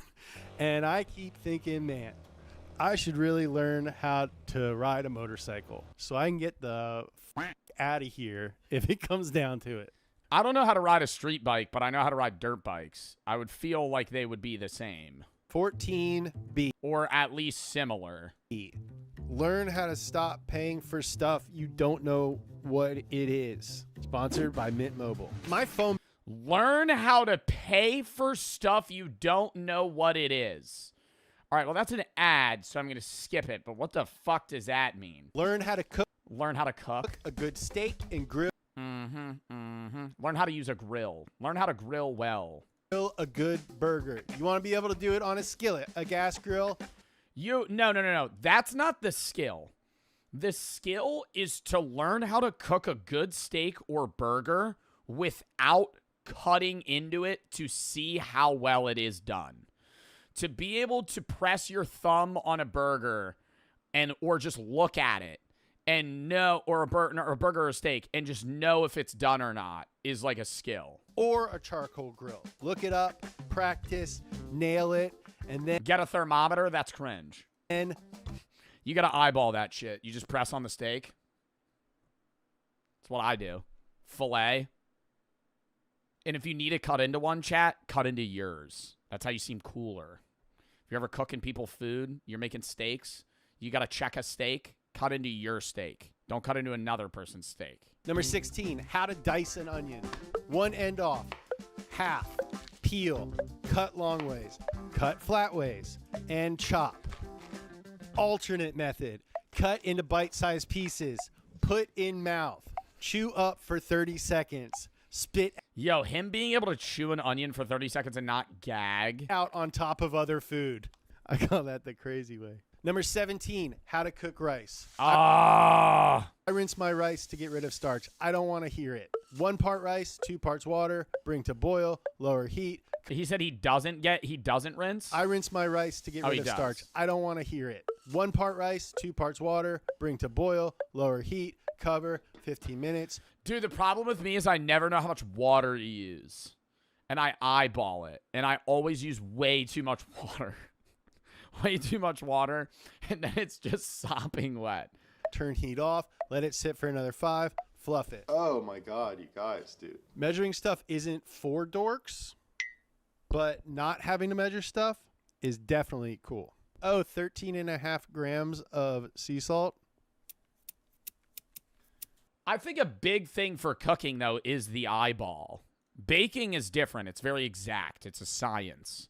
But I think cooking, I don't want to sound cringe. It's more of an art. When you're cooking, you could just test shit. Like, you just put it in there, taste it. It needs more of this. Eyeball. Number 18, how to read a map. Number 19, how to find north with... Yeah, how to read a map is fucking cooked. How to read a map, it's fucking over. No. I don't know road names. Dude, if you handed me a map, you're like, we got to get point A to point B, I'd be able to figure it out. I'd be tweaking, bro. I never read road signs. I never look at that shit. I just wait for Siri to tell me where I need to go. Out a compass. Number 20, how to start and tend a good campfire. I like to imagine I'm building a little tiny house, and then I shove it full of stuff and burn it down. We're at like a men's retreat. See, the fire, gentlemen, is right here, but it's also been inside of all of you all along. We've also decided that everyone should learn one solid party trick. One song. Damn. Yo, that's actually true. Being able to know like one really cool niche thing. My party trick, well, it wasn't even really a party trick. I used to know how to solve a Rubik's Cube and I can juggle. That would be my 2. But I don't even think that's very cool. On any instrument, start to finish. Cap? Yeah, now you're trying to get me to juggle some shit. I knew somebody was going to say that. I hope I don't break one of these. Fuck, I hit the mic. Hold on. Stop. Dude, it's because it's... It's because it's... Bro, it's because it's random objects. If they were balls, it'd be easier. Fuck. It's... And one actually good long joke. You want to hear my pizza joke? One good long joke? I don't know a good long joke. Joke? Nah, it's too cheesy. Done deal. Case's fan base was new, but dedicated, and they wanted to see him pursue this thing full time. Like I said, I've been dreaming of wanting to, be a streamer, a content creator since I was 13 years old. I finally took the leap, bro. I finally took the leap, and y'all came. I never dreamed. I never pursued being a content creator, but I always used to commentate my own Clash of Clans gameplay on the toilet. Came through for you, boy. I remember wanting to be like a gamer, but like mobile games. I remember I was like, damn, dude, how sick would this be to be like, yo, y'all remember the OG Clash of Clans creators? They would gem their town hall to like town hall 10, and I'd be like, dude, if I had the money to make that a YouTube video. For real, y'all came through crazy. All right, guys, so we're going to be doing a Hog Rider build today.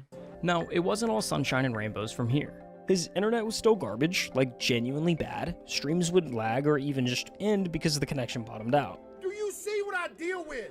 And when you're trying to build an audio... Holy shit! And when you're trying... Was that download or upload? He has 1 megabit per second download. Connection bottomed out. Do you see what I deal with? And when you're trying to build an audience, that's the kiss of death. If your stream ends, they move on to the next. What does that mean? To download Call of Duty would take like 6 days. Eventually, numbers started slipping. I don't even know how he was live. Like, I don't know how he was broadcast. Well, streaming's upload speed. But him having a 1 download, I don't know how he was streaming. For a couple months, it looked like maybe the whole thing was a fluke. Maybe the bubble had already popped. You know, I seen the numbers when I very first started. You know, the hype was there because I first blew up. Had like 800 viewers every night. Then y'all seen it dip to like, 100, 150. I was like, I gotta do something different or it's gonna go under. Then he picked up a different game. Hogwarts. Oh my god, Hogwarts Legacy is when he blew up, and that's like not that hype of a game. I remember seeing his Hogwarts clips on TikTok. Legacy. It was kind of a weird choice. It had a totally different audience from the 2K crowd he'd built, but he streamed it anyway. Clipped a moment and posted it to TikTok. Wasn't that like a bad game, most people would say? I feel like that game didn't do that great.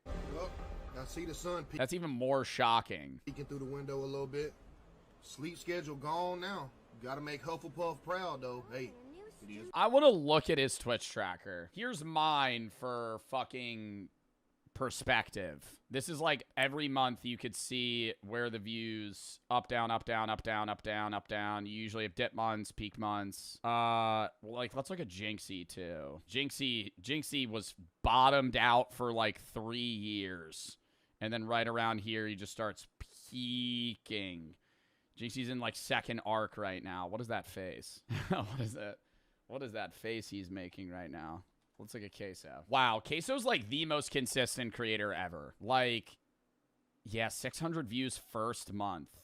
Dipped down to 189 average in January of 23. And then he hit in January of 24, he hit 56K, and he has literally averaged that every month for 2 years. Wow. 60 seconds? Bro, he has like 1,000 hours in that game. Well, now it's probably a yearly salary a day, but I'm saying when he had 2,500 viewers, he was probably making like 300K a year. Heavy, I mean it.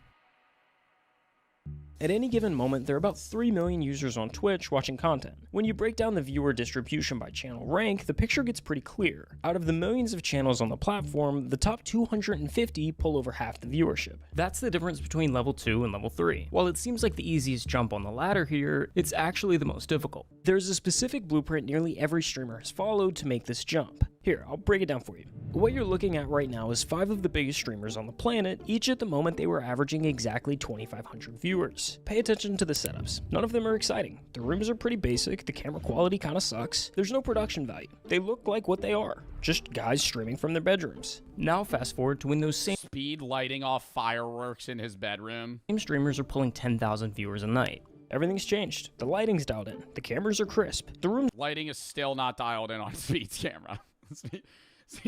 Speed had 100K viewers on a webcam. The cameras are crisp. The rooms look intentional. This is the blueprint kicking in, and it all starts with one realization.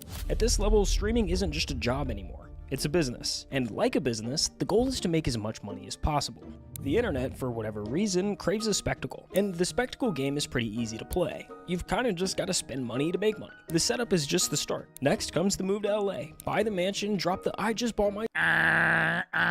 That's where I disagree. Next is the move to LA. The gun goes off. Nope. Dream car video. Hire a dozen editors to pump out clips around the clock. By the time you're clearing... Now in the streamer days, it's you move to Austin, Texas. That's where every fucking streamer on the face of the earth lives. Outside of like the core boys and like some OG streamers. Now it's I moved to Austin, Texas or Atlanta. 50,000 viewers, it turns into an optimization race. Every stream, every upload, every second of content is engineered to milk the cat. Or they live in LA, but they own a place in Nevada and say they live there six months and a day out of the year, so they get state taxed in Nevada. Cash cow. The longer you stay on the top, the more efficient it becomes. And weirdly, the more the internet praises you for it. But the spectacle only works if people are still looking. Relevancy is the whole game. The second your numbers dip, the money goes with it. So you're forced to stay visible. You hit the podcast circuit, impulsive on Monday. 6 months and a day, because it has to be your property. Like if you want to claim that you live somewhere and get state tax in that, because streaming, normally you're getting taxed in the state that you make your income, but streaming you get taxed in whatever area you're in while you stream. So like streamers will try to say that they live in Nevada like 6 months out of the year. Not all of them. A lot of them just eat the taxes, but... Day and blank on Thursday. You show up to every mainstream streamer event. You become a permanent fixture in the conversation because the conversation is the product. And the fastest way to stay in the conversation is to stand next to someone bigger than you. Take those same 5 streamers and pull up their biggest streams of all time. Ninja, Fortnite with Drake, Hayden Ross, the Donald Trump interview, Kai Cenat, the LeBron stream that pulled over 1 million concurrent viewers. Yeah, but there's like certain streamers that only there's certain streamers that collab in any way that they can, and then there's streamers that collab when they want to. Okay, there's three things. Streamers that collab with everybody they can, that is big. Streamers that collab anytime they want, and streamers that just don't collab. Queso never collabs. I feel like I collab infrequently, but like I'll do Jinxie's tournaments or gaming days.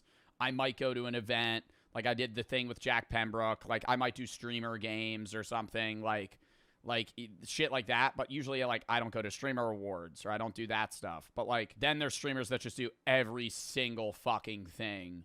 Any collab they could do. That's the blueprint. I'm not necessarily saying it's... He sometimes collabs with Sketch and Jinxie. Yeah, but it's like once a month. Maybe less. Bulletproof for Queso is 99% a solo streamer. Guaranteed, but it's the safe route. Every streamer who's made it to the top 250 has run some version of that exact playbook based on constant evolution, but Queso ignored this approach altogether. His strategy is quite literally the opposite in just about every possible sense.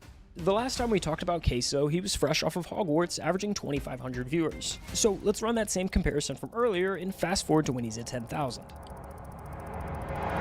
Not much has changed. I mean, sure, he did buy a new house, but he moved from a trap house to a trailer just across town. Either way, at the end of the day, his computer monitor is still being held up with a vacuum cleaner. If I don't have the vacuum cleaner holding up the back of the monitor, it'll fall over. And then back here are my PCs.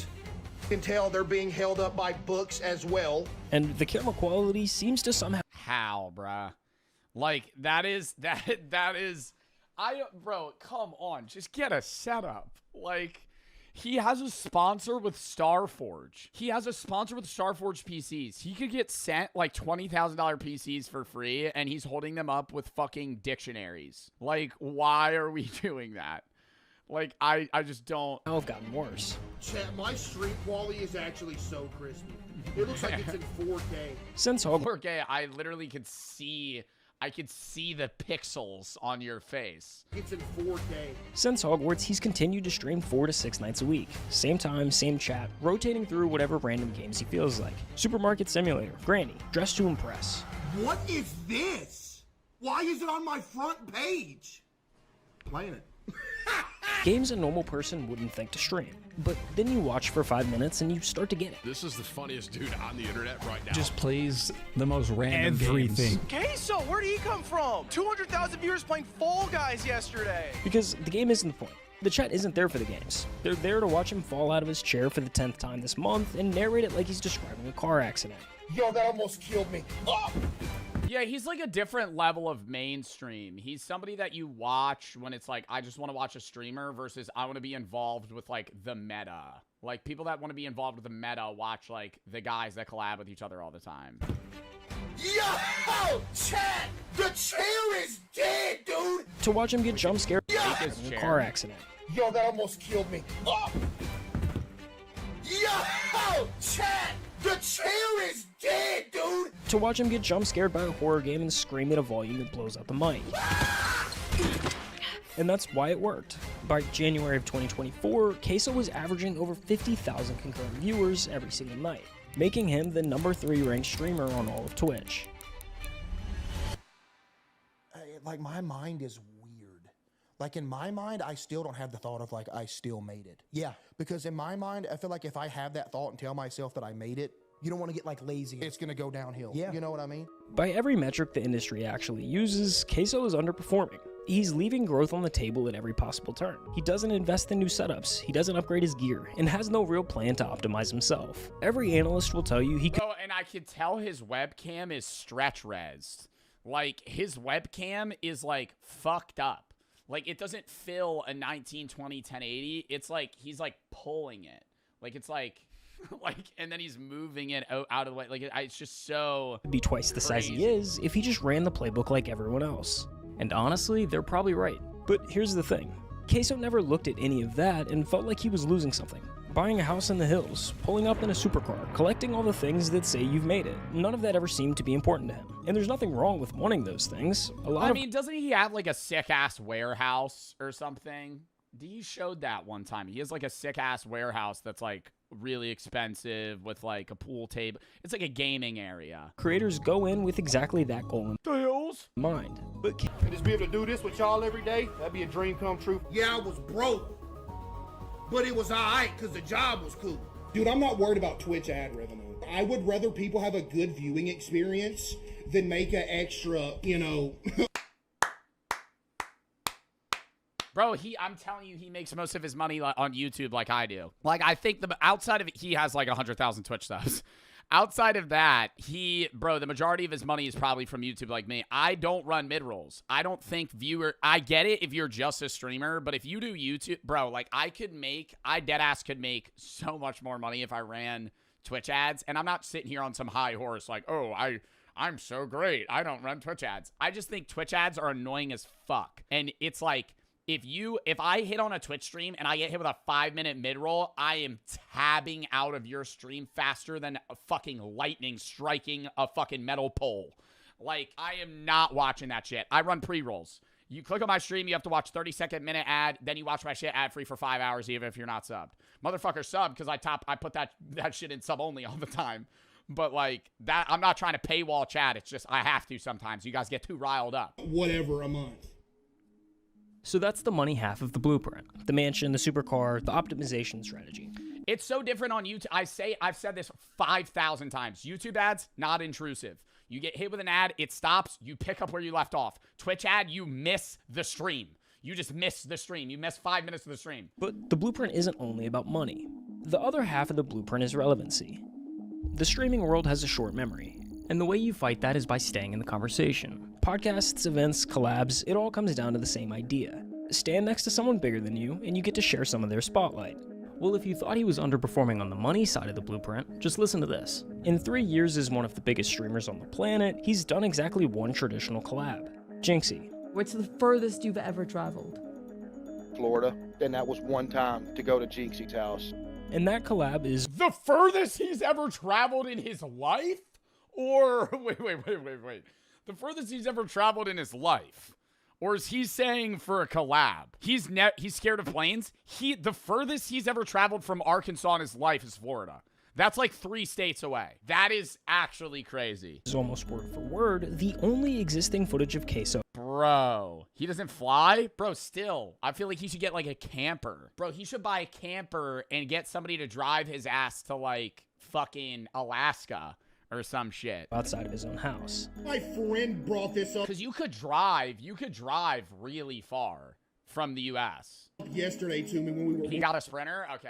We were chilling. He said it's crazy that Jinxie literally has the only recorded footage of me outside of my own stream setup. Like, he is the only one that's got me out of my room. Matter of fact, it was the first time he'd ever left the state he was born in. So this is the first time... What? The first time he ever left Arkansas, he was in his 20s? He never stepped out of state bounds. I never knew that. I knew he was afraid of flying. I know he doesn't travel often. But I would have thought he was like, oh yeah, I've been to like Key West once or some shit. No. Wow. He's never left his state. You ever been out of like Florida? Or out of Arkansas? Yeah. Wow. It's just, I don't know, I'll be getting homesick. I get away from home for too long. I'm just, man, I don't know. Over the last 3 years, Queso has won 5 different awards. And the streamer award goes to... Queso. He never there, bruh. It's always his face. Oh. He hasn't shown up to a single one in person. I haven't. I've been nominated twice and I didn't go to either of them, bro. That's just in LA, man. Am I really gonna? I gotta fly out 6 hours to show up for 3 and then leave and fly back. Mr. Beast tweeted you. Oh yeah, I talk. I'd rather just stream. Like, is that fucked to say? Like, I appreciate being nominated, but I'm just not gonna go to LA. Like, I'd rather just stream.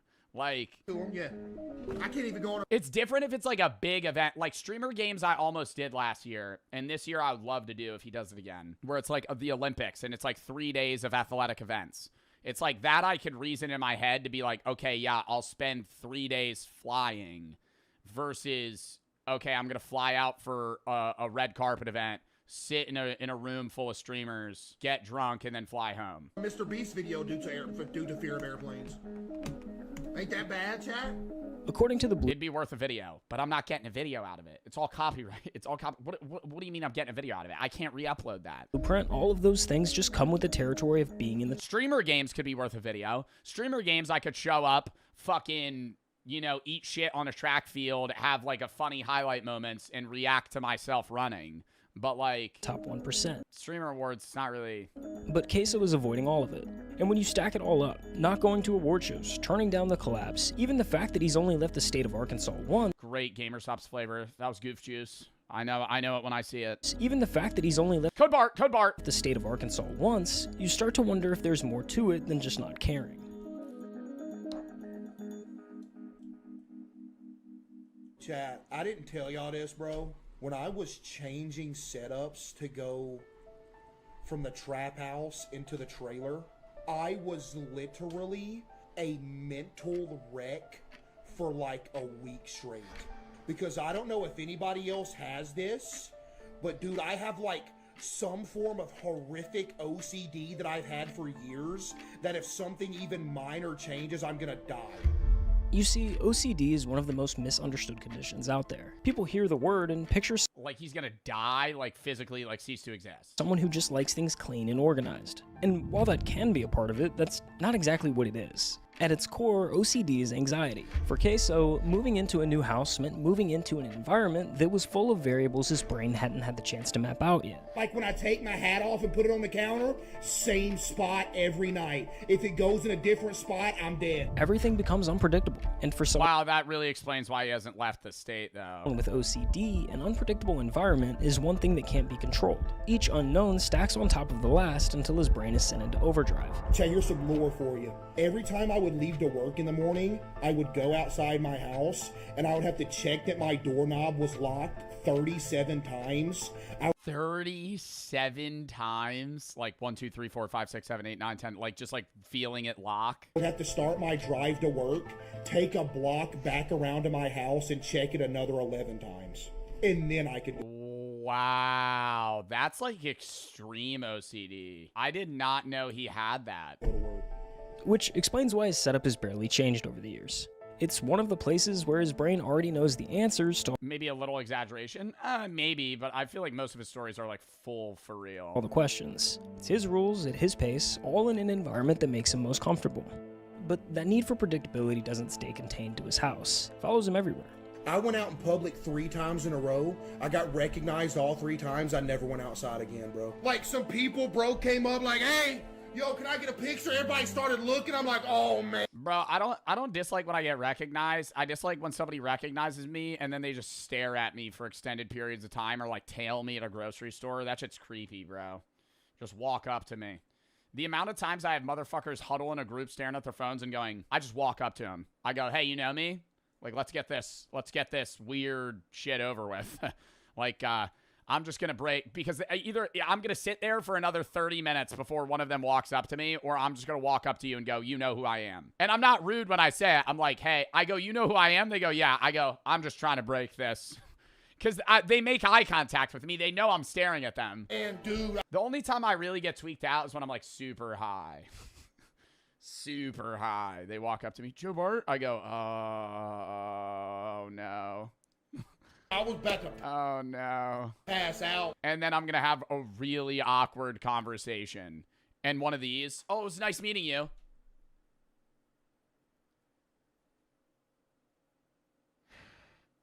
And I think about that for about 5 minutes. Outside of that room, he controls nothing. Who's around him, how they got there, whether someone grabs his shoulder before he sees it coming. None of it is up to him. I don't go out in public. I don't. Never. When he's at home, it's easier to manage because, well, he's in his own house. But in public, there's no way to make the unknown stop. It's not only uncomfortable, but also insanely overwhelming. You would have a better chance of actually winning the Powerball lottery than ever seeing me in public. That's how rare it is. No. Bro, but that's so sad. It's like, bro, he has money to spend, you know? I feel like it's sick if he's able to, like, go and see shit, do shit. Fuck. No joke. The blueprint says the path forward revolves around a constant... Fix your hair.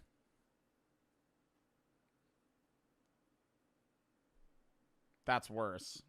See, you fucked it up even more, jackass. Now it's going to sit like that. State of evolution. The more you change, the newer things are, the more excited people are to watch. What do you want my hair to be, like a perfect bullet? Like it's a Lego haircut? Just right onto my head?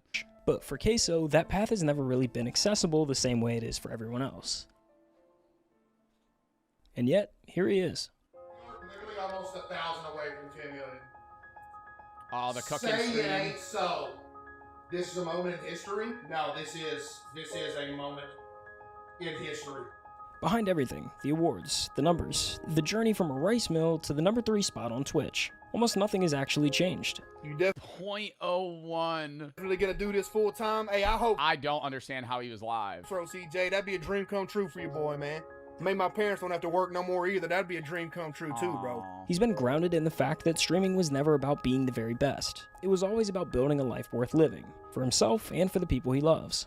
Wait, Mom, we're about to hit 10 million. I can't believe what I'm seeing. Oh my goodness. I can't believe what I'm seeing. We're about to hit 10 million! I gotta turn this off. Come on. No way we're actually about to hit it. We hit 10 million, baby! Let's go! 10 million on YouTube! His mom was there before any of this That made is so sweet. sense. She brought me some balloons in here! Yo! She brought me some balloons! Balloons! You can't see it! Get a pose in there with it. Before all of the awards and money, before tens of thousands of people were waiting for him to go live, she was the Oh my god, that's so sweet. only one who pushed him to try streaming in Oh the my god, that's like a happy cry moment, bro. That's so nice. first place. That's a dadgum And his mom being so proud of him. diamond play button! You've had this? What? It wouldn't be possible without y'all, Chad. And you know who else it wouldn't be possible without? My mom. Come stand in front of the camera. Look at that. And his dad, the man who spent his whole life doing the Take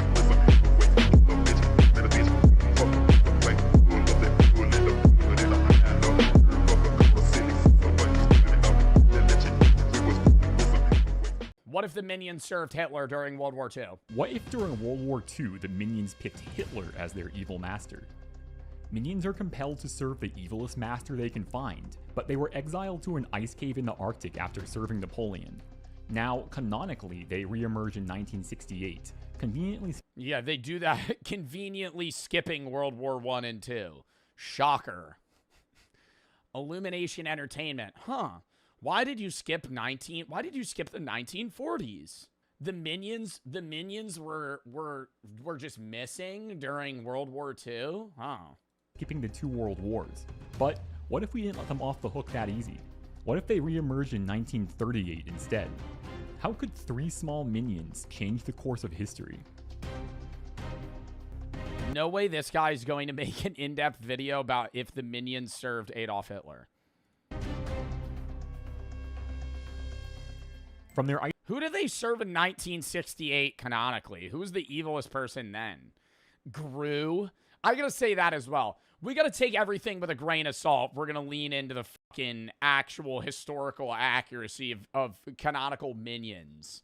Because, Pol Pot, Fidel Castro, like, the minions resurfaced in 1968, served a few people, and then went, hey, we're gonna go with Gru. In modern day, but they live on Earth. And they have history. Gru's the most evil guy. Who's the most evil person alive right now? Dude, they'd be serving like Kim Jong-un. They'd be serving some fucking dictator that's fucking starving their people. Like, get out of here.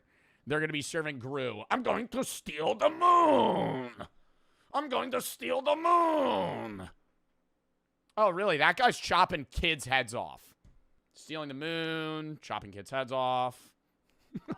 What? What? I mean, maybe, like, are the minions looking at it at a utilitarian perspective where if Gru shrinks and steals the moon, that stops ocean tides and overall would turn into the, fucked rotation of Earth and kill all humans? Like, is he thinking Are the minions going like in depth right now to like, hey, if Gru steals the moon, the adverse effects of stealing the moon would result in the death of all humans? I feel like that would be like maybe where they're going. Ice cave in the Arctic, the minions trekked south into Soviet territory. Wait, what? From their ice cave in the Arctic, the minions trekked south into Soviet territory. In St. Petersburg, they learned of Hitler from a Soviet newsreel while huddled inside a theater for warmth. The film warned of a power-hungry dictator threatening freedom and peace, the perfect traits for an evil master. When they reached Nuremberg, the minions immediately knew they were in the right place. Posters with Hitler's face on it were plastered everywhere. Swastikas were hanging from every building. The streets were packed with cheering Germans. For them, no. Wouldn't the minions immediately just get clipped and murdered in World War II times? Because the army would just be like, who the fuck? Oh, wait, no, they're immortal. They can't die. They can't die. It's hypothetical? No, because they can't die.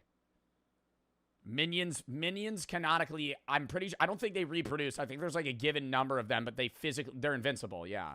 They were in the middle of a military parade. The minions are quickly arrested. While in prison, they caught the attention of Heinrich Himmler.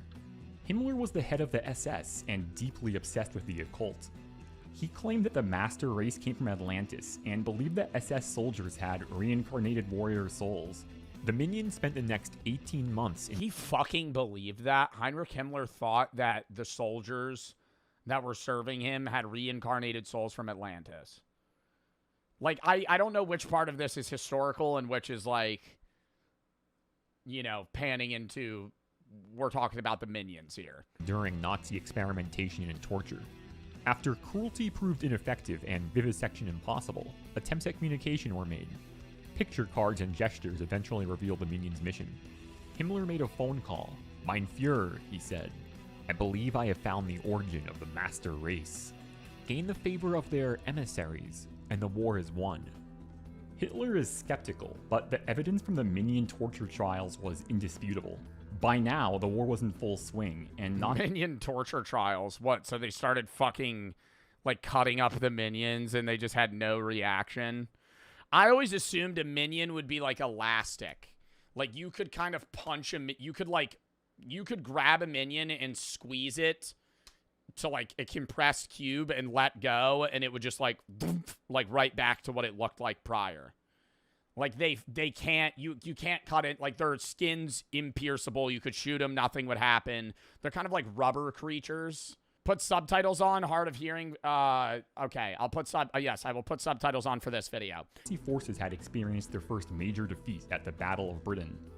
They had to exploit any possible advantage. And so, the minions became Hitler's constant companions. While living at Hitler's residence— I mean, honestly, if we're really going into, like, the canonical abilities of minions, if you have the minions on your side, you physically can't lose. Like, you can't stop them. You couldn't stop a minion. The minions were subjected to a constant stream of Nazi wartime propaganda, which they understood as movie nights. They'd get fitted for tiny uniforms, and soon literally be marching in lockstep. They deliver speeches at rallies and feel the rush of the loyal, ecstatic crowd's adoration. I'm gonna say, though, like, aren't the minions more serving of evil masterminds that kind of have, like, idiotic ideas? Like, I'm going to destroy the sun! Not, I want to eradicate an ethnic group of people. You know? Like, I don't think the minions would really get behind the vibe of Adolf Hitler. Just off of my watching of, you know, Despicable Me 1, 2, 3. I don't think that I think they would see what's going on and then go, ugh. I don't know. They toured the country, accompanying Hitler to demonstrations of the latest— Stealing the moon was idiotic. Yes. That's like a kid's idea of something that's evil. Like, that's the minions serve childish evil ideas. Like, if you asked a 5-year-old, like, what's something really evil? They'd be like, I'm gonna eliminate soda. which would actually probably benefit society. You know, like they would say something stupid like that because it's a kid's movie and the minions are dumb, right? The 5-year-old isn't going to be like, well, I would get rid of this group of people. Wunderwaffen, like Heavy Gustav, the largest gun ever fired, even to this day. They served Napoleon, true. It shot shells the weight of 2 pickup trucks at targets over 20 miles away. It was pure catnip for the minions, who were seeing a fully mechanized superweapon for the first time. That night, the minions came to a consensus. They would contact their people and introduce them to their Fuhrer. It was during a demonstration of a futuristic jet fighter that Stuart's eye began to open. Bored with the technical details, he wandered off, away from the spotless showroom full of sycophantic Nazi scientists. He opened a door to the production line and was hit with a wave of hot, acrid air. Rows of haunted eyes looked up at him from dirty, gaunt faces. They were forced laborers, brought in from occupied territory. Stuart's heart plummeted. Was this the fate that awaited his kin? These men weren't minions, they were slaves. German guards descended on them with their cudgels, and Stuart could bear no more. He looked away. The other minions were reluctant to believe what Stuart had seen. Worse, Bob began to defend Hitler's actions. He was young, impressionable, his head full of ideas like patriotism and loyalty. Stuart begged the others to flee with him, but Bob refused, and Kevin wouldn't leave him behind. During a state dinner, Stuart slipped away and hid inside a shipping crate destined for Poland. I can't believe I'm actually watching this right now. Like, can I say, this is like, I'm really trying to like get my head into this verse right now. But it's like, he's sitting there going, Bob's trying to defend Hitler's ideologies, but Stuart, on the other hand, really just wants him to be a part of the team. The next few days moved quickly. Kevin and Bob spent their days in Hitler's war room. The Nazis were planning a surprise invasion of the Soviet Union, with a secondary goal of making contact with the minions still waiting in the ice cave. They'd follow German troops as far north as Leningrad, then travel with a specialized detachment equipped to traverse the Arctic expanse. All that was needed was for Kevin to point out the ice cave on the map. He hesitated, just for a moment, but Hitler noticed. Back at Hitler's home, he invited Kevin into his study. He commended Kevin's bravery for going on this mission, which will bring the yellow Wundervolk to the forefront of the Nazi war effort. And keep in mind, half of this conversation is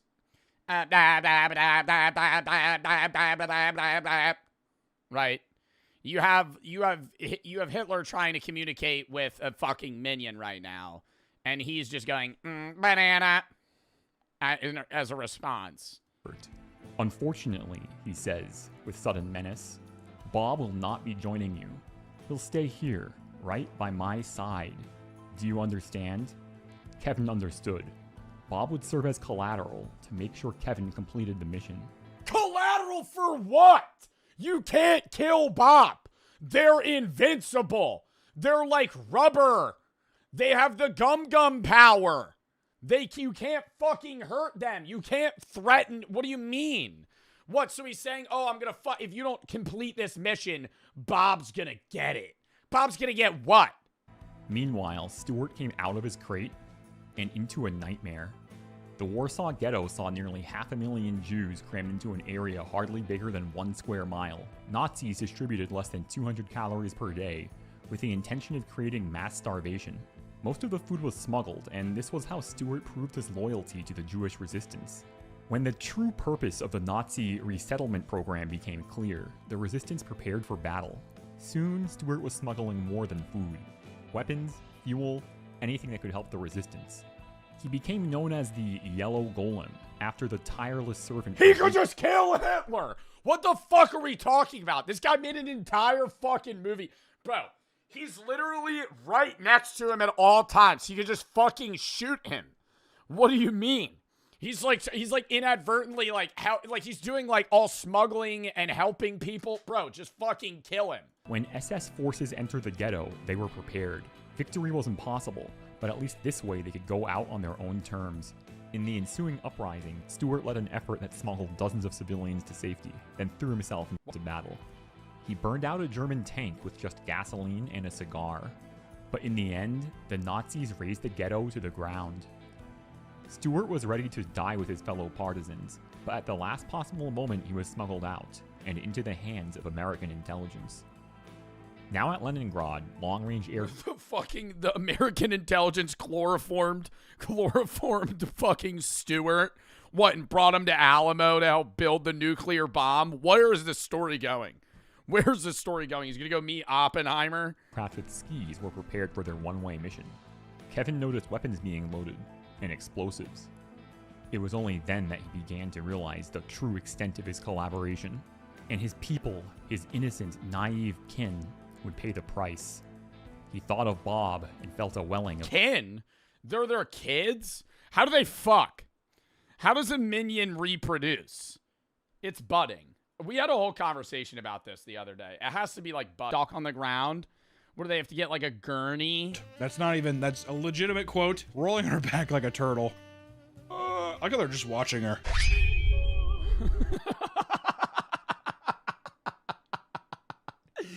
Like she's rolling back and forth, bro, like helpless.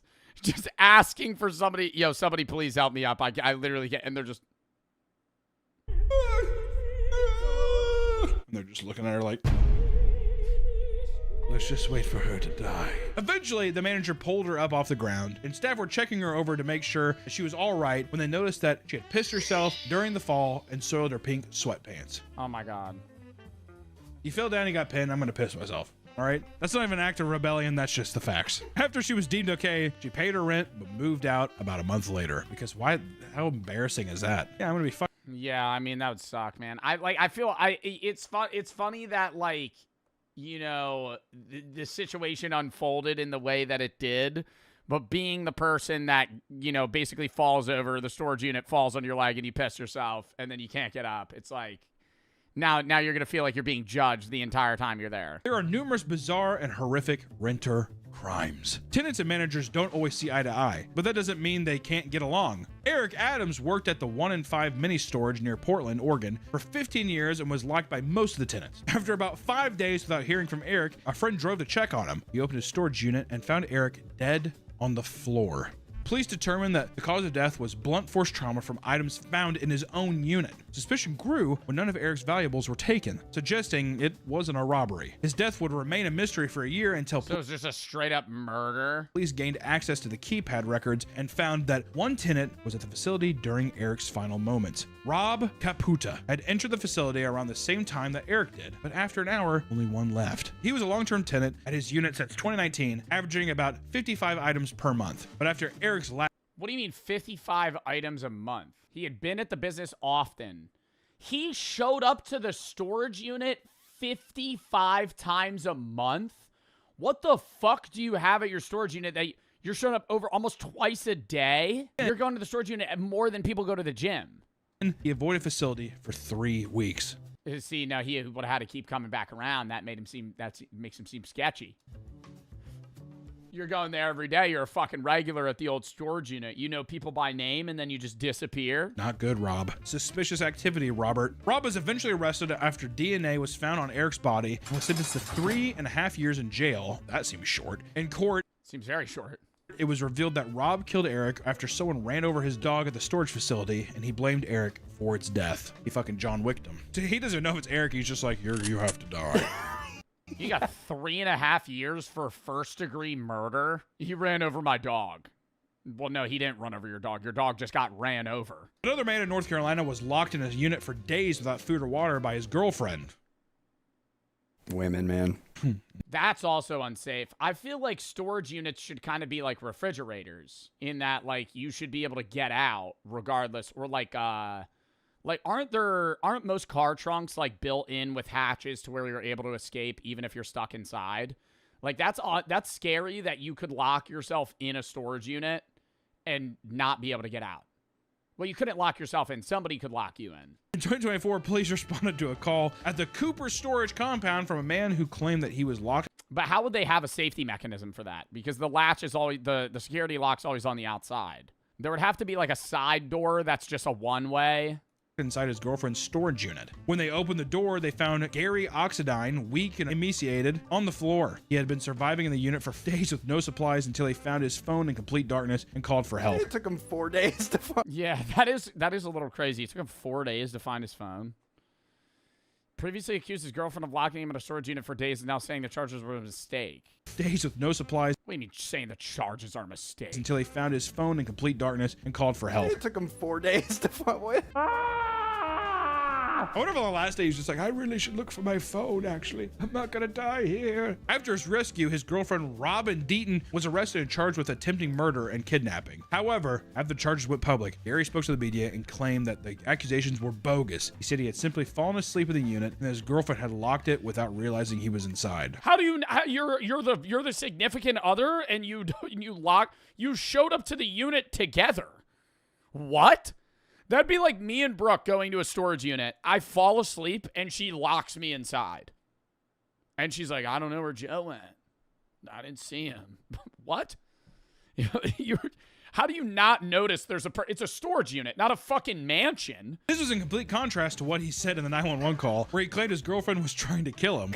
When the case went to court, the charges were dropped after Gary admitted to lying, and the couple was able to walk free. I'm telling you, that is some diabolical.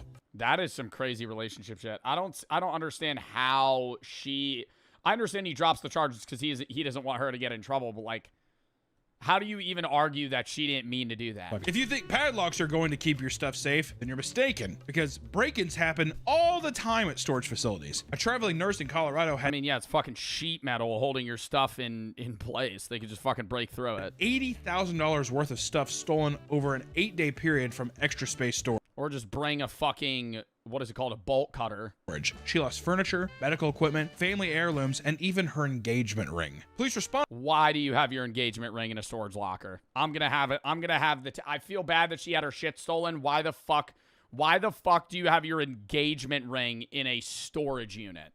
Why is that not in your room? To the break-ins and added her case to the long list of 55 previous incidents reported at the facility that year. Since the incidents were reported, no other break-ins have occurred as the facility upgraded security. Oh, did you? With what money? $80,000 worth of stuff is what I think. That's what I'd be suspicious of too. People that work there, they see you bringing in stuff. What is this? Oh, just like my grandpa's baseball card collection.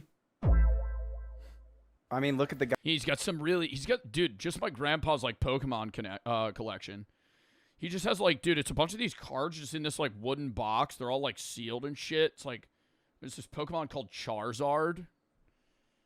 I don't know, man. I'm just gonna like leave it here. I don't really want it, but you know, I don't want to throw out my grandpa's stuff. One of the victims claimed the thieves stole most of the audio equipment, including TVs, car stereos, and mixing boards. Police wonder how the criminals were able to pull off the heist because although units are indoors, have a code at the front door, and they are equipped with cameras everywhere. California appears to be a hotspot for criminal storage activity. Just a couple 100 miles south of the last break-in, Steve Bohannon and his nephew purchased an abandoned locker for $80 at auction and were excited to flip whatever was inside.